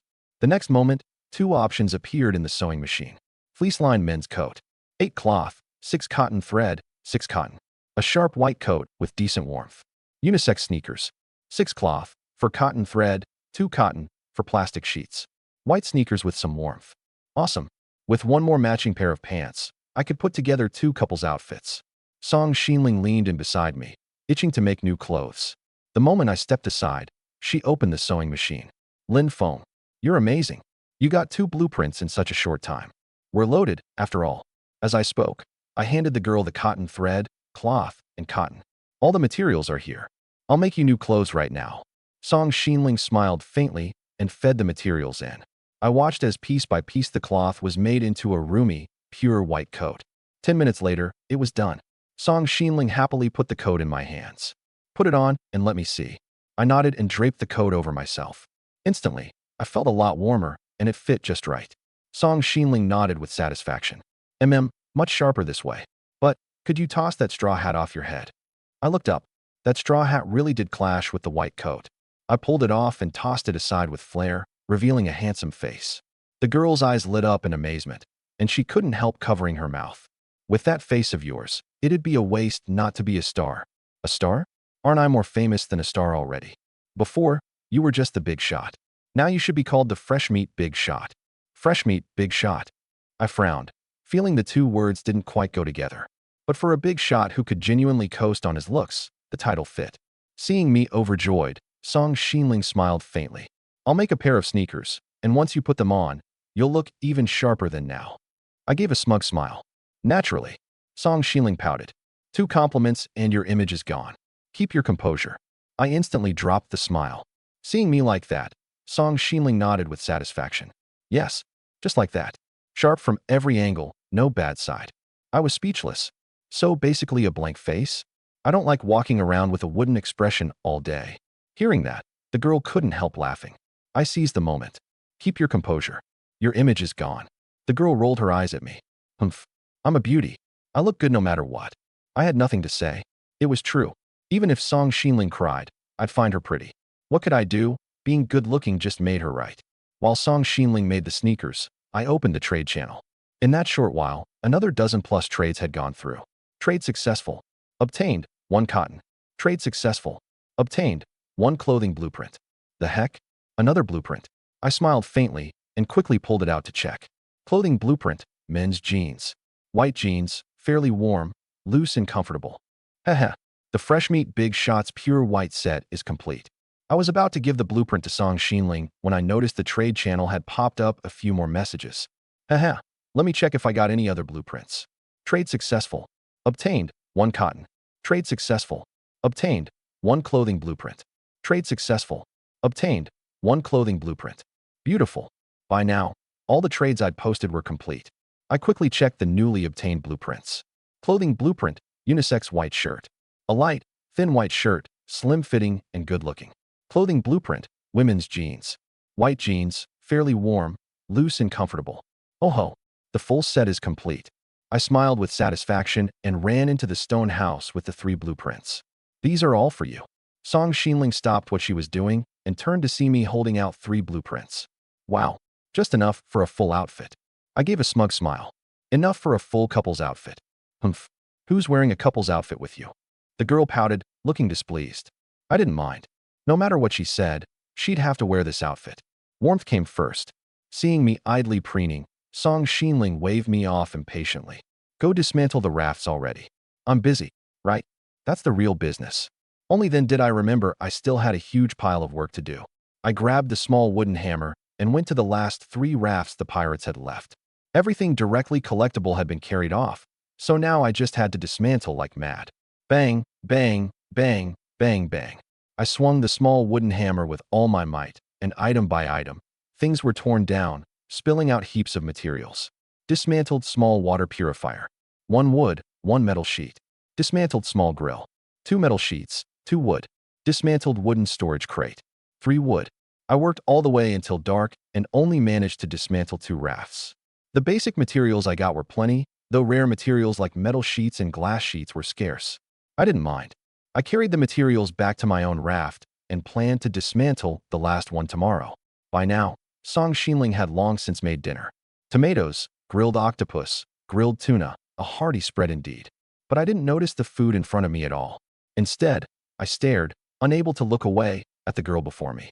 Song Xinling had already changed into a new outfit. Her soft long hair draped naturally over the white coat, giving off a touching beauty. Beneath the open coat, the light, thin white shirt subtly hugged her lovely lines. The white jeans and sneakers set off her pure, bright charm to perfection. A feast for the eyes. I felt like I wouldn't even need to eat. Eat first, then try on your new clothes after. Song Xinling picked up a bright red tomato and shoved it straight into my mouth. As I ate the tomato, I mused. Such an ordinary outfit could make Song Xinling this stunning. If she changed into a beach bikini or something. I shook my head to keep myself clear. It was autumn now, and it would only get colder. A beach bikini? In a few days we might be wearing thick cotton jackets. But, where there's a winter, there's bound to be a summer. With that thought, I suddenly felt I had something to look forward to. Eat first, then go change into the couple's outfit once we're done. As always, I wolfed it down, and in no time the food before me was swept clean. The next moment, I ran off to the side to change clothes. Song Xinling smiled faintly, eating while imagining how sharp I'd look once I'd changed. In under 2 minutes, I returned to her. Song Xinling was genuinely stunned by me. The same outfit that made her look cute and pure made me look dashing and handsome, oozing charm. Wow, do you dare get any sharper? Seeing Song Xinling gaping at me, the corner of my mouth quirked up, and I quite naturally struck a pose. This handsome face, this easy movement, this perfect charm, on par with a top-tier heartthrob. But the next moment, Song Xinling suddenly frowned. Wait, so you can strike a pose? Huh, so you were deliberately not cooperating when I took your photos? Absolutely not. Humph. The girl puffed out her cheeks like a steamed bun in indignation and turned away, refusing to look at me. I was frustrated too. They say clothes make the man. Today I finally understood. The same movement, the same look. Before, Song Xinling picked at my flaws, and today it was suddenly perfect. Wasn't that unfair? But a handsome person is right no matter what they say. I nodded decisively. That's right. This handsome guy was faking it before. You. You're insufferable. The girl crunched down hard on a bite of octopus. I quickly frowned. Hey, mind your image. Your image is gone. I'm good looking. I look good no matter what. I'm handsome. I'm right no matter what I say. Song Xinling was speechless. I'd actually gotten cocky in front of her. How could this stand? Song Xinling smiled faintly and suddenly leaned in close to me. What are you doing? A sense of foreboding suddenly hit me. Ow, my ear. My handsome ear. Having dealt with me, Song Xinling propped her hands on her hips smugly. Now your ear isn't handsome, so you're not right no matter what you say. I wore a thoroughly frustrated look. I had to hand it to the girl's logic. I need a blueprint for an earmuff. Protecting my ears was clearly the top priority. Sizzle, sizzle. Just as I was pondering how to protect my ears, the static of the ghost radio suddenly came to my ear. Song Xinling, who'd been smug just a moment ago, quickly leaned to my side upon hearing that eerie sound. Lin Feng, there's a ghost. I smiled. What was there to fear from ghosts? For me, dealing with a ghost was a matter of minutes. Song Xinling, though, her puffed-up indignation vanished in an instant as she kept ducking behind me. At the critical moment, you still have to rely on yourself. Sizzle. The scent of the living. Sizzle. Hungry. So hungry. The ghost radio's voice came in waves, but something about the voice inside seemed off. Sizzle. Kill Lin Feng, and there'll be lots and lots of food. What? I was speechless. How did this ghost know me? And why would killing me mean lots and lots of food? I felt I'd taken things way too far. Not only did every player in the world know me, but even the ghosts here knew my name. Scratching my head, I leaned in close to the ghost radio, wanting to hear what else was going on inside. Right then, the girl suddenly let out a scream. Lin Feng, the ghosts are here. I looked up. Good grief. A huge swath of green figures had faintly appeared over the sea. The heck? How many ghosts is that? I didn't count carefully, but at a conservative estimate, there were definitely no fewer than 100 ghosts before me. Last time I'd seen only 2 ghosts, and today over 100 came at once. Wasn't the difficulty ramp on this game a bit extreme? Was I being targeted? Or had the difficulty gone up for all players? I quickly opened the trade channel and found no one was talking about ghosts at all. Is the game really targeting me? I was speechless. This lousy game was too vile, setting a hurdle for me every so often, not resting until it had killed me. As the ghosts gradually drew closer, the ghost radio gave off wave after wave of voices. That's him. That's right. He's the Lin Feng on the wanted poster. Sizzle. Jackpot. Kill him, and no more going hungry. Exquisite food. And a little girl too. Delicious. Hearing this, I finally understood. So after all that fuss, the wanted poster worked not just on players, but on ghosts too. What kind of nonsense setting is that? Song Xinling grabbed me nervously. This many ghosts, can you handle them? You could tell the girl was genuinely terrified. Honestly, if all these ghosts came at once, I really wasn't sure. But even if I couldn't, wasn't there still Dimwit number 2? With its attack speed, once it was equipped with the magic spiked spear, not a single ghost would escape. But I'd gotten cannier. These ghosts weren't dumb either. If I attacked now and killed one, the rest would flee. Since they'd come, they couldn't leave empty-handed. I had to kill a few more and collect more ghost fragments. In everyone else's eyes, these ghosts were terrifying demons, but in mine, they were free materials. I grabbed the girl's wrist and offered some comfort. Don't be scared. Once they get close, I'll wipe them all out in one go. You still want to let them get close? Hearing this, Song Xinling nearly burst into tears. Thrilling. Too thrilling. She'd never experienced anything more thrilling than this before. I looked quite calm, pulling the girl toward the center of the raft and standing beside Dimwit number 2, even considerately putting out the fire pit for the ghosts. Why? Why did you put out the fire? Shill. If I don't lure them up, how do I wipe them out in one go? The girl was crushed. Now the only light source had been put out by me. With over 100 ghosts swarming up, she was no longer worried about whether I could handle them. She was worried about how many pieces she'd be torn into. The more she thought, the more frightened and tense she got, one little hand gripping my arm tight, not daring to make a sound. My brow was knotted tight, not from tension and certainly not from fear. My arm genuinely hurt, feeling like the girl was about to cut off the blood flow. Sizzle. With no light source, Lin Feng's a dead man.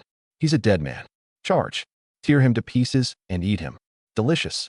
Listening to the voices from the ghost radio, I sneered inwardly. Go ahead and strut for now.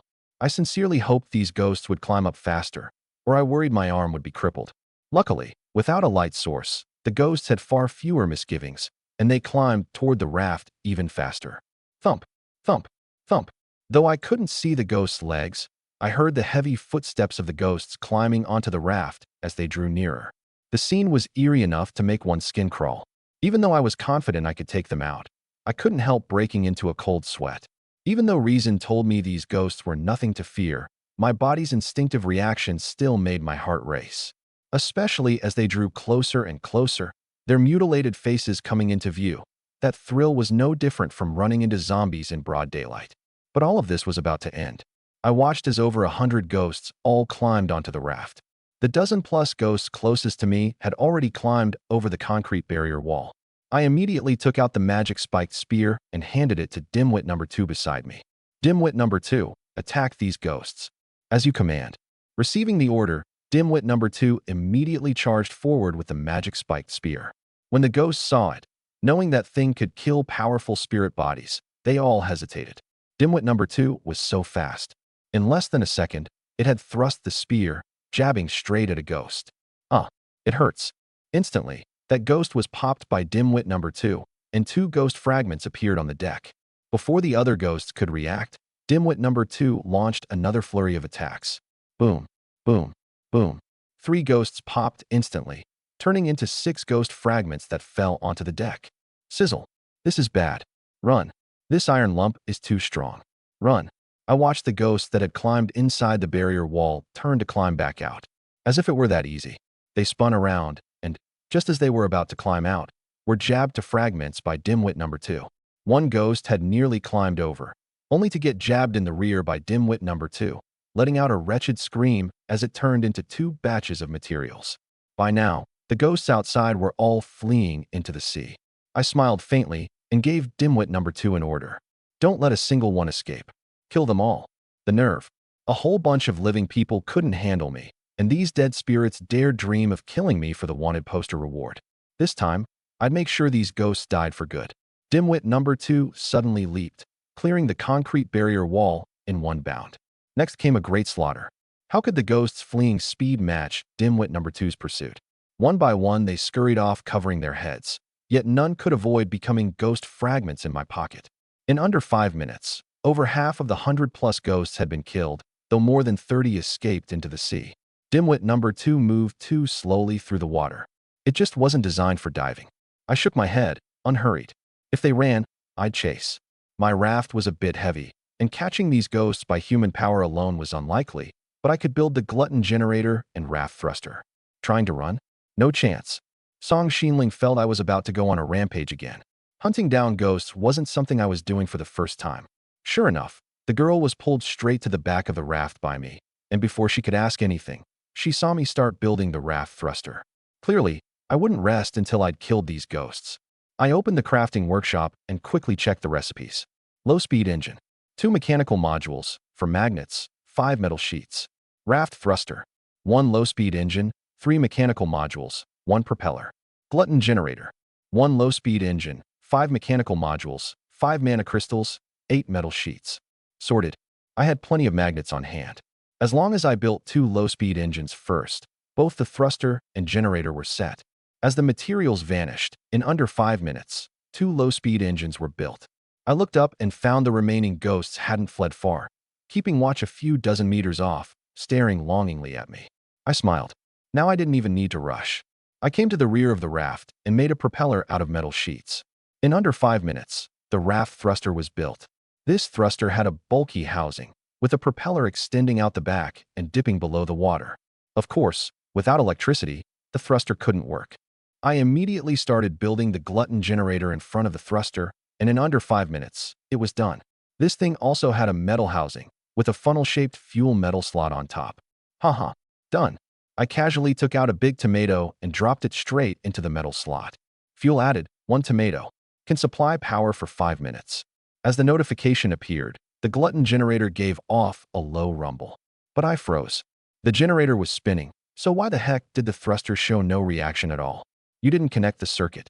Song Xinling, who'd by now recovered from her fear, saw me puzzled and gave a helpless reminder. Ugh. At the critical moment, I still have to rely on the top student. It dawned on me, and I quickly connected the wires. Instantly, the raft thruster gave off a rumble. The propeller churned up waves of spray, driving the raft forward faster. The speed wasn't fast, but catching those ghosts would be no problem. But then I slapped my forehead, speechless. The heck? I forgot to build a rudder. Without a rudder, the raft could only go straight, with no way to turn. I watched helplessly as the raft sped up and raced off in the direction away from the ghosts. From the ghost radio came a round of chatter. Sizzle. He's leaving. He's leaving. We're safe. Hungry, so hungry. Let's find other living people to eat. The wanted poster reward is gone. Gone. I was speechless. These ghosts had escaped with their lives, and yet felt regret. Regret, huh? Then I'd give you all another thrill. I quickly rummaged through the crafting workshop, and a few seconds later, a recipe appeared before me. Small wooden rudder. 6 wood, 1 mechanical module, 6 metal sheets. A crudely made rudder, barely usable. Whatever. Let's just build it first. The materials were all there, so I quickly built the rudder at the back of the raft. 2 minutes later, a small wooden rudder with a wooden control lever was done. This thing really was crudely made. Not only was working the lever a struggle, but its response was slow too. I gave it a hard pull, and the raft's heading began to shift. The ghosts watched me trace a big circle and turn back to charge at them.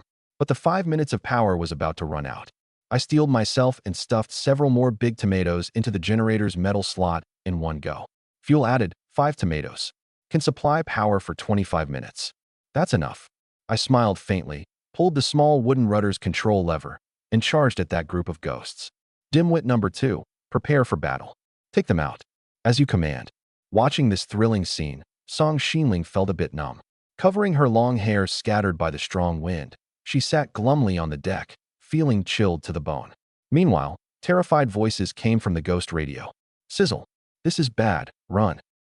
He's come back to kill us. Our dignity is ghosts. Run for your lives. Our dignity's long gone. A huge group of ghosts fled desperately into the distance. But my raft was extremely fast and gave these guys no chance to escape. Dimwit number 2 guarded the front, and the moment it hit a ghost, it jabbed straight through with the spear. Splat. 2 ghost fragments dropped straight onto the deck. The ghosts were jabbed in the rear by Dimwit number 2 one after another, and the ghost radio broadcast wave after wave of wretched wailing. Help! Help! Spare me! I won't dare again. Is this even human? Is he even human? I smiled faintly, paying no mind to the ghosts' wailing. In under 10 minutes, over 30 ghosts had become materials in my pocket. Satisfying. I sat down on the deck, happily tallying tonight's haul. Song Xinling beside me tugged my sleeve, looking glum. You've killed them all. Hurry and stop the raft. Right. We have to conserve energy. This glutton generator burned precious food as fuel, and how could food be wasted? I quickly came to the generator, planning to shut it off. But a problem arose. This thing, it doesn't have a switch at all. Why do you always build things without switches? I was helpless. It wasn't my fault. The radio, the generator, and the raft thruster just didn't have a switch function. It's fine. It'll probably run out of power in another 10-odd minutes. Bear with it a bit longer. Your flowing hair looks great. Song Xinling wore a look of utter defeat. In her current state, she wasn't much different from a female ghost caught in a gale. While she was quietly falling apart, I'd already started counting the materials I'd gathered. 211, 212, 213, 220. In just one night, I got 220 ghost fragments. Song Xinling pouted. That thing isn't even edible. Edible? Right. Can this thing be eaten? I picked up a ghost fragment and tried taking a bite.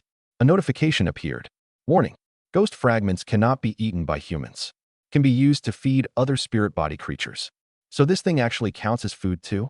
Curious, I dropped one straight into the glutton generator. Fuel added, 1 ghost fragment.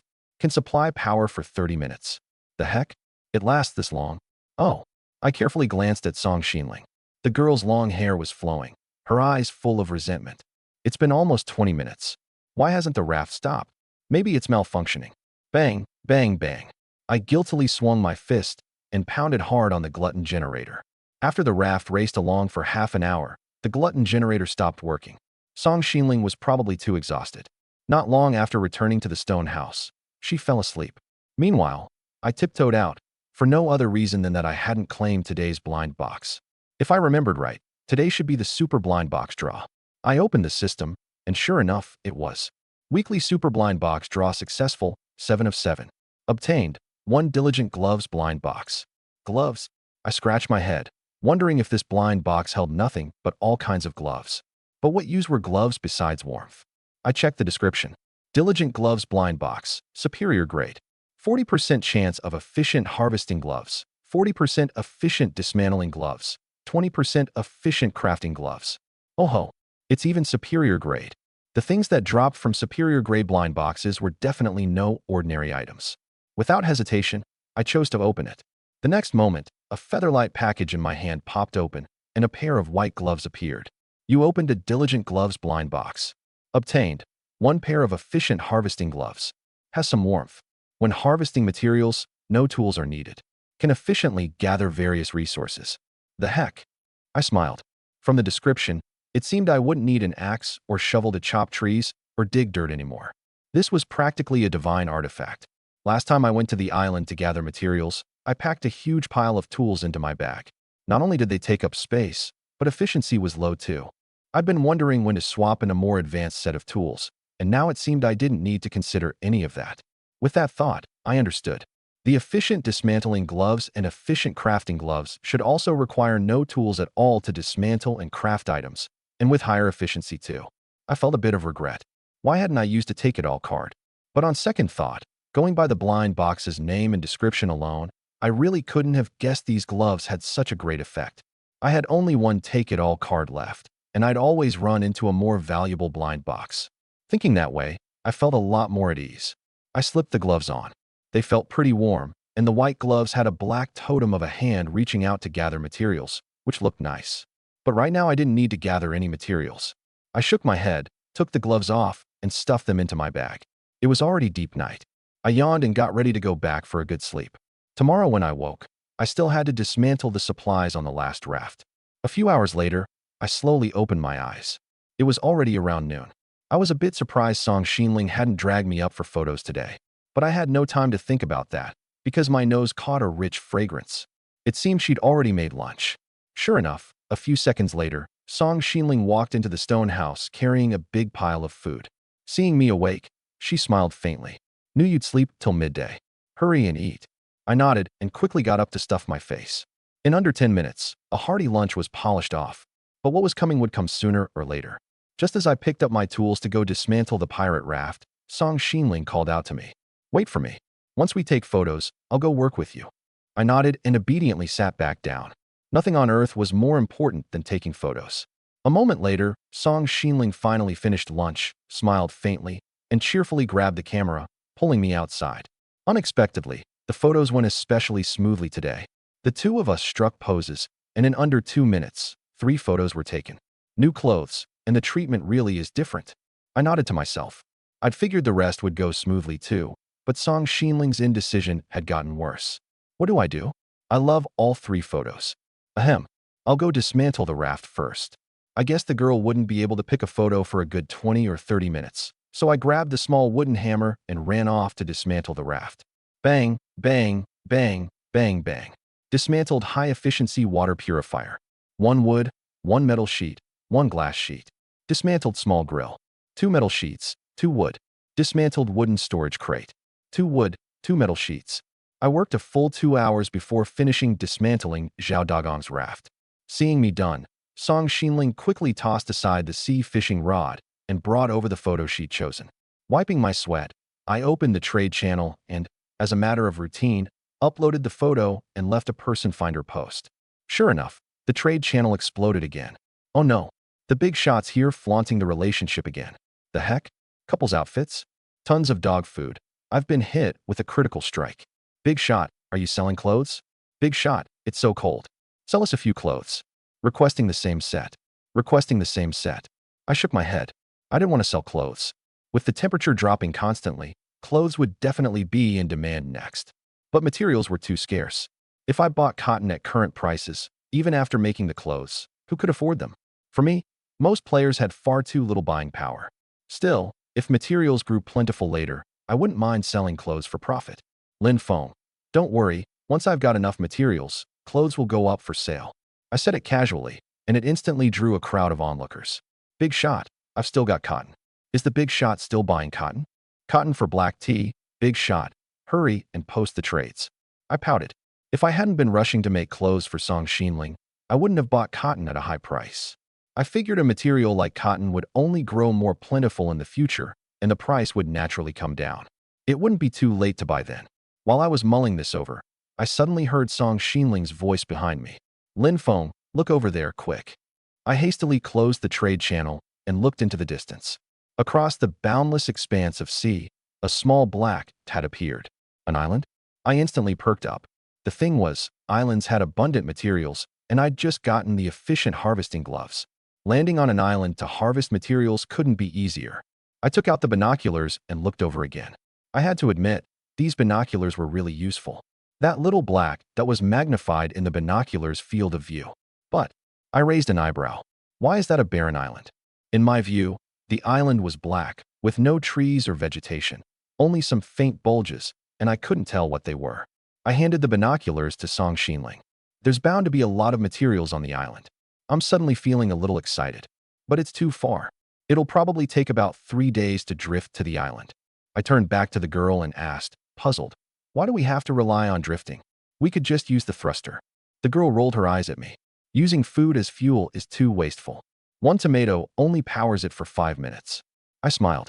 With ghost fragments as fuel, one supplies power for half an hour. As I spoke, I smugly lifted my chin, completely failing to notice the danger approaching. Suddenly, my ears stung, and I was yanked up by the girl.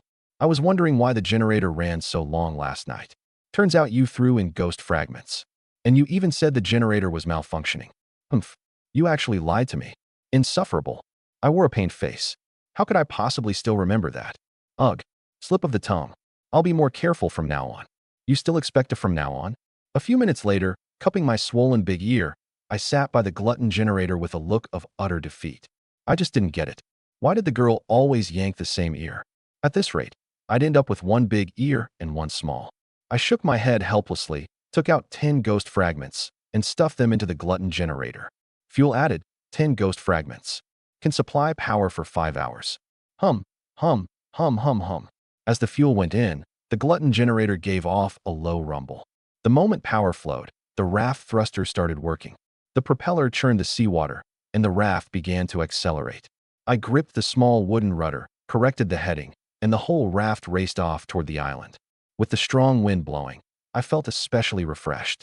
Right now, a bottle of a drink would be heaven. I grabbed a green tea and gulped a few mouthfuls, and instantly a cool, refreshing feeling swept through me. It couldn't have felt better. The raft was too fast, and Song Xinling was sheltering from the wind in the stone house. So I drank while fishing in the wind.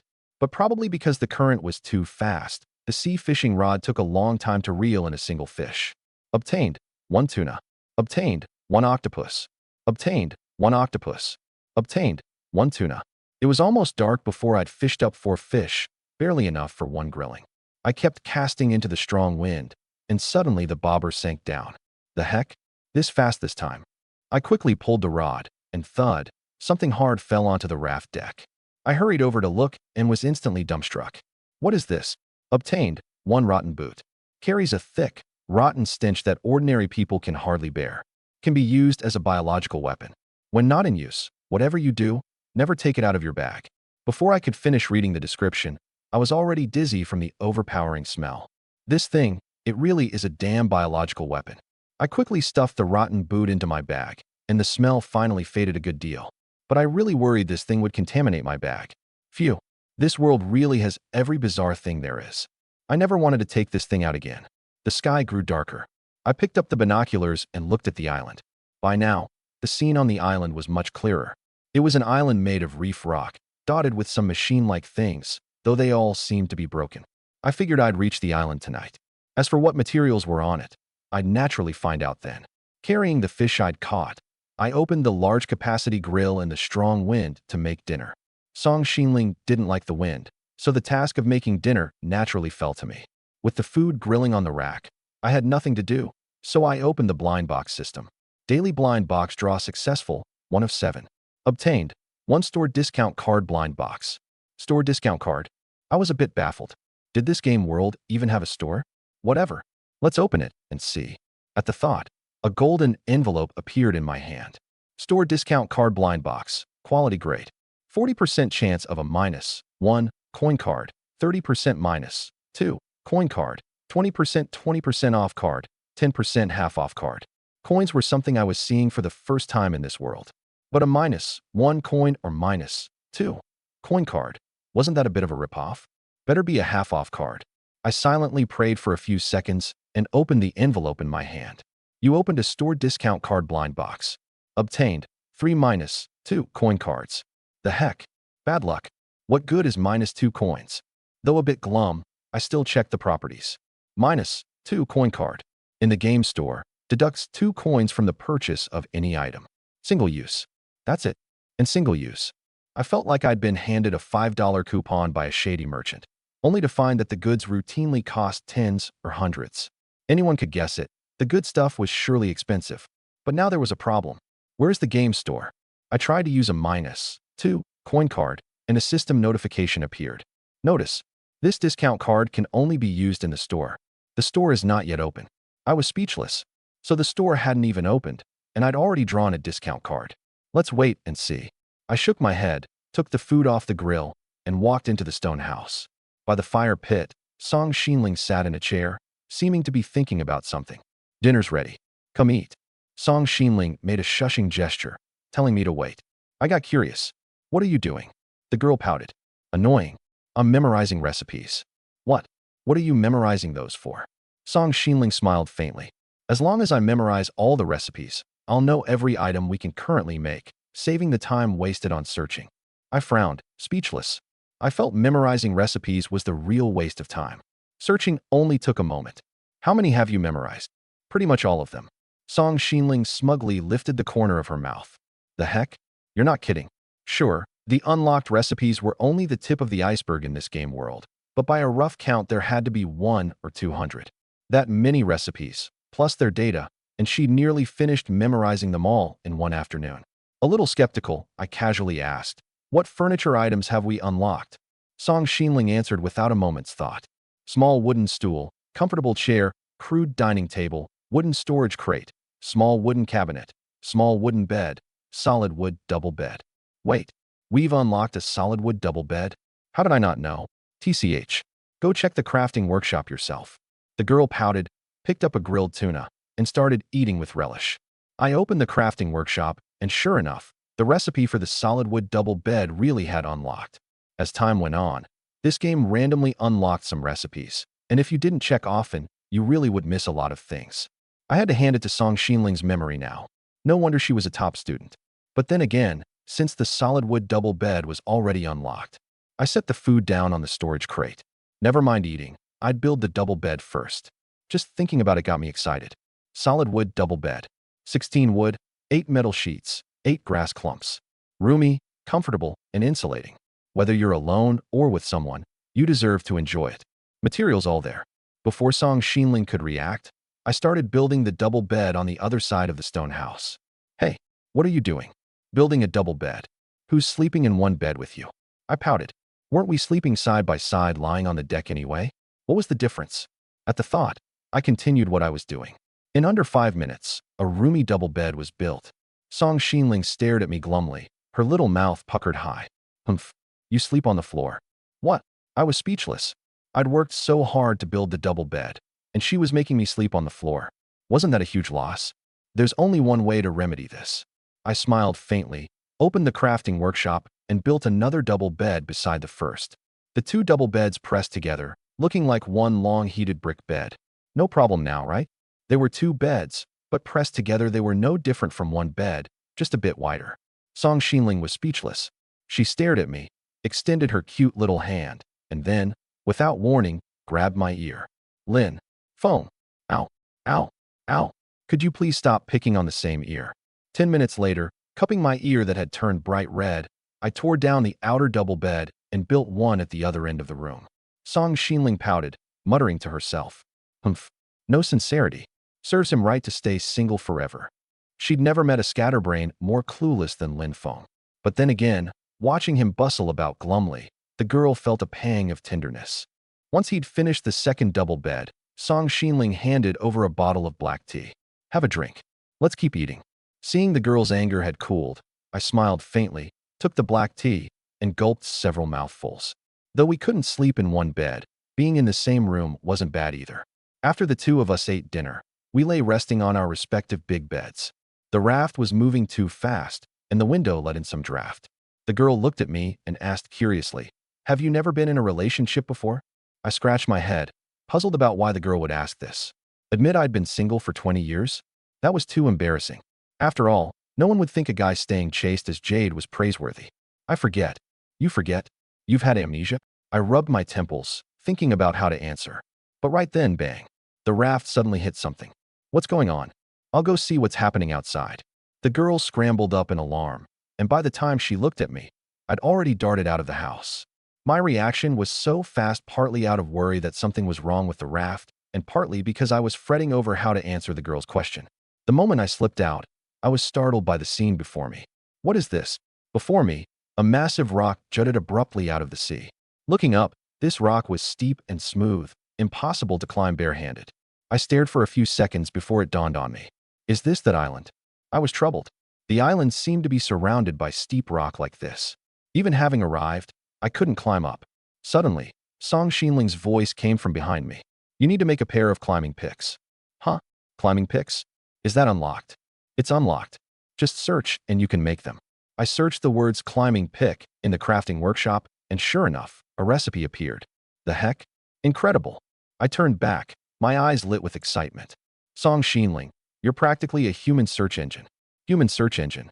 I was clearly praising her, but that title, it sounded awful. Still, she didn't mind. She propped her hands on her hips and asked smugly, Are you impressed by my memory now? Impressed. Completely impressed. I gave a thumbs up, nodding hard. With Song Xinling's help from now on, I could learn whatever I needed just by asking. It couldn't be more convenient. I opened the crafting workshop and searched for climbing pick, and the recipe soon appeared. Climbing pick. 2 metal sheets, 1 wood, 1 iron nail. Materials all there. I quickly made 2 climbing picks. This thing looked a bit crude, but climbing this rock cliff shouldn't be a problem. Holding a climbing pick in each hand, I actually climbed up 2 or 3 meters quite easily. Song Xinling below, though, was terrified. Lin Feng, it's too dangerous.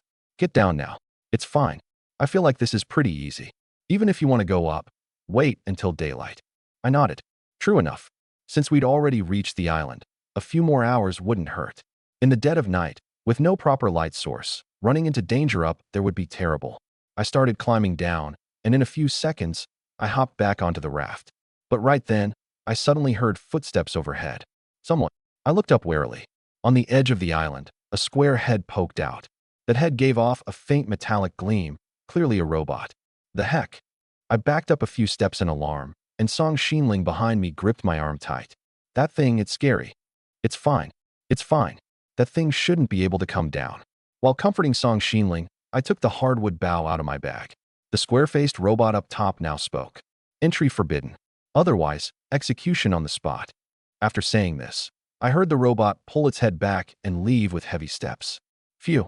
Good thing I didn't climb up just now. I didn't think this robot was all that formidable, but without knowing, having a square-faced robot block me the moment I climbed up, that scene would have been too scary. Besides, in the dead of night with poor light, I couldn't fight properly either. I'll come deal with you tomorrow morning. Early the next morning, after eating breakfast, I donned the concrete spiked plate armor and got ready to land on the island.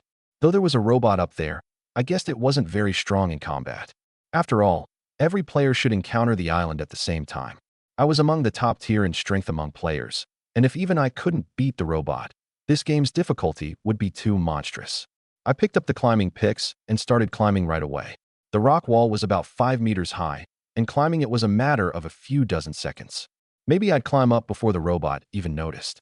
3 meters, 2 meters, 1 meter. I got closer and closer to the top of the rock wall. A few more seconds, and I'd be up. I was quietly pleased when suddenly the square-faced robot appeared again. Ugh, so close. I wanted to make a dash for it, and figured I'd sort things out up top, so I picked up the pace. The next moment, I heard the robot issue a warning. Entry forbidden. Otherwise, execution on the spot. Who cares about you? My hide's thick. Relying on my concrete spiked plate armor, I just kept climbing. But the next moment, a gust of wind suddenly came. I looked up and was instantly dumbstruck. The heck? What's it playing at? The robot bent down, aimed its chest at me, and then I watched the metal casing on the robot's chest slowly open. Inside was actually a spinning fan, speeding up. Before I could react, a blast of strong wind suddenly hit. The wind was so strong and fierce it blew the breath out of me, and my whole body lifted off. The heck? It can play like that.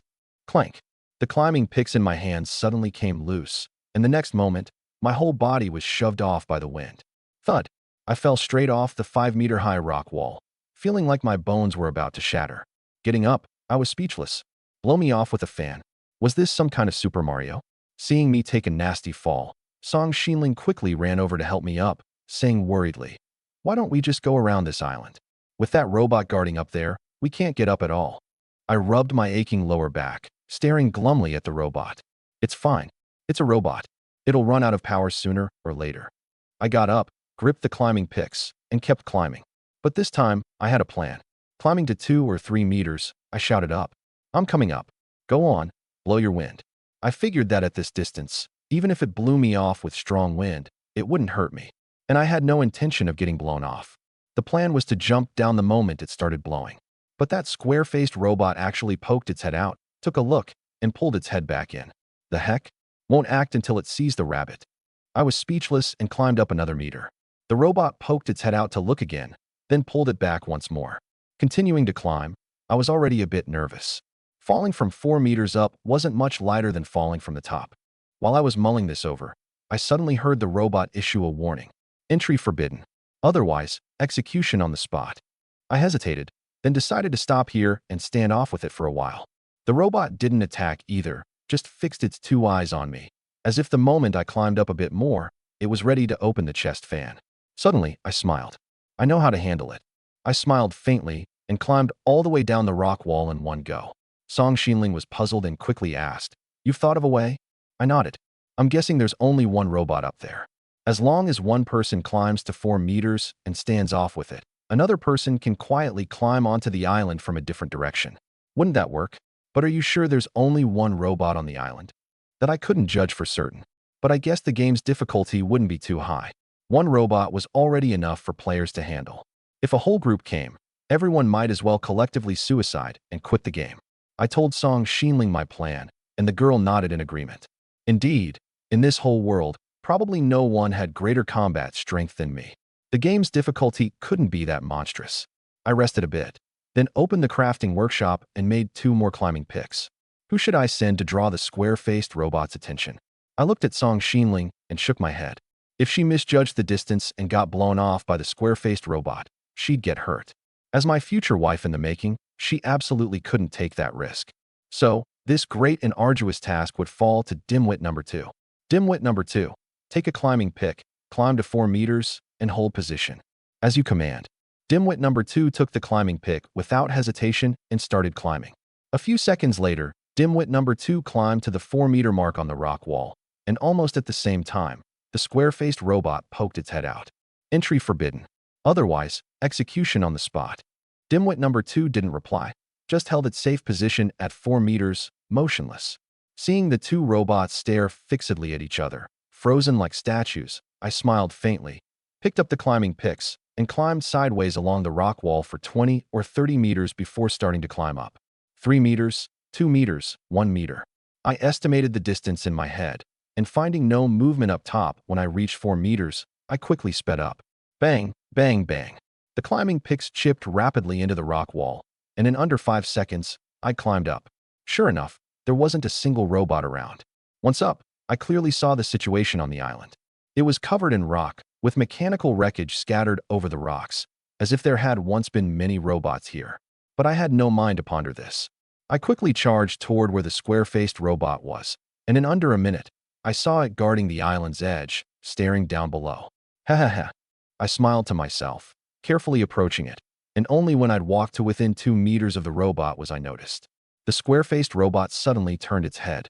Entry forbidden. Otherwise, execution on the spot. Execution on the spot, my foot. Get down there. I charged forward without hesitation, and before the robot could open its fan, I shoved it off with one push. Thud. The square-faced robot fell into the sea. I looked down and saw the robot, having fallen into the sea, still issuing a warning. Entry forbidden. Otherwise, execution on the spot. Sizzle. Critical component flooded. Malfunction. Malfunction. Malfunction. Boom. The square-faced robot burst into a ball of electric sparks and instantly scrapped. I shook my head. Even dumber than Dimwit number 2. Hopeless. Oh right, Dimwit number 2.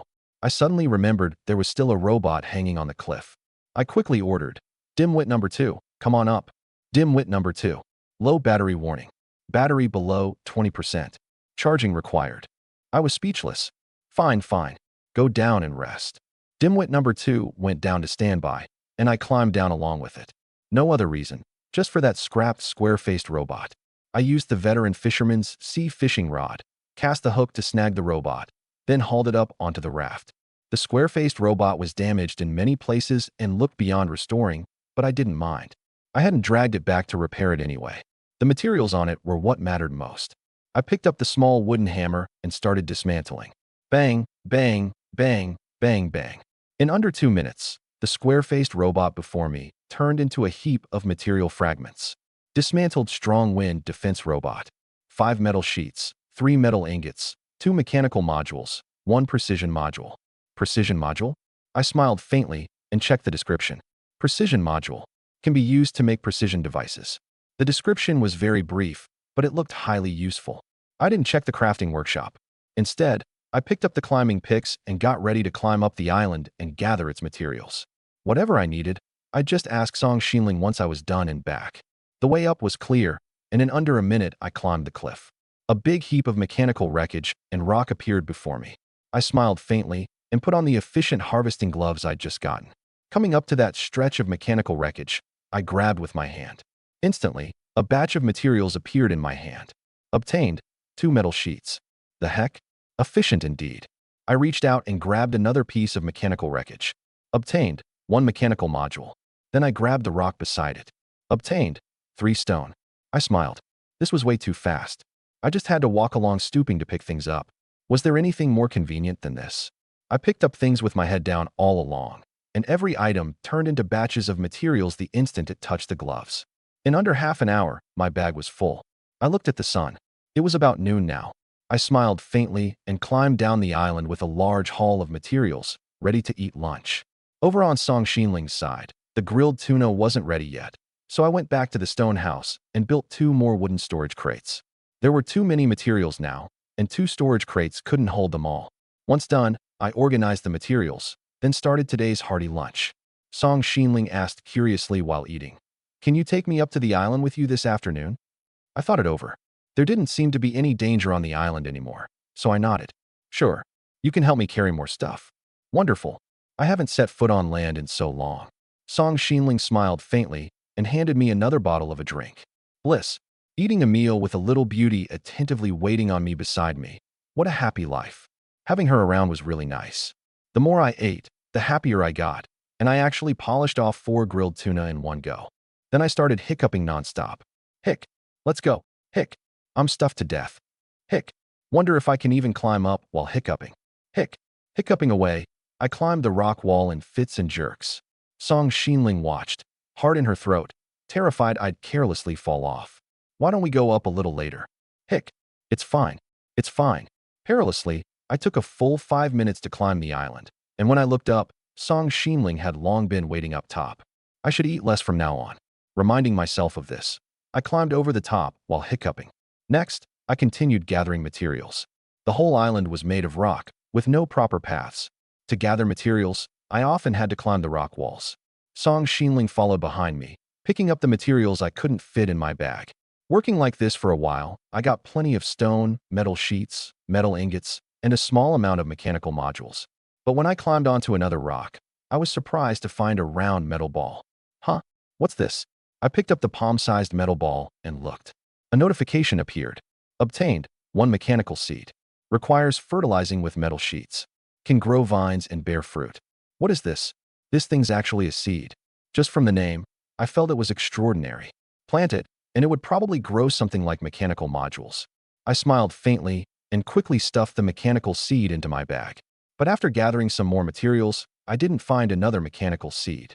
I wasn't worried, though, figuring I could just buy them from players at a high price when the time came. Gather 4, and I could fill a large farm. In that short while, both our bags were nearly full. Just as I was about to head back to the raft to unload the materials, I suddenly saw a faint golden glimmer on a rock ahead. Huh? What's this now? That looks like a gold coin. Let me climb up and see.